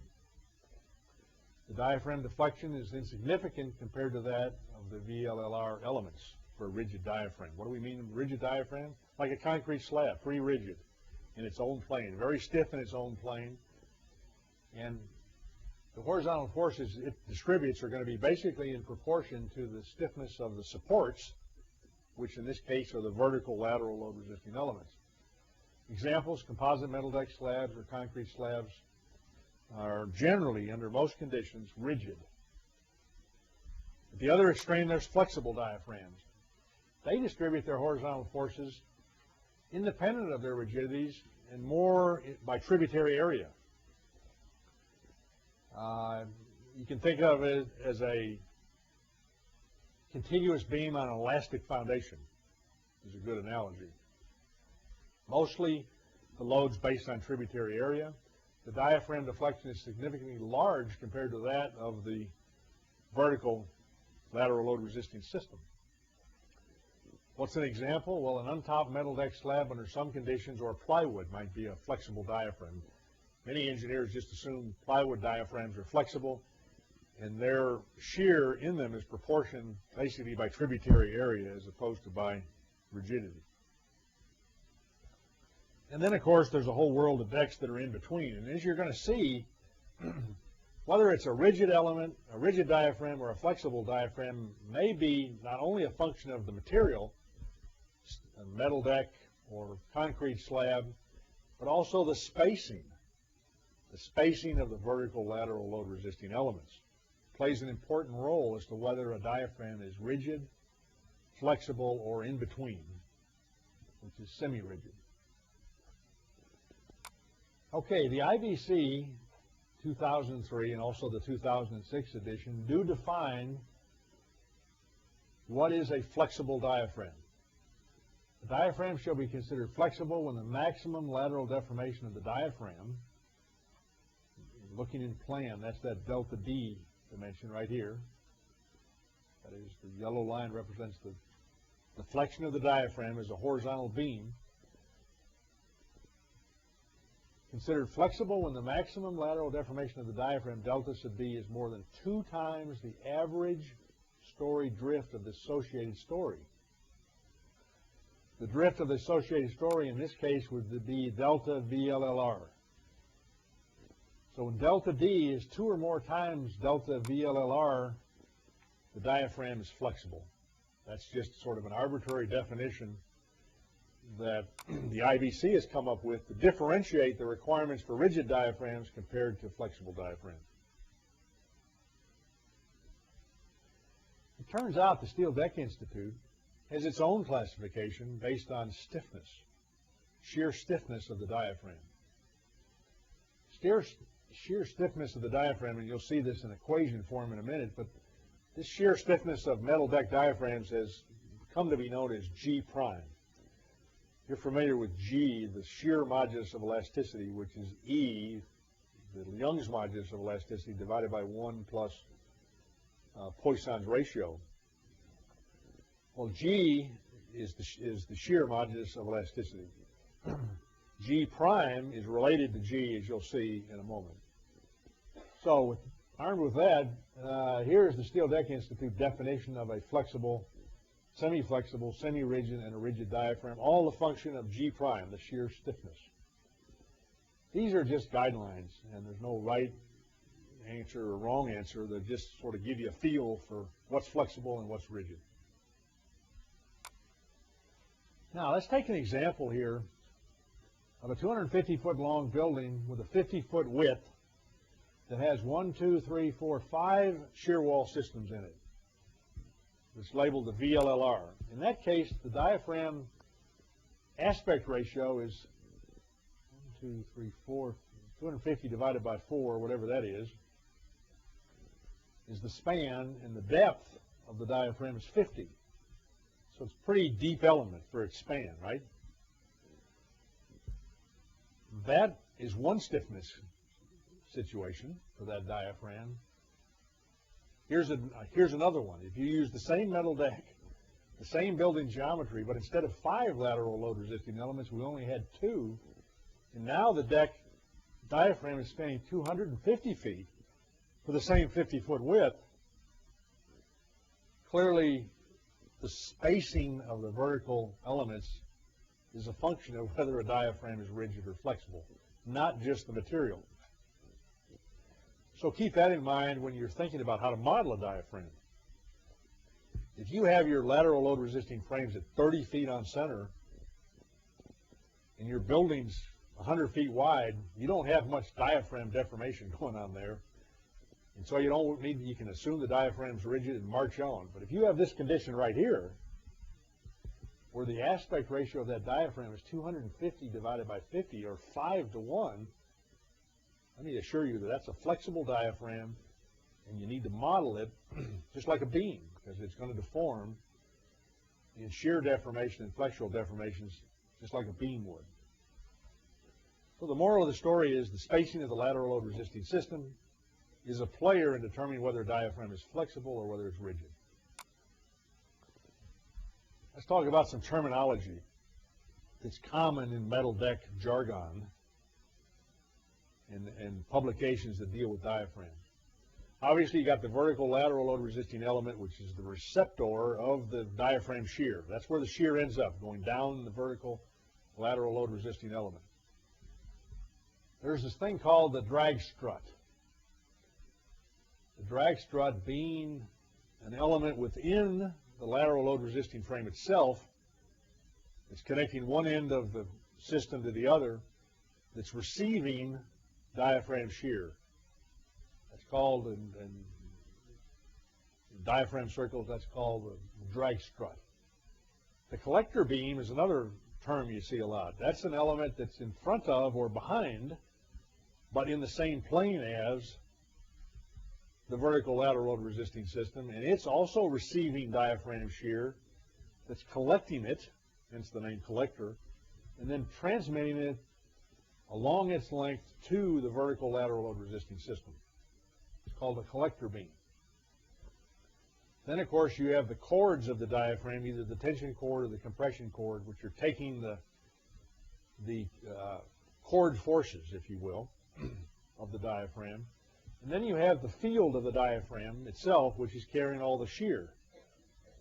Whether it's a concrete diaphragm or a metal deck diaphragm, all the shear from that lateral load you see at the bottom of the screen, all the shear of that diaphragm is carried by the field of the diaphragm in shear.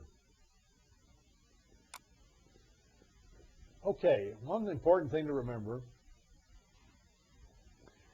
is that the way a diaphragm feels forces from wind and the way it feels forces from seismic are totally different. For seismic, the code actually has diaphragm shear equations and tells you how to distribute the diaphragm shear from the field of the floor into the diaphragm. And as you might expect, it's proportional to the mass of the floor, or it's a function of the mass. Wind, however, is really more of an external loading as opposed to inertial loading. And usually wind shear gets into the diaphragm just as a line load on the perimeter of the building.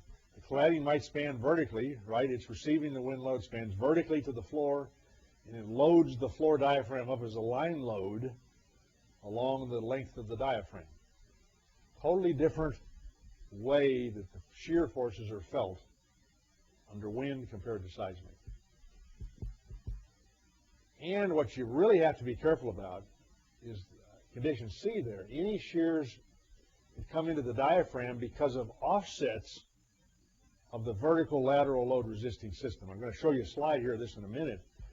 Whenever you take a braced frame down in one plane and then move it over to another plane, all of the shear that was in that frame from above has to go into the diaphragm over into the new planar location of that vertical lateral load system.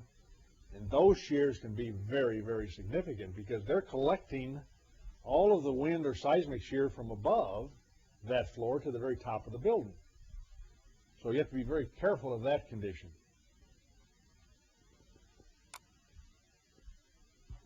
You can treat a diaphragm just like a deep beam.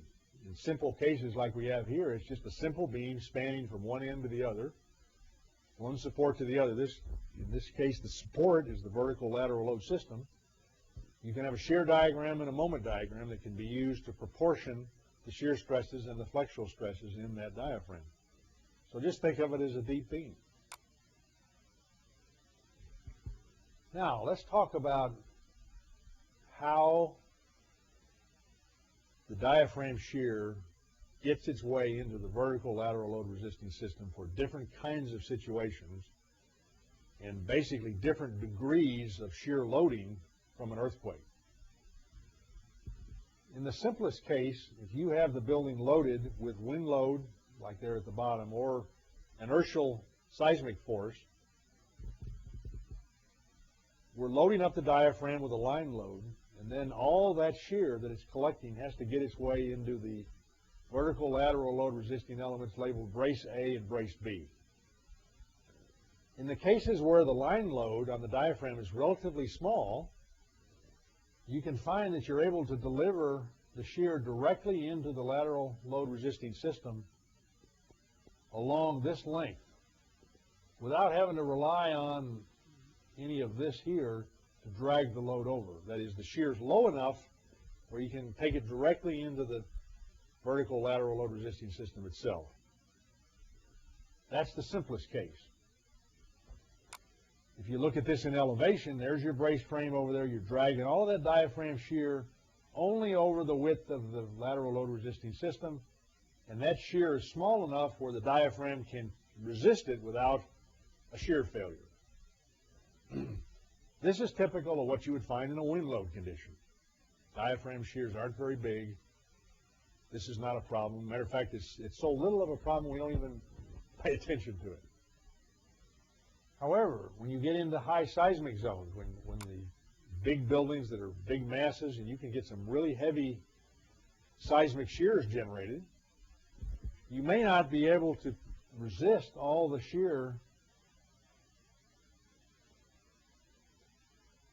within the width of the lateral load resisting system by itself, and instead we have to rely on additional width, these collector beams, to help carry or collect some of that shear. If you look in elevation, in that condition, you might have a situation like this. Here's our tributary width of the brace frame.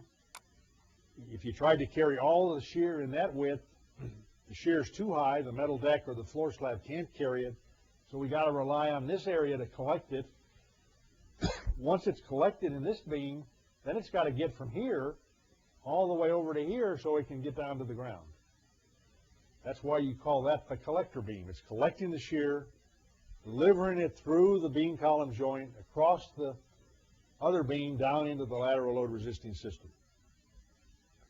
That's the second condition, sort of an intermediate condition.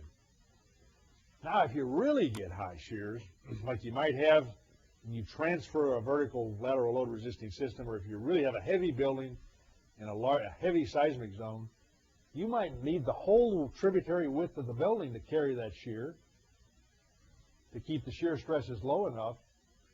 And now we got two collector beams and a drag beam that are taking that shear and delivering it to the lateral load, vertical lateral load resisting system. Now, in those conditions, you got to be real careful that when we deliver the diaphragm shear into that beam, it goes through the connection into the column, out the other side, and the connections are able to carry that, because that's how the load's getting over to the brace frame. So that's why you got to always create a load path in your mind on these diaphragm shears to be sure that all the collector beams and their connections are able to carry these shears.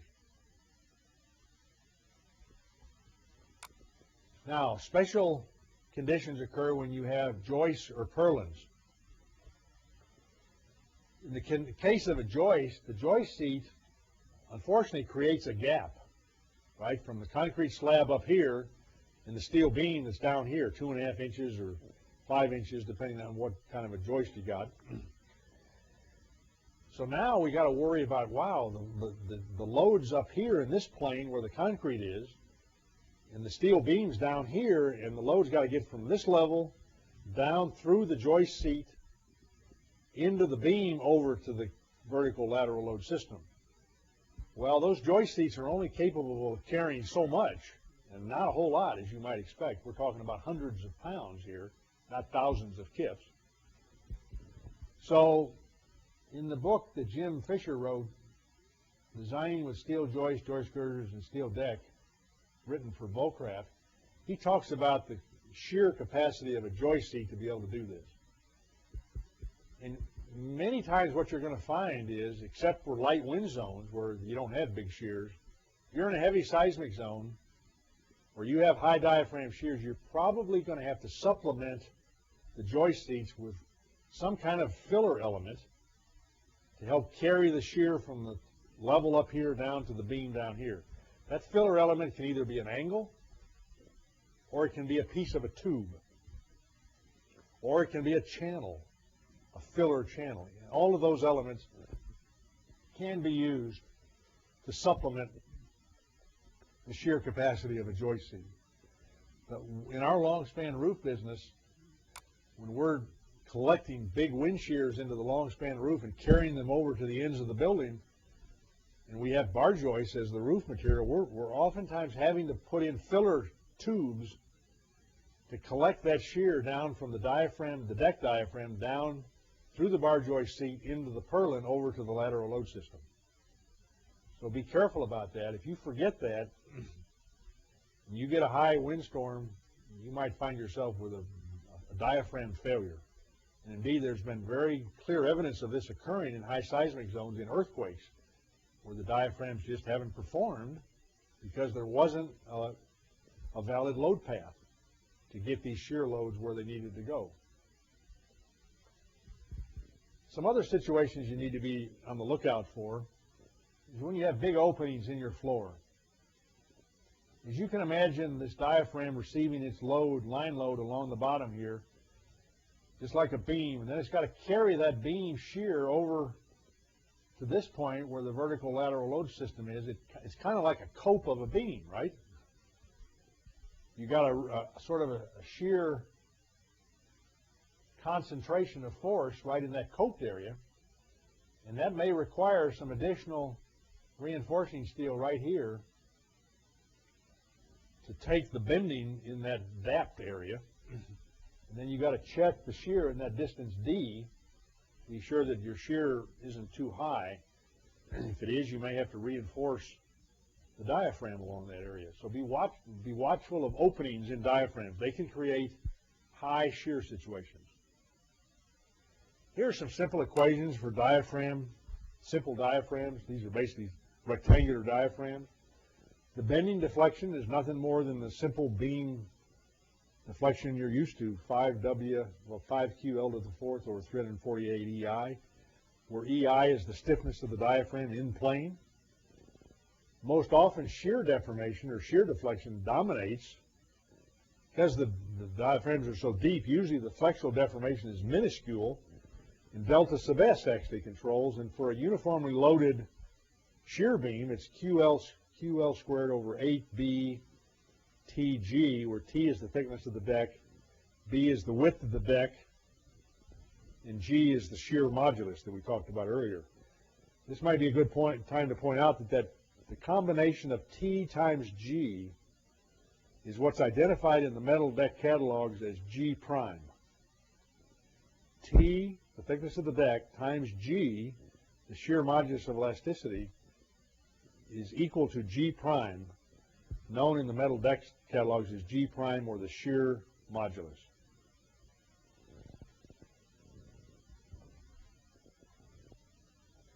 Okay, if you look in the metal deck catalogs, either the Steel Deck Institute catalog or the Volcraft catalog or anyone like it, you'll see equations and tabulated values for G prime. And here's examples of what those equations look like. The one on the top is the general equation developed by Luttrell at the University of West Virginia, where G prime is a function of ET 2.6 S over D plus phi D sub n plus C. All of those terms account for the deformation of the deck. That deformation partly comes from connection slip, it partly comes from warping, and it partly comes from just sheer deformation of the sheet itself. All of those parameters are reflected in that G prime equation. What Volcraft has done is they've taken that top equation that's in the Steel Deck Institute manual and they've simplified it into terms that they tabularized in their catalog. So you can find that alpha, the D sub x, and the K term in the catalog, as well as that K2 term. If you're evaluating the deformation or deflection of a shear diaphragm, you need that G prime value. Depending on how you weld or connect the metal deck diaphragm to the purlins, Volcraft publishes the G prime value that's appropriate to how you connected it to use in your analysis to determine how much the diaphragm deflects. If you have a fill diaphragm, not just a metal deck diaphragm, the equations look similar, only now when we fill it, we take away the warping part of the term, right? If you fill a deck, you can't warp the deck anymore because the fill prevents that warping. So the equation simplifies a little bit. And here's the way Volcraft identifies that same equation for the case of filled diaphragms. G prime is equal to K2 over alpha plus 3K times the span plus the term K3. All of those are tabularized in the metal deck catalog. What is the definition of that shear modulus term G we talked about? Well, remember it's E over 2 times the quantity 1 plus Poisson's ratio. G prime is equal to that G term times the thickness of the deck. That's a fundamental property of a metal deck, is the G prime term that you see tabulated in the catalog. And as I say, usually the shear deformations control over the flexural deformations simply because the decks are so deep in their own plane. The metal deck strength, in addition to stiffness, which is a function of G prime, we have a strength term that has to be evaluated. That is, how strong is the diaphragm to carry the shear forces. The metal deck catalogs identify that metal deck strength as shear strength S. It's a function of the edge fastener strength, the interior panel strength, the corner fastener strength, and shear buckling strength of the metal deck itself. Those four phenomena control the strength of a metal deck diaphragm. And all of those are calculated and tabulated for you in the metal deck catalogs in terms of pounds per foot. Pounds per linear foot of attachment length. So you'll look in a catalog with a certain deck fastened a certain way, and it'll say S is equal to 290 pounds per foot.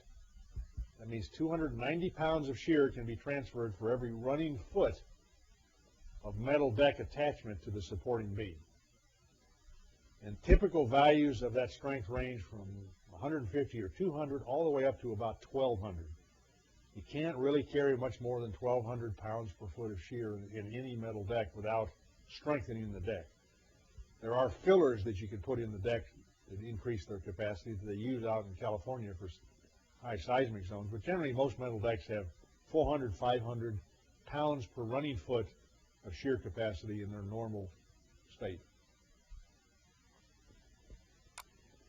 Now, be careful of whether or not your metal deck catalog gives you shear values in terms of LRFD strengths or ASD strengths.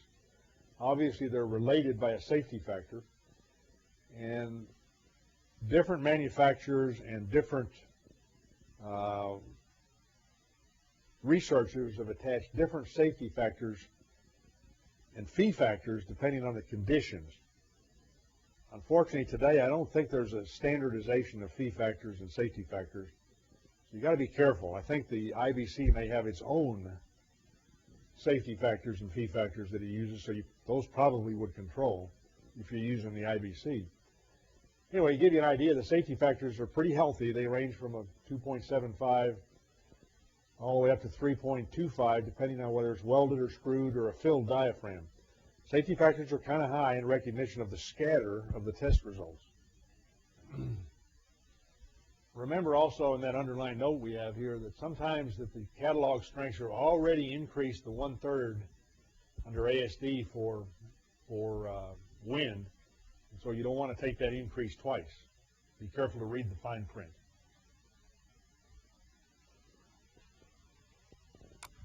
Many catalogs are now coming out in terms of limit state design or LRFD design, in which case the results are given in terms of the capacity, and you got to use a fee factor, and therefore, depending on which manufacturer and who you go to, you might get different fee factors for different conditions. So be on the lookout for that. Again, this is discussed at length in this diaphragm design manual by Larry Luttrell from West Virginia University. He's the one that received the commission to do the research on behalf of the Steel Deck Institute. Again, different fee factors for different conditions.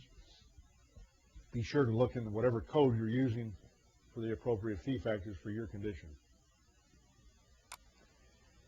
If you're going to use the concrete slab as your diaphragm element, and you don't want to count on the metal deck if one exists, or if you just have a concrete diaphragm, obviously ACI 318 in Chapter 21 does have shear strength requirements for diaphragms. And there's an expression in ACI equation 2110 is the nominal shear strength for a concrete slab diaphragm. You can use that and reinforce the diaphragm appropriately with horizontal and vertical bars in the plane of the diaphragm to reinforce it to carry the nominal shear stress that you calculate. Metal deck diaphragm terminology, they kind of have their own jargon, and we try to show that in this slide here. The light horizontal lines represent flutes, okay? The yellow circles represent bottom of flutes over a support where you would make a attachment from the metal deck to the dotted line below, which is the purlin or the beam. The horizontal red broken line is the edge of the deck sheet where you have the vertical or the triangular attachments which are called the side lap fasteners. So you got the deck panel spanning from purlin to purlin. You got the support fasteners, it's the round circles. And then you have the side lap fasteners, which are the triangular symbols. And of course the span of the deck is nothing more than the span between purlins. So this is the way the metal deck catalogs identify it. Now they have their own terminology. You see in the metal deck catalogs for a sheet that's 36 inches wide, if you connect it 3 times at the support across that 36-inch flute, or that 36-inch wide sheet, it's called a 36/3 pattern. It's connected at each edge and 1 time in the middle. If you connect it 4 times, it's 36/4. And so on. If you connect it 9 times, it's 36/9. And since you don't have 9 flutes, you double up on the end flute. So the 36 inches is the width of the sheet, and the 9, 7, 5, and so on is the number of connectors. This is what you're going to see in the metal deck catalogs when it lays out the fastener requirements. And remember, depending on whether you do 36/3, 36/5, 36/9, that dictates how much shear per running foot you can transfer from the field of the diaphragm down into the purlin. That and also the number of side lap fasteners.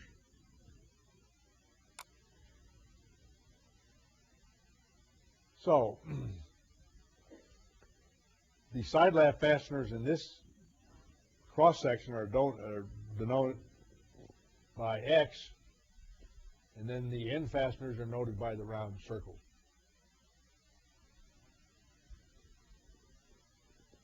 The Epic catalog, where they have those special profiles to carry the hangers, they have a little bit different kind of notation.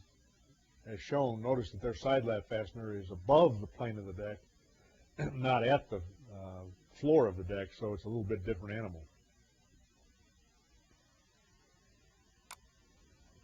Okay, we're going to talk about the diaphragm chord forces. Just like any beam, when you flex it, you create tension in one flange and compression in the other flange. In a diaphragm, those are called the chord forces.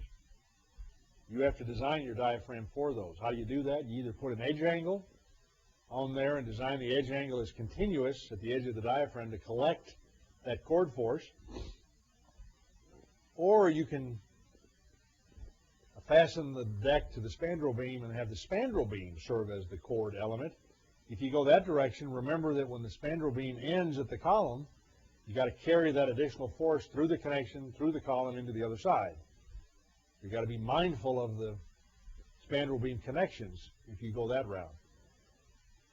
Many times what's done is you either provide an angle that's spliced along the length above the purlin so that you can do it on top of the deck, or if it's a concrete filled diaphragm, a lot of times you just put reinforcing bars in there and let the rebar act as the chord element, just like you would a concrete beam. So you got several options there depending on what kind of diaphragm you have.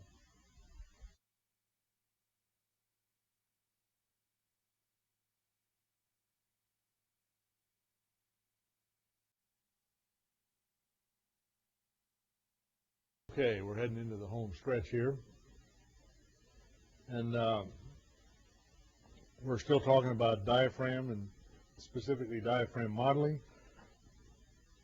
One of the situations that I want to draw your attention to is quite important in your analysis model that we see engineers making this mistake many times. And I'll show you one situation where it could be catastrophic if you're not careful. As you all are aware, many programs like ETABS assume a infinitely rigid diaphragm as a means to reduce the number of degrees of freedom of the system and therefore cut down on the model, the unknowns, if you will, in the model to reduce the solution time. And when this first started occurring some years ago, it was a real boon to modeling because you could model more complex situations and much faster than before. So it's certainly a good idea, but it brought with it some potential problems that the engineers need to be aware of. First of all, if you have a rigid diaphragm assumption in your analysis model, anything you connect to that diaphragm will be itself infinitely rigid and therefore undergo no axial shortening and therefore receive no force. And that includes things like collector beams, brace beams that we talked about earlier. And what this slide is all about is cautioning you about the brace beam situation. Brace beams, remember, are those beams that are inside the brace frame system that are receiving all these diaphragm shears and therefore are wanting to shorten and undergo an axial deformation, which in itself is one of the contributions to the story drift at that floor. And if you don't release that brace beam somehow from the diaphragm, you won't capture the forces correctly and you won't realize the deformations correctly, and you'll get erroneous or partly erroneous results. So we know from experience that if you were just looked at the deflection of a braced frame, that a certain amount of that deflection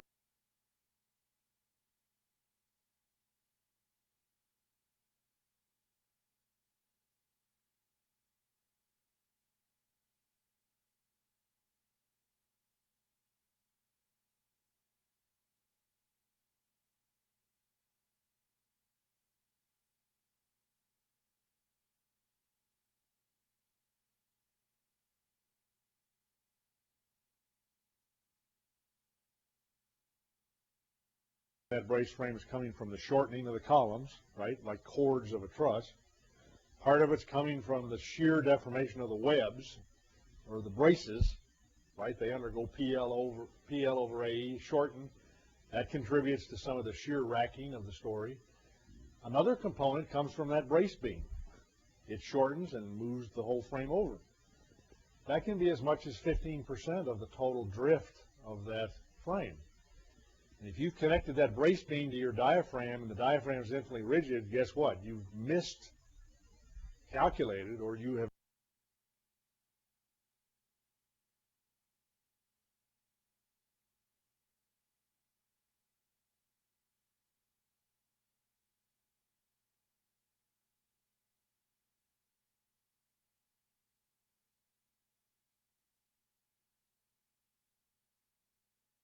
ignored, effectively, that component of the drift of that frame.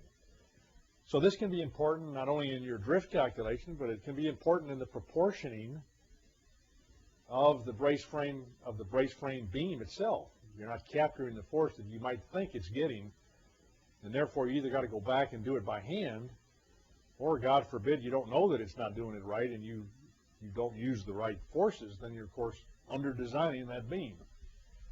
So how you release these brace beams from the diaphragm becomes a very important part of the challenge of modeling these multi-story buildings. It's easy now, instead of using just always assuming that your diaphragms are infinitely rigid, it's possible to model the diaphragm using in-plane shell elements. And that might be a good way to go, because you can use a fairly crude mesh there. That is, it can be 30 feet wide and 30 feet long in your mesh. But if you model it as a shell element, you then can use it as a tributary collector, if you will. It can collect the gravity loads, and if your program's set up to do that, it can carry that load over to the beams in the column and the beams that frame into those columns, so that's an advantage. In other words, it picks up the tributary loads correctly. But more importantly, you capture the deformations and the stresses in the diaphragm itself to see if you have any diaphragm shear problems or any hot spots in your diaphragm that you might otherwise be unaware of. So you can either do this, you can assume an infinitely rigid diaphragm and do all this by hand, or you can model the diaphragm itself. And more frequently we find ourselves modeling the diaphragm because it's pretty easy to do now. And unless your problem is really big, it really doesn't tax the computer power that much. Always be mindful of the load path of the forces in the diaphragm, and be sure that you've created a load path that's valid, that's realistic, and that gets the loads to where they need to go. So if you're going to model the diaphragm, then you want to be sure you model the drag struts or the collector beams as well, so that you can see what forces you're getting in there. So once you start this, go down this path of modeling the diaphragm, you of course got to do it correctly and capture all the elements, including the collector beams and the drag struts. You can also model flexible diaphragms as membrane elements. I've always seen it done as shell elements, but I understand you can also do it as membrane elements. And there's different programs that have different ways of doing it, so depending on what your favorite program is, you may want to research this to see how it's done. I know RISA does it now, and I know STAD does it, Georgia Tech Strudel, SAP, and ETABS, and all the good programs I think have this capability now. Now, it's very important that you capture the axial force in the brace beam correctly, and that's what this slide is supposed to show you, that the force in the brace beam, that's the beam now, the horizontal beam connecting the two columns at the top of the chevron, it's receiving load from above through the braces, right, that come into the column joint, and it's also receiving load from the floor itself as a collector. It's collecting shear, if you will, from the diaphragm.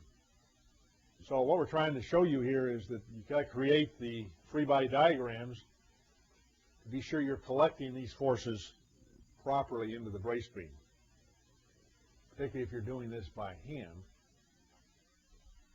And depending on whether you have a chevron brace or a diagonal brace, as we have in this case, obviously the load paths are different, but the concept is the same. Be sure you're getting the right forces from the diaphragm and the brace above into your collector beam. In this case, obviously, that collector beam here is receiving the horizontal component of that brace plus the diaphragm shear it's collecting along the floor.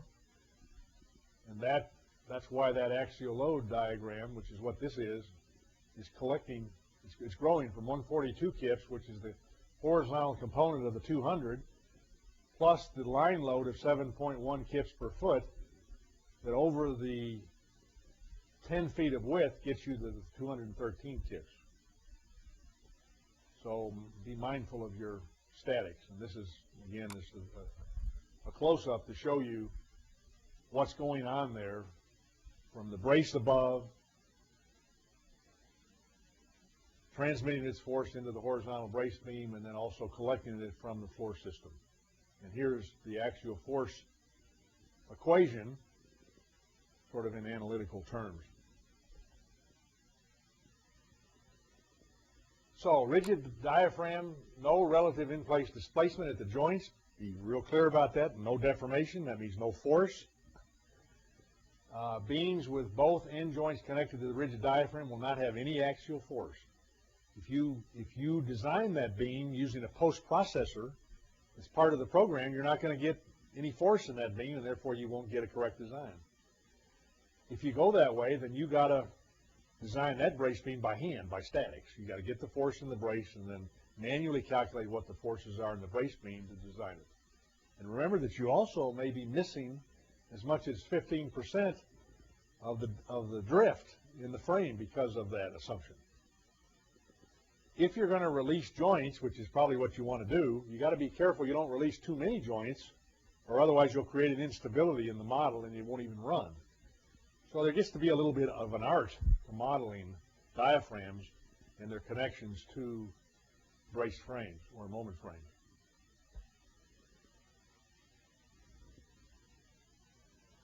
This slide basically says, okay, if you're going to connect the diaphragm to the joints, the beam and the column and the brace joints, as rigid elements, then the brace beam isn't going to receive any force. It'll show zero. And in this condition, you probably don't want to model it this way, but if you do, recognize you got to do statics to collect all the real forces in that brace beam. An alternative to that is to discretely release from the diaphragm, from the rigid diaphragm, certain joints that then allow this deformation to occur. And if the axial deformation occurs, then the force will show up. So this is what you would do if you were able to collect all the diaphragm shear along the brace beam itself without having to worry about the collector beams on the sides, as we talked about earlier. Then this would be a way to go. You would release those two joints where the brace connects to that beam with the X through them. That's a joint release. If you did that, you would get force, as shown in the red and the yellow shading there, in those elements that would be correctly depicted. If, however, you can't collect all the shear within that brace beam because the shear is too high for the diaphragm, then you may have to use a collector beam in front of or behind the brace frame like we show here, and then in order to get any force into that member, you have to release this joint so that that beam can shorten. So I think you see what we're trying to do here. We're trying to get you to release the proper joints discretely so you can realize the deformations and therefore realize the forces that are in those members, so that if you use a post-processing element as part of your program to design those, it's designing them correctly. There are many engineers that wouldn't even know about this, and they would just, the program would say you need an 18 by 35 beam there, And probably what's happened is that the program has designed that 18 by 35 for the gravity load on it, and it's totally ignored all of the axial load in that brace beam. And if the engineer's not smart enough to realize what happened, he'll write W18 by 35 on the drawings, and that's what will get built. So these are the things you have to be careful about when you're doing your modeling and you're doing your design of the lateral load resistant system when it's combined with diaphragms. So this just tells you that the different situations that we just talked about, approach number 1 or approach number 2, you handle it depending on what the magnitude of the shear forces are in the brace beam. This same situation we talked about earlier for the chevron brace also applies to a diagonal brace here. Again, if you have no releases, there'll be no force in the brace beam. And if you get a post-processor to design it, it'll say it's an 18 by 35 and it's designed only for the gravity load on it. And that would be wrong. To do it correctly, then, you want to release one of the joints, as we show here, where that X is. That allows the shear that's getting into that beam to deform the beam because it's disconnected from the diaphragm. That means it'll realize an axial force. If you get your post-processor to design that, it won't be an 18 by 35. It'll be a 14 by 120 because now it's got a lot of axial load in it in addition to whatever gravity load it had on it. So, again, be careful of the load path. Here's the same releases that you'd have to do to have a collector beam here. If you couldn't carry all of the shear along that length, you'd have to drag it in to this, and here's the joint releases that you would have to do that. So, flexible diaphragms can be modeled using in-plane shell elements, as we talked about earlier. The beam axial force is not only comes from the force that the program says is in the beam itself, but the shell element is also collecting axial force. So to get the correct force in the beam, you have to collect the force from the shell element to get the right axial force in the beam. So be careful of that. Your program may not automatically add those two up. You have to do that yourself.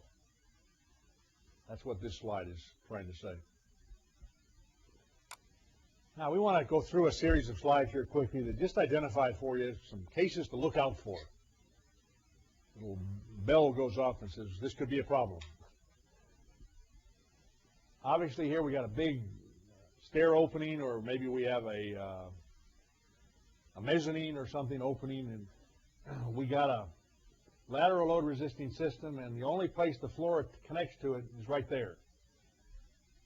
Well, obviously, we've got to be concerned about how does the diaphragm shear get its way into this vertical lateral load resisting system. Right now, this is the only available path, or possibly through here and then down this way. Both of those may create high shear stresses in that dapped area, if you will, of the diaphragm. You may have to put extra reinforcement in there. It's kind of like a coped beam.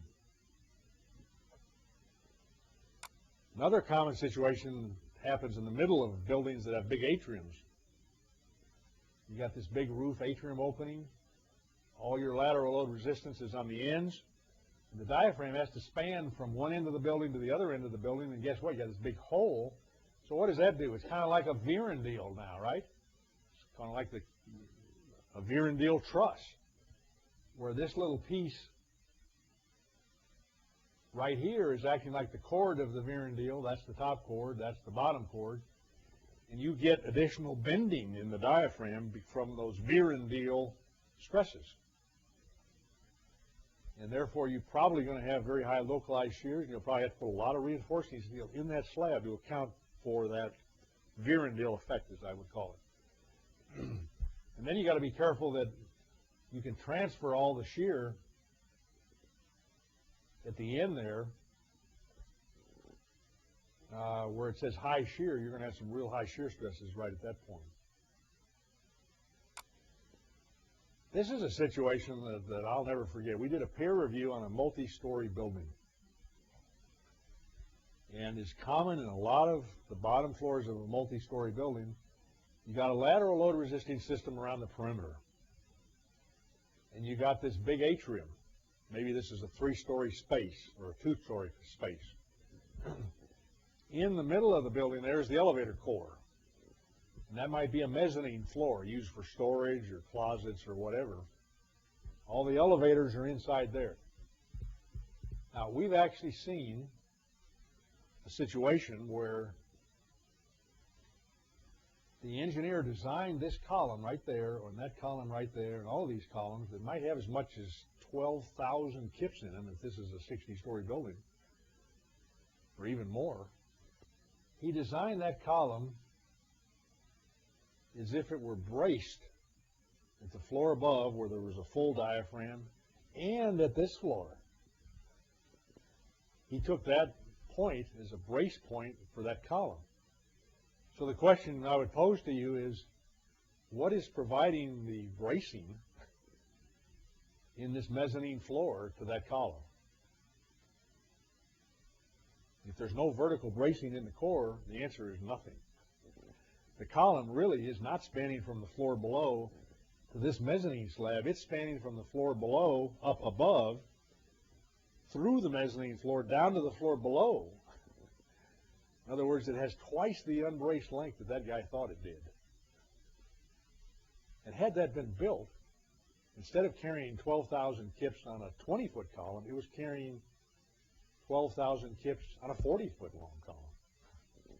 It would have just buckled. The answer to that, of course, is there probably should have been some vertical bracing locally within this core to provide this floor as a brace point, but he didn't have that. All the lateral load resistance was around the perimeter.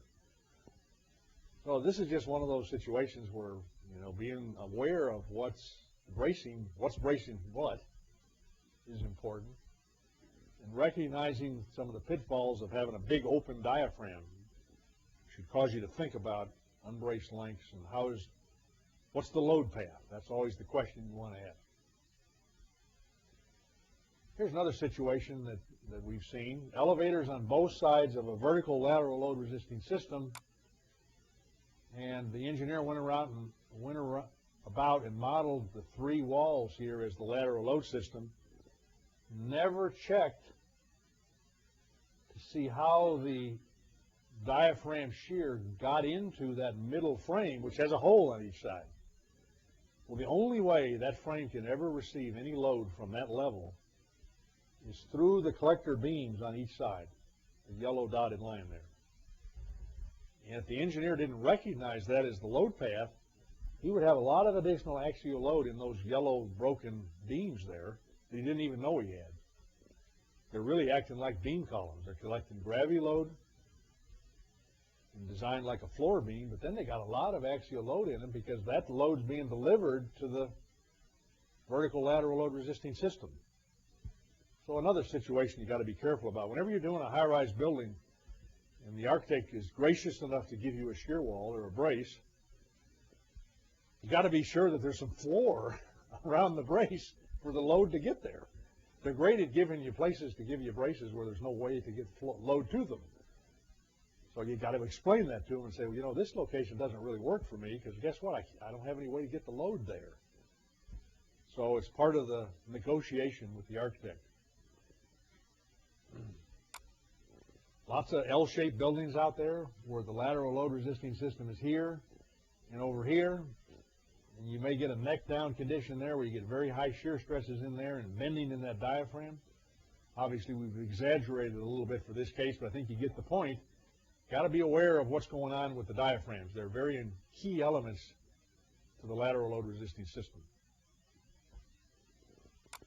Lots of T-shaped buildings out there. In Las Vegas, they do tons of these. Or Y-shaped or T-shaped buildings. And many times the lateral load resistance is out at the edge, and it creates very high diaphragm shears that you have to consider. You wouldn't want to design this building as a rigid diaphragm. You'd want to model the diaphragm as a shell element to really see what the deformations are and what the shear stresses are in that diaphragm. This is the one that just absolutely can be devastating. We actually saw this on a set of drawings that we reviewed in a peer review. The engineer had designed a transfer truss to carry multiple floors, and notice there's no column below. So this truss is a transfer truss picking up all that column load over to here and to there. In the design of that truss, the engineer used a post-processor that was part of ETABS. And we looked at it and we said, gee, the chords were like 14 by 400 series. And then we looked at his chord, or his diagonals, were 14 by 400, really heavy shear, because they were picking up a lot of columns. And this was like a 60-story building, by the way, so a lot big, heavy column load. And then we looked at his chord forces. And his chord force right there was a 14 by 90. So we said a 14 by 90 chord with a 14 by 400 diagonal. That doesn't look right.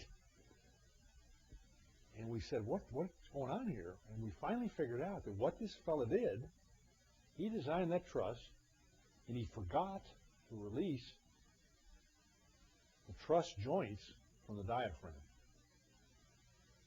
So this truss was behaving like it had an infinitely rigid chord, which was the infinitely rigid diaphragm. It was still getting the right shear because the shear had to get over to the end column. So the diagonals were designed properly for the shear force, but the chords weren't designed properly because they were connected to the rigid diaphragm and never got any axial force in it. So the size he was getting was coming from the floor gravity load, not from the transfer truss. And he didn't catch that. Nobody caught that.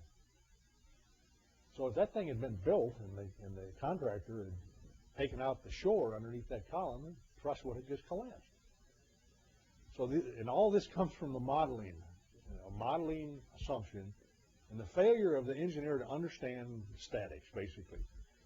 So, when you look at a transfer truss like that, it's carrying 12,000 kips of column load, you should be asking yourself, okay, does this truss make sense? Does it have diagonals that are carrying the shear? Does it have a chord that's carrying the compression forces and a tension cord that's carrying the tension? And do the sizes look right? Nobody bothered to do that. That's what came out of the computer. By God, it's got to be right, so that's what we put on the drawings. So this is some of the fear that we managers and those that are responsible and put our stamps on the drawings, right? These are some of the things we got to think about when our young engineers are designing this stuff. Be sure that they're doing it correctly. I mentioned this earlier. This is a very critical situation you always want to be mindful of. You've got a lateral load resisting system here. It's coming all the way from the roof down to the foundation. This one is coming down from the roof to the second floor, and then all of a sudden the architect said, no, I can't give you a brace here. You're going to have to move it over to here, because he wanted a big lobby there. And so the engineer said, okay, I'll move the brace frame over. And now all the story shear that's coming down this frame gets to this floor, and all of it has to be drug over to here before it can continue its load path down to the foundation. The only way it can get over there is through the diaphragm. And if you have a 14 by 500 chevron brace coming down, you take the horizontal component of that, and that's imparting a shear force into that diaphragm. And if you're not capturing that properly in the diaphragm, obviously it isn't going to work. So this diaphragm in this case would have a lot of reinforcing steel in it, or it might even have to have steel members underneath the concrete slab that provide that diaphragm, horizontal diaphragm capacity. But again, your computer model might not tell you that if you didn't model that offset correctly. So here it is in 3D. Here's your vertical brace coming down. The architect says, no brace. I'll give you one here, or I'll give you one there. I won't give you one here. So the diaphragm has to carry it all the way over to there. And huge diaphragm shears develop then in that green plane. I think most people would probably recognize that and design for it, but it's just one of those things. You've got to be sure you know what's going on there. Another problem we've seen commonly in high-rise construction is when there's a basement, one underground basement or two underground basements. The engineer carried the vertical lateral load resisting system all the way down to the foundation, and he said it's conservative to ignore all the perimeter basement walls. I'm just going to design that load to go straight down. And then he took the ground floor diaphragm right here, and he proceeded to detail that where the diaphragm concrete slab went over the top of the concrete wall, basement wall, and is doweled all the way around the perimeter to it. Okay, now when he did that, in his mind he had one load path in mind, all the story shear coming down all the way to the foundation from the core vertical system all the way down to the foundation. But in reality, the way the building wanted to behave is that, okay, these braces here are now being supplemented with these perimeter basement wall system, which is tremendously stiff. Visualize a 14 or 16-inch concrete wall all the way around the perimeter of a block, rigidly connected by the diaphragm to the top of that. So now what wants to happen is all the story shear that's coming down the building, instead of going down here like the engineer assumed, it's going here, and it's about 3/4 of it is getting sidetracked and trying to go over to the basement walls, which are very stiff elements trying to carry it. And if you don't recognize that, you can literally tear up a diaphragm, probably not in a wind load condition, because you probably wouldn't ever get your 50-year design storms. But by gosh, in an earthquake, if you got an earthquake in this building, if this were in a moderate seismic zone, you would probably just tear up that diaphragm where it connected to the basement wall, and you would have a real mess on your hands in terms of a structural problem. So again, recognizing the load paths and having that load path be consistent with the assumptions you make in your model, computer model, is a very important part of being a good analyst in modeling these situations. So to sum up all the things we talked about diaphragms, this is Dave Letterman's top 10 problems here. What are the top 10 reasons why you may have diaphragm-related problems? Well, number 10, diaphragm shear capacity never checked. The engineer didn't even know enough about diaphragms to know that there was shear in the diaphragm. Number 9, connections are not designed to transfer chord and collector forces. Number 8, force transfer from the diaphragm to the collector beams and the vertical lateral load resisting system is not considered. The load path never clearly defined. Number 7, chord and collector beams are not designed properly. No recognition of the fact they have shear forces in them. Most of the time, diaphragms are not modeled in any analytical model, therefore the engineer doesn't have a clue about what's really going on. Number 5, axial force in the beams is incorrect because he failed to separate the brace beam from the diaphragm. Large openings in the floor are not given proper attention, therefore high shear stresses in the slab ignored or overlooked. Number 3, building has basement walls and these walls are ignored, thinking it's conservative to ignore them. Maybe not conservative. Number 2, some of the vertical lateral load resisting elements do not go all the way to the foundation but transfer into plan. The engineer failed to recognize the horizontal shear transfer and under-designed the diaphragm situation for that case. And the top number 1 offender, the computer analysis.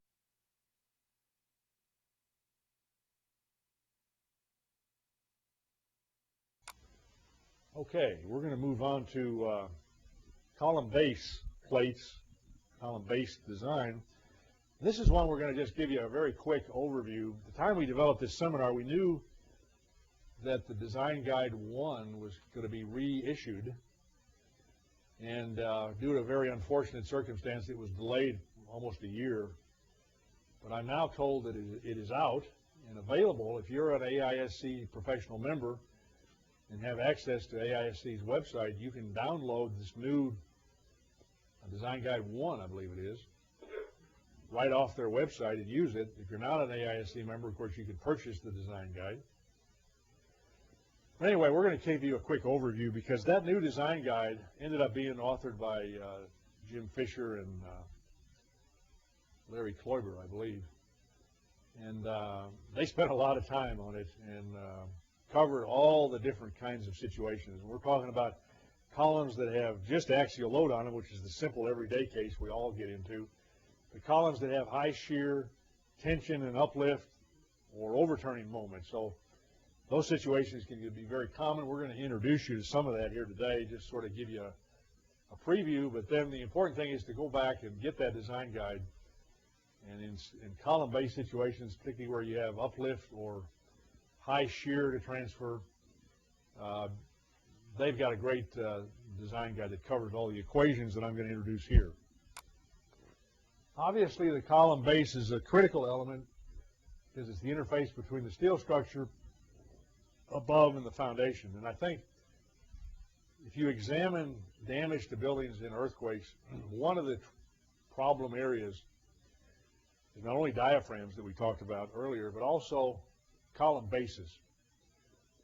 Because there, of course, the frame is going under high inelastic action, and the bases are rotating very excessively, and if they're not detailed properly, they basically will fail. They'll either fail in some non-ductile manner where the base plate will fracture, or the anchor bolt will rip out, or the shear, if there's high shear in the brace frame, maybe the shear isn't handled properly. So it's a real test to design column bases in high seismic zones. As a matter of fact, there's very little out there right now in the code about this, and I think there'll be more coming out later. So you get significant force levels that you have to resist. It frequently involves weld between the column and the base plate. It involves anchor bolts between the base plate and the foundation. It involves grout. It involves transferring large shear forces, potential uplift, a lot of things going on at the base of a moment frame or at the base of a braced frame. And how you model it and how it actually behaves can have a significant influence on the success or failure of that frame during an earthquake or a high windstorm. As we talked earlier, a lot of analytical models take the easy way out and say it's either pinned or fixed without taking advantage of that rotational stiffness that we talked about earlier. Improper boundary conditions can lead to an error in the computed drift and the P delta effect. We talked about that earlier. As far as the design of base plates, you have an option to use A36 steel, which is available up to 8 inches in thickness. And beyond that, you get into grade 32. Or you can use A572 grade 50 up to 4 inch, and then grade 42 over 4 up to 6 inch. Really, it's probably more economical to use the A36 plates. You generally want your base plates to be pretty rigid, because that's the assumption you're making when you design them. So I really see no reason to go to the higher cost of the A572 plate over the A36, so we generally use A36 plate. If you have a space problem and a 4-inch plate or a 6-inch plate is too much architecturally, then you may want to consider an A572, but otherwise there's probably no reason to use the higher grade. So increasing thickness is preferred to increasing strength. That's just an opinion, nothing written in stone there. Fillet welds, though, are always preferred from a cost standpoint over partial joint penetration or complete joint penetration welds. Whenever you can, transfer forces by fillet welds. When you can't, then use partial joint or complete joint penetration. If you're in a high seismic zone, you probably want to use complete joint penetration, not use partially joint penetration welds because of that built-in root defect that you get. Grout. Grout is obviously essential to transfer the load on the base plate down to the foundation below. There's really no reason to use anything but a non-metallic grout unless you have a situation where you have some kind of vibratory condition, like a vibrating piece of equipment or something. You don't need to incur the cost of a metallic grout because it is more expensive. We always like to make the grout strength as measured by cube test at 28 days twice as strong as the supporting concrete. Why do we do that?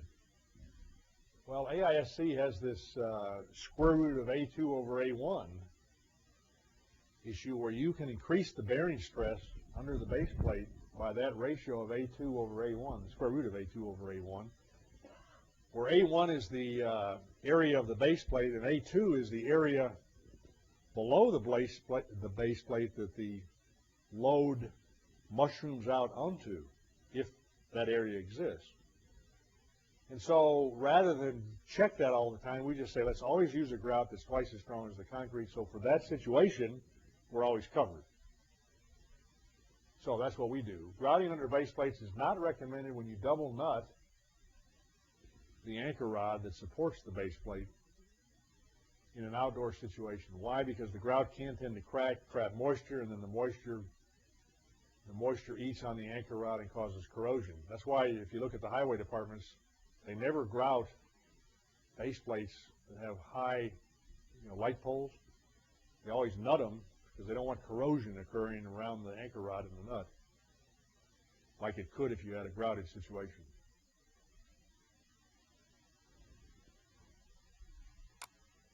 Anchor rods, I assume all of you know that the politically correct term is anchor rod now, not anchor bolt. AISC went to the trouble of influencing an entire new ASTM specification, A1554 or F1554, specifically made for anchor rod situations. They come in three grades, 36, 55, and 105. A36 is normally the anchor rod material of choice. It's also good because it's weldable. You can get it in grade 55, which you can order, special order as weldable. Grade 105 is not weldable under any circumstances. You can't even get it that way. We've actually had situations where we've had extremely high tension forces in anchor rods, and we've needed 4-inch diameter anchor rods where the grade 105 wasn't getting us there. And there is another ASTM number in the manual. I forget what it is, but it ends with a grade BD. It goes all the way up to like 150 KSI F sub U. So you can, in a 4-inch anchor rod like that, you can develop some serious tension. So if you outgrow 105, there is another option available to you, but obviously they're very expensive. And to try to transfer the force from a 4-inch 150 KS anchor rod down into the foundation takes some foundation too. It's how you develop that force down into the pier, but it can be done. Galvanized anchors are used for exposed conditions. Galvanized anchors and nuts should be purchased from the same supplier. It should be shipped as an assembly. Post-installed anchors are suitable only for very small loads and not practical for building columns. I'd really discourage a contractor from letting you use a post-installed anchor, unless maybe it's a grouted anchor rod into the foundation, drilled and grouted, epoxy grouted. This new F1554 spec comes color-coded, blue for A36, yellow for 55, red for 105, and if you order 55 weldable, there's a white paint mark at the embedded end. They signify that. Very helpful to put that white paint mark at the embedded end, wouldn't you say? I don't know who dreamed that one up. Nuts and washers have their own ASTM designations. Pretty basic stuff here. We want to talk about column bases that are subjected to axial load, compression, or tension. In some cases you have axial load and shear, like you would have in a braced frame. Or sometimes you have axial load in moment, like you might have in a moment frame. So you can get into design situations where you have all three of these conditions. Remember that OSHA now has this new requirement for columns and column connections to foundations, where you have to have a minimum of 4 anchor rods that are designed for a 300-pound gorilla located 18 inches out eccentric from the column, to be sure that when that guy's climbing on the column, it doesn't fall over and kill him. So no more 2 anchor rod conditions anymore. So all of our typical details have been changed to 4 anchor rods as a minimum, and I trust you would do the same.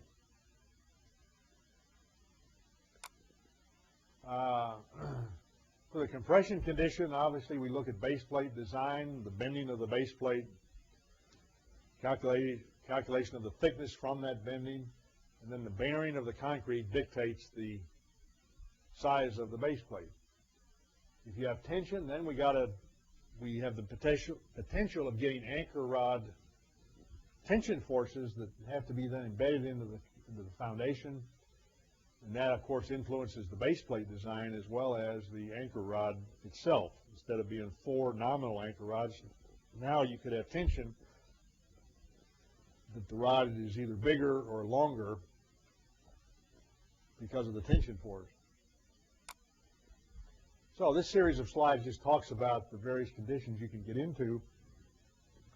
All of us are very much aware of the very simple case where you have an axial loaded column compression coming down to a base plate, the base plate rigid enough to distribute the load uniformly over the area of the plate, proportion the base plate for the area or the concrete stress under the base plate. The new requirement now that came out some years ago is that in addition to the one-way bending about each axis of the plate out from the column, we also have to look at the potential bending of the base plate for more lightly loaded base plates within the perimeter of the column, and that's what this expression right here is trying to do, is to work that potential limit state into the design process. You can refer to AISC specification for section 14, figure 14-3 in the manual as a very good discussion of what we're talking about here. The second situation we're showing there is if you also maybe have that column as part of a braced frame, and braced frames are prone to have very high uplift forces because you can't get much gravity load in them from tributary area, yet they may be receiving a lot of wind load or seismic load from the floors above, and so you could get in an uplift situation. That's kind of common, and therefore we have to design the anchor rods for the tension, and we got to take the load from the column into the base plate into the anchor rod. Now, what we've shown here, I think, works reasonably well if you have very small amounts of uplift.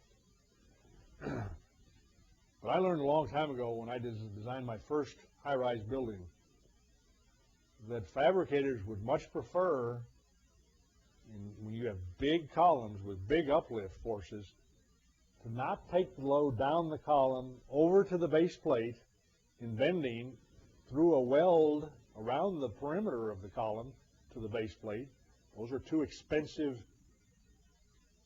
places to spend money to develop high forces, then over into the anchor rods, but rather you extend the anchor rods up the side of the column, create a pocket for the anchor rod. So now we're taking the load directly from the column, dragging it into the anchor rod, into the foundation, and not stressing the weld around the column base and not bending the base plate. Then our base plate simply is carrying the compression load, which is really good at doing. It's not trying to resist a high uplift force, and therefore that weld around the perimeter of the column isn't near as critical as it was if you try to take a big force, uplift force, through the base plate. So think about the best load path is usually the one that's the shortest load path to the foundation. That's from the column directly into the anchor rods into the foundation, not through the base plate and the base plate weld. But in light loads, what we show here is fine. Obviously, in addition to the vertical gravity load in compression, where we proportion the plate, we also have to think about the bending, reverse bending in that plate from the anchor rods in proportion for that condition, which is what we're showing here. Now, when you're dragging load from the column into the anchor rods, into the concrete, you got to be real mindful of your load path. Back to load path again. This slide just shows the A2 over A1 thing we were talking about earlier, where AISC lets you have a higher allowable stress under the base plate as a function of the area, square root of the area A2 over A1, A2 area is defined as the cone, the 45-degree cone that branches out until it hits an edge somewhere. Wherever it hits an edge, you draw a horizontal line, and that defines the A2 area. Notice that the very low phi factor, 0.65, that is part of the equation for proportioning the bearing. Now, most of you are probably aware, and we're not going to go into this much, but they do get into it in the design guide. AISC 318.02, now 05, has an Appendix D that was many years in development at ACI, which basically covers the design of anchors, both embedded anchors and post-installed anchors. And it appears like the way it's going is that anchor rods for steel buildings are basically going to be proportioned more according to the requirements of ACI 318 Appendix D. And that's the way the new design guide has gone. They're pretty much referring back to ACI 318 Appendix D. So all of us are going to get familiar with ACI 318 Appendix D as it relates to the design of anchor rods and base plates for combined axial load bending and uplift.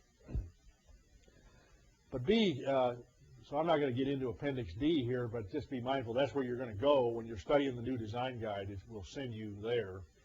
There's plenty of examples worked in that new design guide that will show you how to design for these different situations. One particular one that I want to call your attention to that sometimes engineers miss, you have uplift on a column. And you're taking the load again from the column to the base plate over to the anchor rod, and then uplift on the anchor rod that gets embedded in the foundation. One potential failure path is that broken line we show there. And obviously you can visualize what's happening. The load is being transferred from the anchor rod at the nut, at the bottom of the anchor rod, into the concrete, and the only thing that's resisting that then is the reinforcing steel that penetrates that crack and goes up to the top of the pier. And if you don't have the proper development length on that reinforcing bar that's hooked, you're not going to carry that high uplift force on the column. So again, load path becomes very important here. And sometimes many engineers have missed the fact that you lose a little bit of the development length because of that inclined crack there. It goes up at 1 to 1.5. So just be aware of that. That's what we're trying to show you in this slide. There's several valid mechanisms for transferring shear at the base of a column. We've always done it using a shear friction concept. ACI 318 in Chapter 11 has always had for many years, it's had a shear friction concept. And to me, that's very physical and easy to understand, and frankly makes more sense than just taking shear into an anchor rod. The shear friction concept is that when you put high shear at a base plate, what happens is the base plate tries to move over. The anchor rod creates a little bit of a crack at the top of the anchor of the concrete surface. That little cracked surface tries to raise vertically. That vertical raising of the concrete from cracking creates a clamping force on the anchor rod. And so what happens really is that when you have big shear on an anchor rod assembly, it's not shear that's really resisting. It's not shear in the anchor that's being developed. It's really tension in the anchor. So the concept of shear friction is you're taking a shear force and translating it into a tensile force by a shear friction mechanism.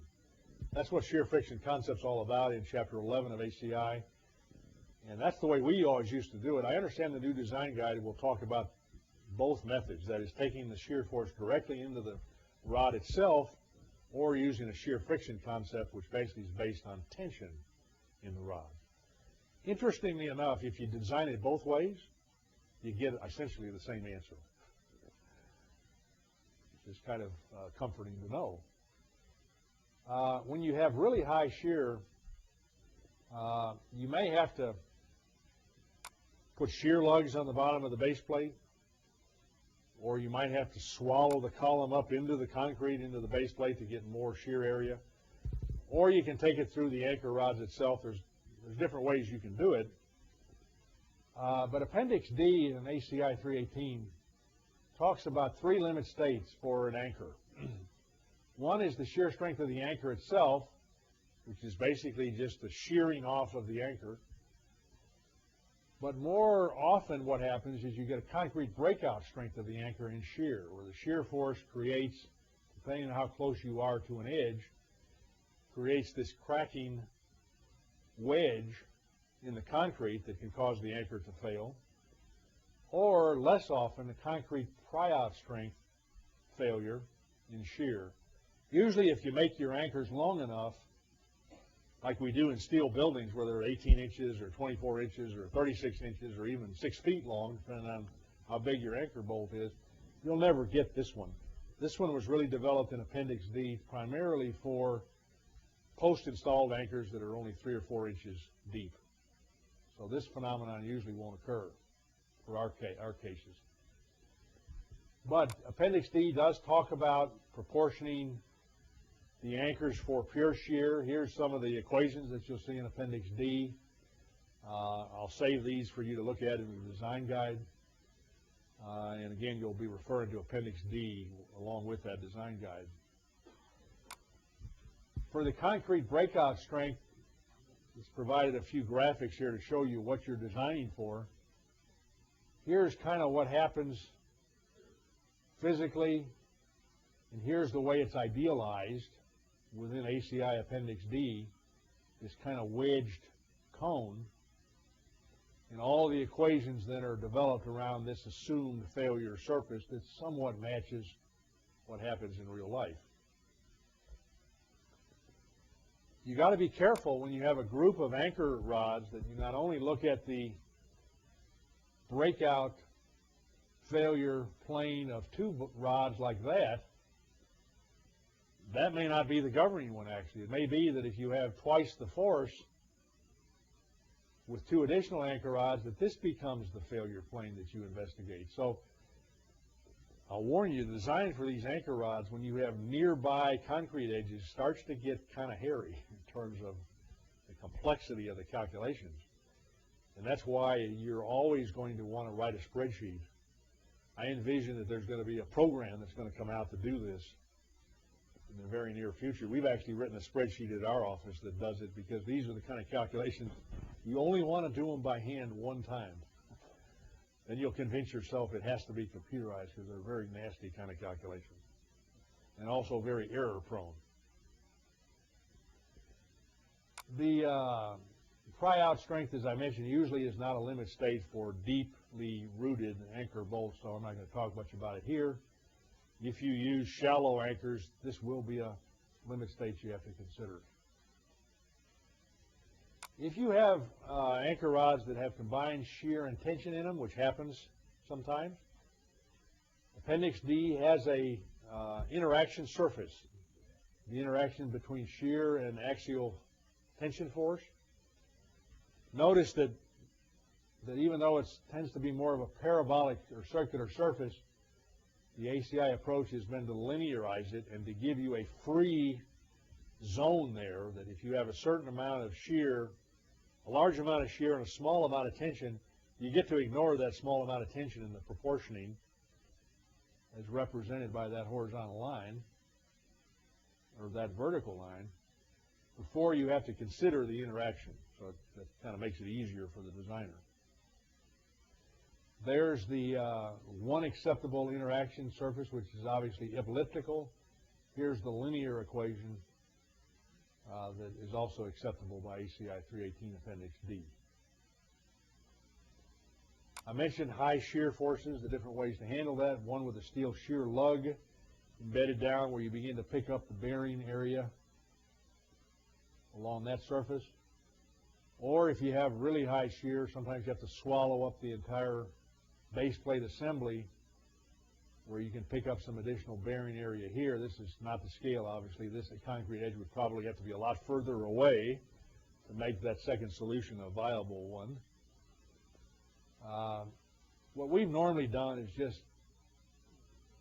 bite the bullet and design the anchor rods for that shear in a shear friction phenomenon and use really heavy anchor rods as opposed to going to these lugs.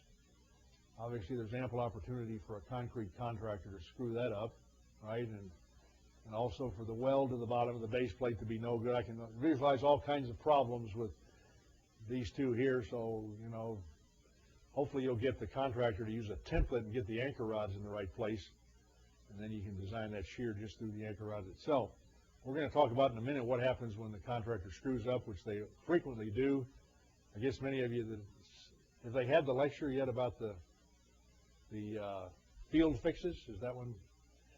That was yesterday, so you're going to see that contractors can do strange things and you have to get exotic fixes to correct them. Another situation that comes up frequently that some engineers don't recognize is when you have a very heavily loaded column near the edge of a concrete surface, and you can visualize this a little bit like the corbel of a precast member. Big, heavy double T sitting on the edge of a corbel, creating a potential limit state failure plane according to that dotted line. The PCI handbook actually has a situation just like this that you have to design for when you design a corbel.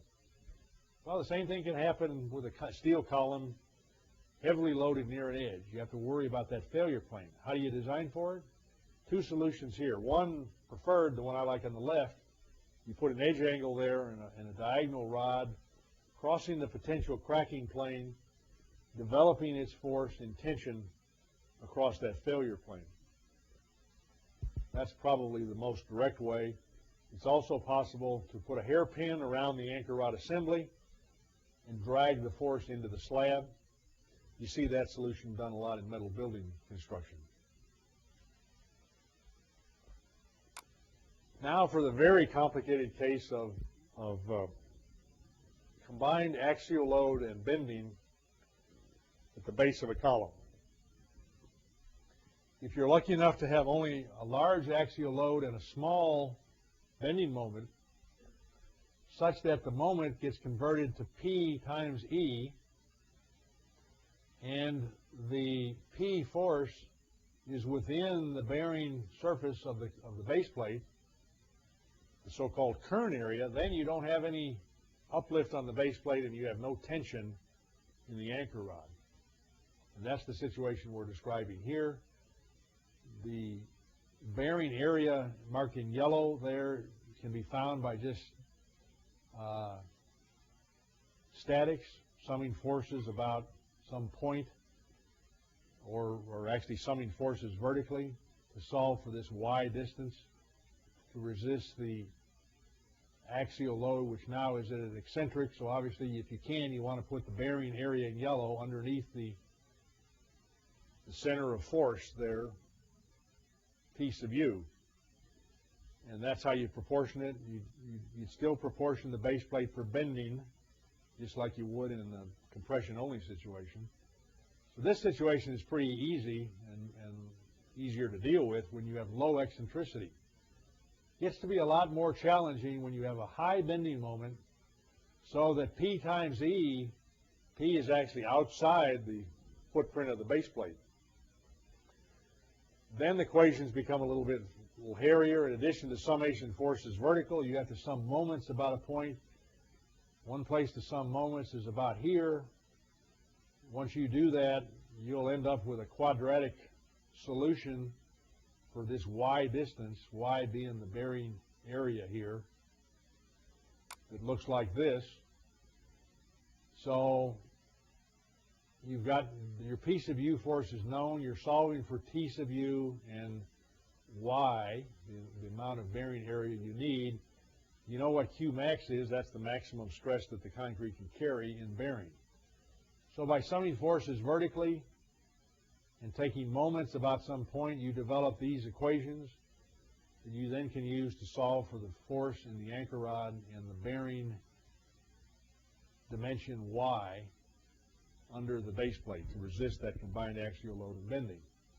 We've actually created a little flow chart here If you have low bending such that your eccentricity is less than this kern distance, n over 6, n being the width of the base plate, then you're in the low bending situation, and it's like that first slide I showed you.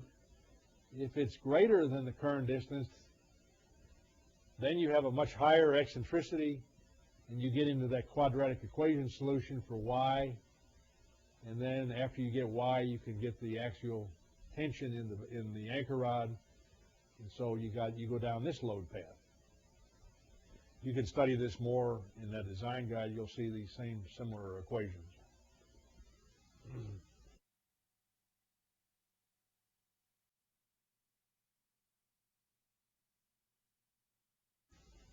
Now, we talked about what happens when the contractors screw up. So those of you here yesterday, you're going to probably hear some of this again. What we like to do in our specifications, and obviously these anchor bolt locations become very critical. Boy, nothing's nastier than having to solve a problem of a 2-inch anchor bolt that's 3 inches off from where it's supposed to be. Not often are you going to be able to move the column, right?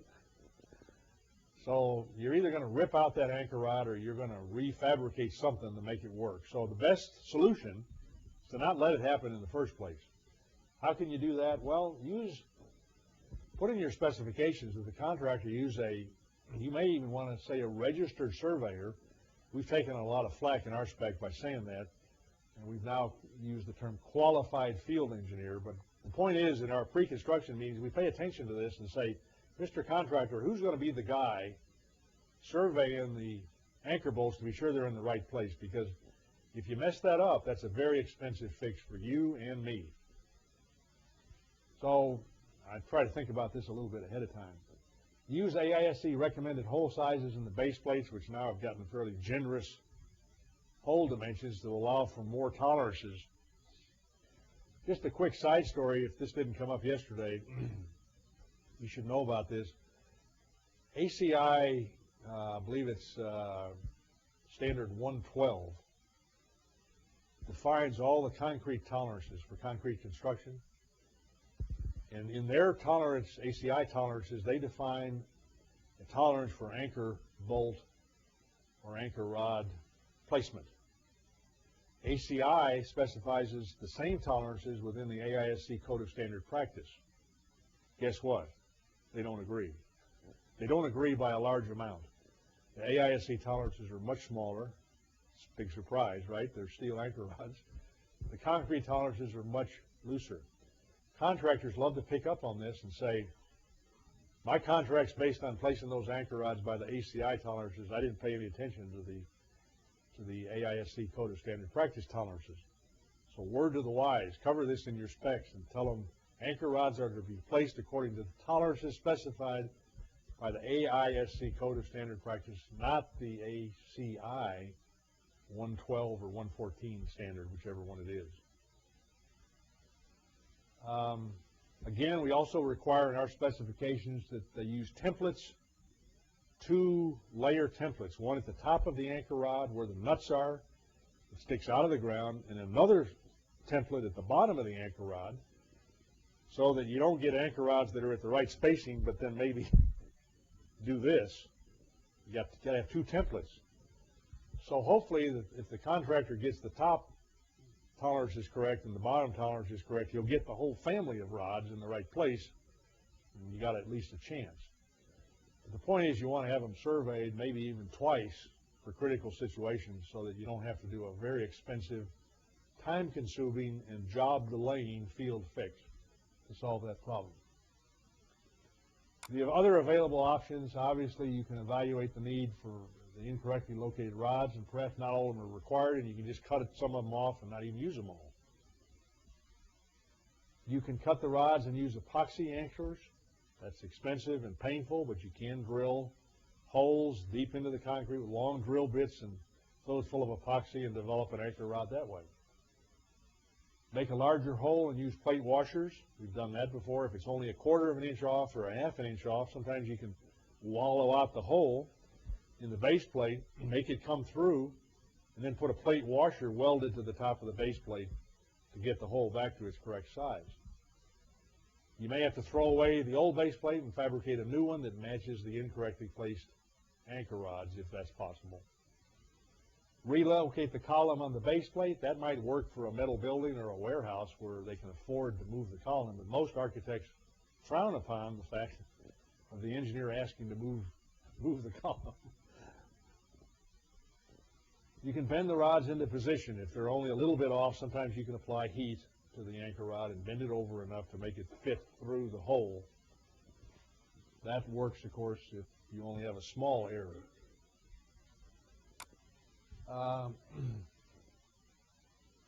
You can provide a design with ample length so that if the rod gets pushed down into the concrete, it's still long enough to put a nut on it.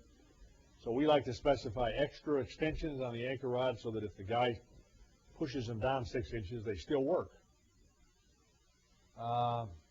If possible, do not use high-strength anchor rods. Use larger diameter rods that can be welded, because here's a situation where welding might come in handy. If you have to weld an extension onto the anchor rod or a sleeve. And of course, you can do that now in this new spec by specifying weldable grade 55, or of course A36 are weldable. Extend a short anchor rod by welding on a threaded extension. That's a possibility. Use a coupling nut to extend the rod. Cut the rods and use epoxy anchors, and these other solutions that we kind of talked about. Okay, coming to the end here. Any questions about column bases? Yes, sir.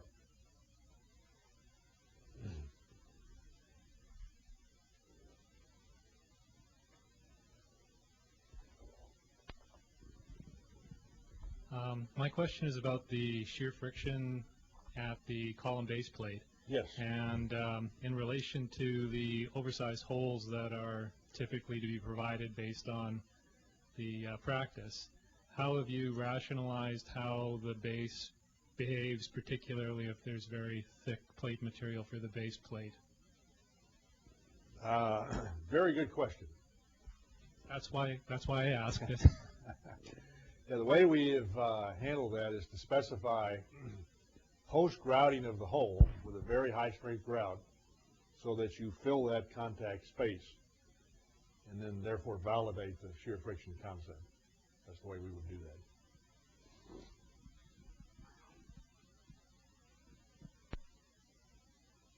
Any other questions? Okay, we're getting tired, huh? All right, we're getting close to the end here. I want to spend just a few minutes talking about steel trusses. Steel trusses is another one of those elements that you don't really learn a whole lot about in school. And so we do a lot of trusses, both in our long span building practice, but also in buildings where you have transfer trusses. Sometimes when you're spanning 150 feet, a plate girder doesn't work very well, and you get into a shallow truss. So we're going to talk about the various types and anatomy of trusses, strategies and geometry, member selection, connections, and some practical tips. Most of this is not anything very new to you. It's sort of obvious.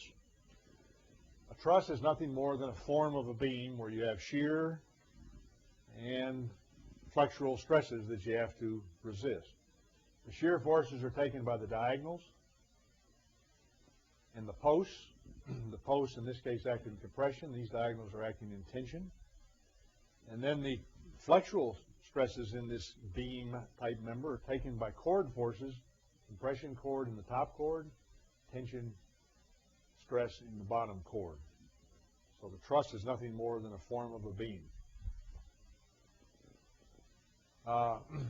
Because it's a beam, you can draw a shear diagram and a moment diagram, and you can use the shear diagram to proportion the diagonals and the posts, and you can use the moment diagram to proportion the chords. Very simple concept of how a truss works.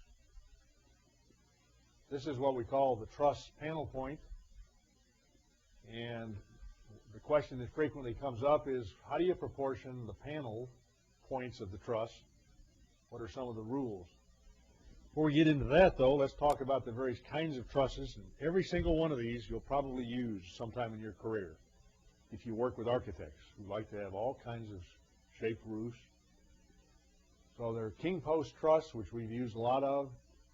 the Fink truss, the scissors truss, the bowstring truss. And recently we did another one that we came to call the Brunel truss. A Brunel truss is a truss that basically acts like a catenary. The bottom cord is curved, just like the top of that bowstring. The top of the truss is also curved, just like that bowstring. The top takes compression. The bottom takes pure tension. The tension is constant along the span at the bottom. Compression is constant along the span at the top. And the only thing you need is posts between the tension catenary and the compression member at the top, at least theoretically under uniform load. It's a little more hairy if you have unbalanced loads, and there you start to develop shear in that truss, but that shear force is taken by the top and bottom cord. So a Brunel truss, the word Brunel came from a bridge engineer in London, or in England, in the UK, that designed a teardrop-shaped truss spanning across as a railroad bridge. And his name was I. Kingdom Brunel, so that's how the word Brunel truss came along. Anyway, there's all kinds of forms of trusses. They all basically have shear carrying elements and flexural carrying elements. Tension and compression for the flexural members, and then tensions and compressions for the diagonals and the posts. There's an optimum range of economy for a truss in proportion to its span. If the depth is too small, you have large chord forces, because basically the chord force is nothing more than the moment diagram divided by the depth of the truss. So M over D, if D is small, then M over D, which is the chord force, gets to be very large. If the truss gets too deep, you're kind of shooting yourself in the foot. You're reducing your chord forces, but now you're making your shear members much longer, and so you start spending all your material and all your money into the shear elements like the diagonals and the posts. So obviously there's an optimum range in there. And interestingly enough, if you ever do a cost parametric study on optimizing the depth of a truss, you find out that the cost curve is kind of flat. In other words, there's a range of depth in there where it really doesn't change very much. And that usually works out to be 1/10 to 1/12 the depth of the span. In other words, the depth of the truss is 1/10 to 1/12 of the span. If you make it 1/8, you're probably spending a little bit more money. If you make it 1/14, you're probably spending more money. But 10 to 12 is generally, for most trusses, kind of that economical range. Now, one of the things that we talked about earlier, structural steel costs, particularly in heavy truss construction, are more driven by the connection costs, not the member sizes and the costs. Heavy trusses, and I'm talking about trusses that are spanning 300 feet, carrying thousands of kips, all of the money in those trusses is primarily in the connections. So sometimes it pays to be more economical on the connection, spend a little bit more money on the members. The rule is to simplify the connection design and simplify the connections themselves to reduce connection costs. Connection weight in long span trusses can be as much as 30 or 35% of the weight of the whole truss. That's a lot. So these connections not only are expensive, they also can be pretty heavy with the gusset plates and the bolts and the stiffeners and the welds. Panel point spacing, primarily governed by the location of the loads that frame into the truss. Generally, when you design a truss, you want to keep bending off of the top cord or the bottom cord, because then the cord, instead of acting like a column with axial load only, it acts like a beam column. You put bending in that beam column and you're going to spend a lot more money. So generally you want to bring the loads into the truss at the panel points, even if you have to subdivide the panel points to make that happen. And I'll show you a picture of that in a minute. Try to avoid at all costs putting uniform loads on the top cords of trusses, because that's very expensive. Those already have heavy compression forces in it. Now you're adding big moments in there as well. you're going to make your truss a lot heavier and also make the connection more complicated. So panel points are generally dictated by the spacing of the members that frame into them.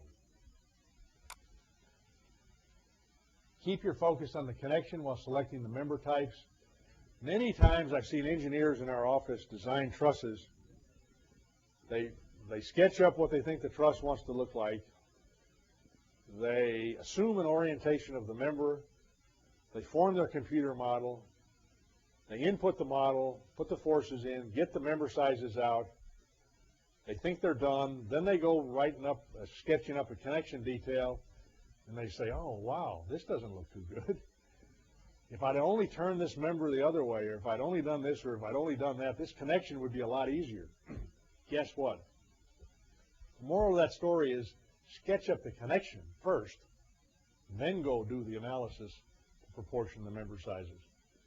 You'll find that you'll save yourself a lot of time at the end of the day if you conceptualize the connections first, then go in and proportion the truss and determine its member sizes. Generally, secondary moments, if you do have some secondary bending in the top chord of a truss, generally you can ignore that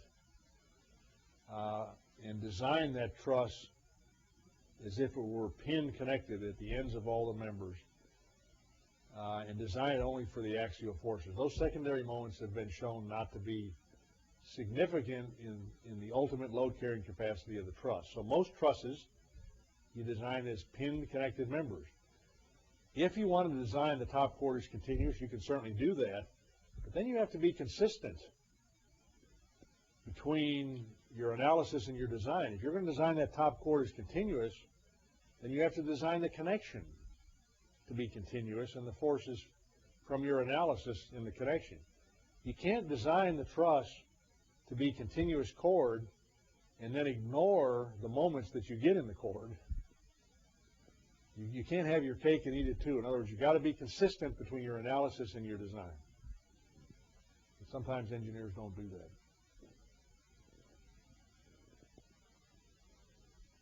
Connections are what it's all about when you talk about trusses and costs.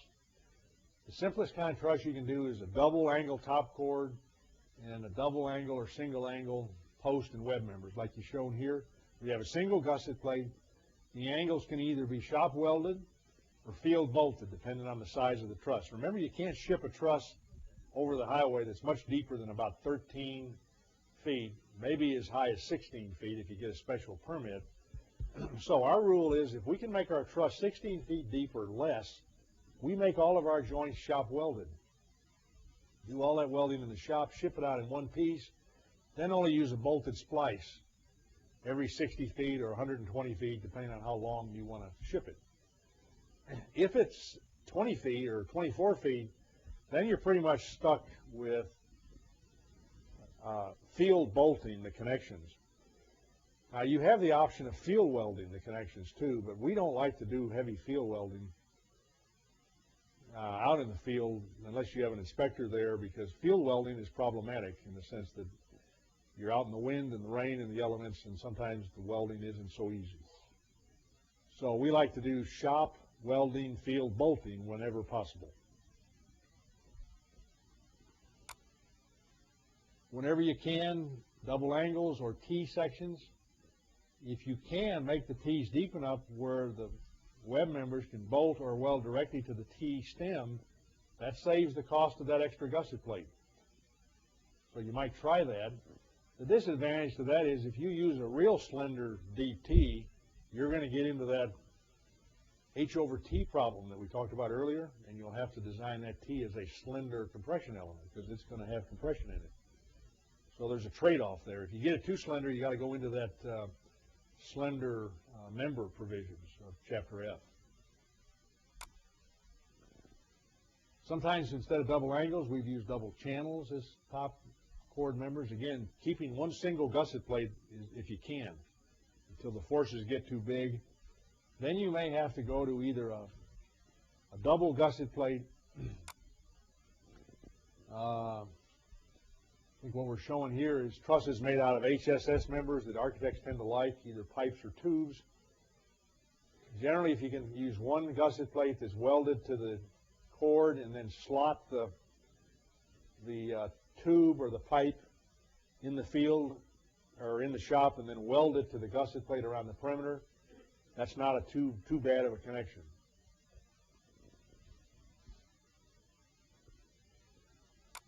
Pipe trusses are oftentimes used with the same concept as we're showing here. This is the most expensive one. This is the one the architects always love, right?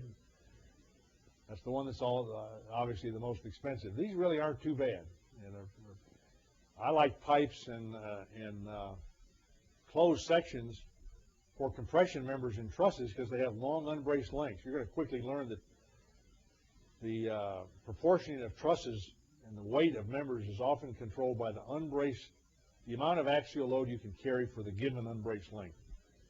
And you want as long of unbraced lengths as you can without sacrificing too much buckling capacity. In other words, to use the steel, you want to stress the steel up as high as you can toward the yield strength, but if you get the member too long, then you'll take that buckling resistance hit. So two members are great to get long unbraced lengths.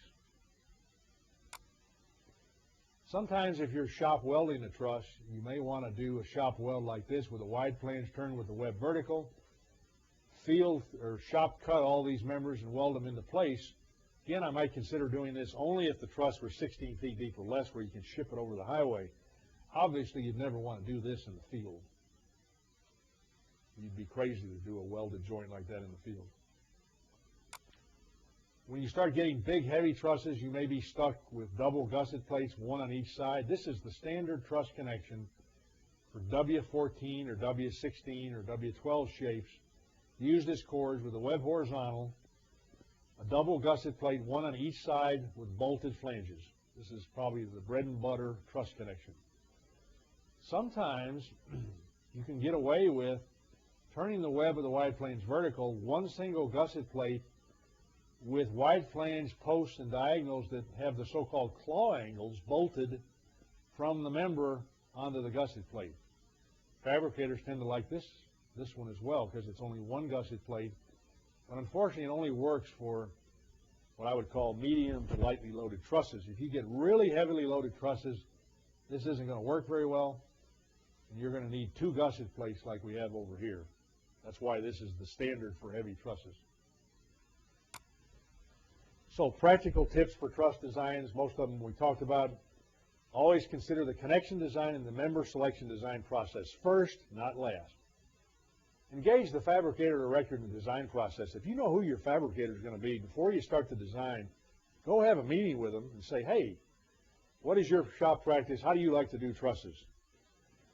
And you want to have the erector at the meeting. So get the prejudices of the fabricator or erector early on in the project if you can, so that you'll get the best bid price.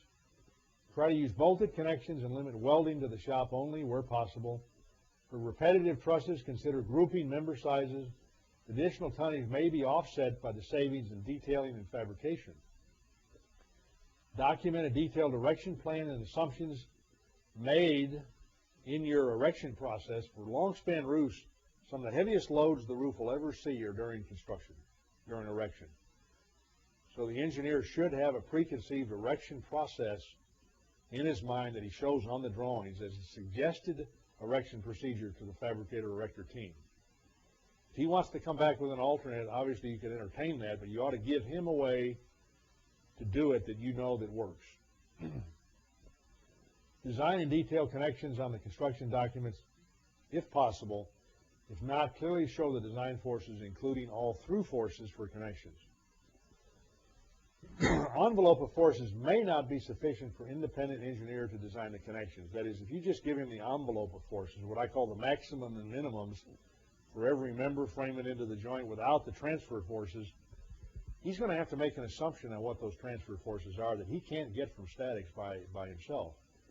And therefore, you're probably going to end up with a more conservative design. So don't think that just by giving him the envelope of forces for each member, you've done your job. You need to give him the through forces as well, or otherwise he'll probably come back to you and ask for them. study the camber requirements and show the camber requirements on the truss construction document drawings. Don't wait till the shop drawing stage to do that. Bracing members from the computer analysis may not be proper when the tolerances are out of straightness or not considered in the analytical model. When we design a 300-foot span truss, we put an out of straightness in the design process to build in that P delta analysis so that we model the secondary forces more accurately and more correctly. You don't need to do that for normal buildings, but for long span construction, you ought to consider actually analyzing a model that's out of straightness, because it will end up being that way whether you like it or not. Consider using slip critical bolts and oversized holes to alleviate fit-up problems. I've seen it argued both ways. Some erectors say, yeah, we like slip critical bolts with oversized holes. Some fabricators say, no, that's too expensive. So again, you got to sit down with your fabricator or erector team, let them fight it out, and then come to you with what they want to do. If not, you're going to be forced to make a decision, and I've always found it better to go with oversized holes and slip critical joints. And the reason is that will eliminate most of the time the need for field fixes or wallowing out holes in the field, which I don't like to do with long span trusses, obviously. For long spans, consider using higher strength material for reducing member sizes. We like to use grade 65 steel in our long span roof trusses because you generally can count on that higher yield strength in the design, and the cost of grade 65 material is anywhere from 0 to 3% more than grade 50. You almost get that extra strength for free. The only disadvantage is it has to come from overseas with Arcelor, what used to be trade our bed, and therefore there's a little bit of a shipping delay, a potential delay in the project. But if you pre-order, mill order the steel, you probably have time to do it. And I think you'll save some money using grade 65 steel in long span truss design. Okay, let me close this next section in just 5 or 10 minutes. We'll talk about computer modeling and verification. Before I get into that, though, any questions about trusses anybody would like to ask? Yes, sir.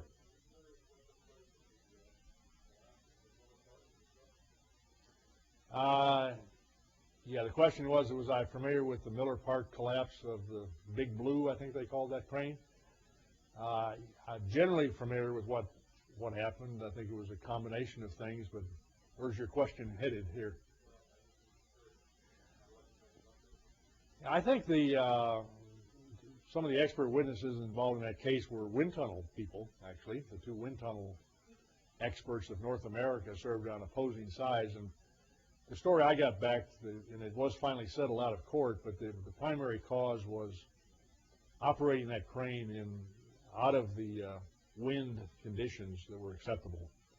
In other words, wind load played a major effect on that crane losing its load. Okay, how are we doing here? Yeah, no, this will go real fast here. Computer modeling and verification. We always, and I talked a lot about this earlier, always try to get the engineers to, number one, look at the deflected shape from the computer model and be sure that it makes sense. Go back and check the input data and be sure that it's consistent with the output data. How many times I've seen us design grade 50 steel on the contract documents only to see that it was 836 steel in the analysis, or vice versa. You want to put on the drawings what you used in the analysis. Obviously, doing some very simple checks of the computer model, looking at deflected shapes and mode shapes is one very powerful way to be sure your model is correct. Another way is to look at the force distribution in the members, the axial loads and the moments, look at the boundary conditions, do some quick hand calculations to be sure that the computer model is giving you an answer that comes reasonably close to your approximate back of the envelope statics check that you do. So just doing some simple things can help you check yourself in your complex computer model. I always tell the engineers also that these programs all have the capability to do a first order analysis, and then you can activate a P delta second order analysis as well. one of the most important things about that, always start out by doing a first order analysis, look at the deflected shape and the deflections, then turn on the second order effect and look at the analysis again. If the difference between the second order and the first order is more than about 10 or 15% in terms of forces and displacements, it ought to raise a flag in your mind that something's not right. If you run the first order analysis and everything looks great, and you run the second order analysis and it bombs, guess what? You got an instability somewhere. Either the model's wrong or you've got a system that isn't stable. So don't stop at the first order analysis, okay? The second order analysis is very critical to be sure you have a stable structure, but always compare the second order analysis to the first order analysis and don't let the difference between them be very much. If it is, you may not have a stiff enough structure. If you turn on the first order analysis and you get a deflection of 10 inches, and you do a second order analysis and it's 20 inches, that means you got a P delta effect that's 100%, and that's way too much. You have a soft structure that's potentially unstable. So that's another trick to check in your model. Compare first order analysis and second order analysis. Always look at the boundary conditions. I'm going to let you peruse these in your own. Let me pick out one here. In a lot of our long span roof design, we sometimes use pot bearings where you want one end of a truss to slide or one end of a beam to slide. And that all works good, and the assumption you make in the model is that that's a frictionless surface and that there's no force buildup. Well, remember that you can't buy any kind of a frictionless roller or a Teflon pad or anything like that with less than about a 5% coefficient of friction. And so if you're pulling on a truss, for instance, with a pretty large axial force, you'll put 5% of the reaction as a horizontal load on that support before it will overcome the friction and actually slide. Now, that doesn't make a difference if you have a beam that has 10 kips on it. 5% of 10 kips is nothing. 5% of 5,000 kips on the top of a shear wall or a column is a lot of load. So you want to remember to always consider that so-called shear friction force, or that friction force, in your design. Many engineers forget to do that, and they end up with a support that cracks or additional lateral load that they didn't ever realize that they had. So that's what this one is all about. We talked about rotational stiffness at boundary conditions, I think. One of the common mistakes I see in using these computer programs is unbraced lengths. If you don't tell the computer program what K is or what the unbraced length is, it usually will assume something. And usually it assumes the length of the member. And that may or may not be right. Sometimes it may be half the length of the member is the real unbraced length. Sometimes it's twice the unbraced length of the member, or the real length of the member. So if you be careful in your final check of the member size that the computer program used the correct unbraced length of all the members in your truss or your frame, whatever it is you're designing. We talked about consistent properties between what you design and what you show in the drawings. Member end releases should reflect the connection, fixity, or flexibility. Do not release moment at the end of a member and then provide a moment connection. In other words, my rule is you analyze what you design what you build. You got to close the loop there and be sure you're consistent throughout the design, analysis, and design and construction process. This talks about the diaphragm and the master-slave thing. I think we hit a lot of that stuff earlier. Loading, remember that you got to consider eccentricity of wind load as well as eccentricity and seismic load. That's required by code these days.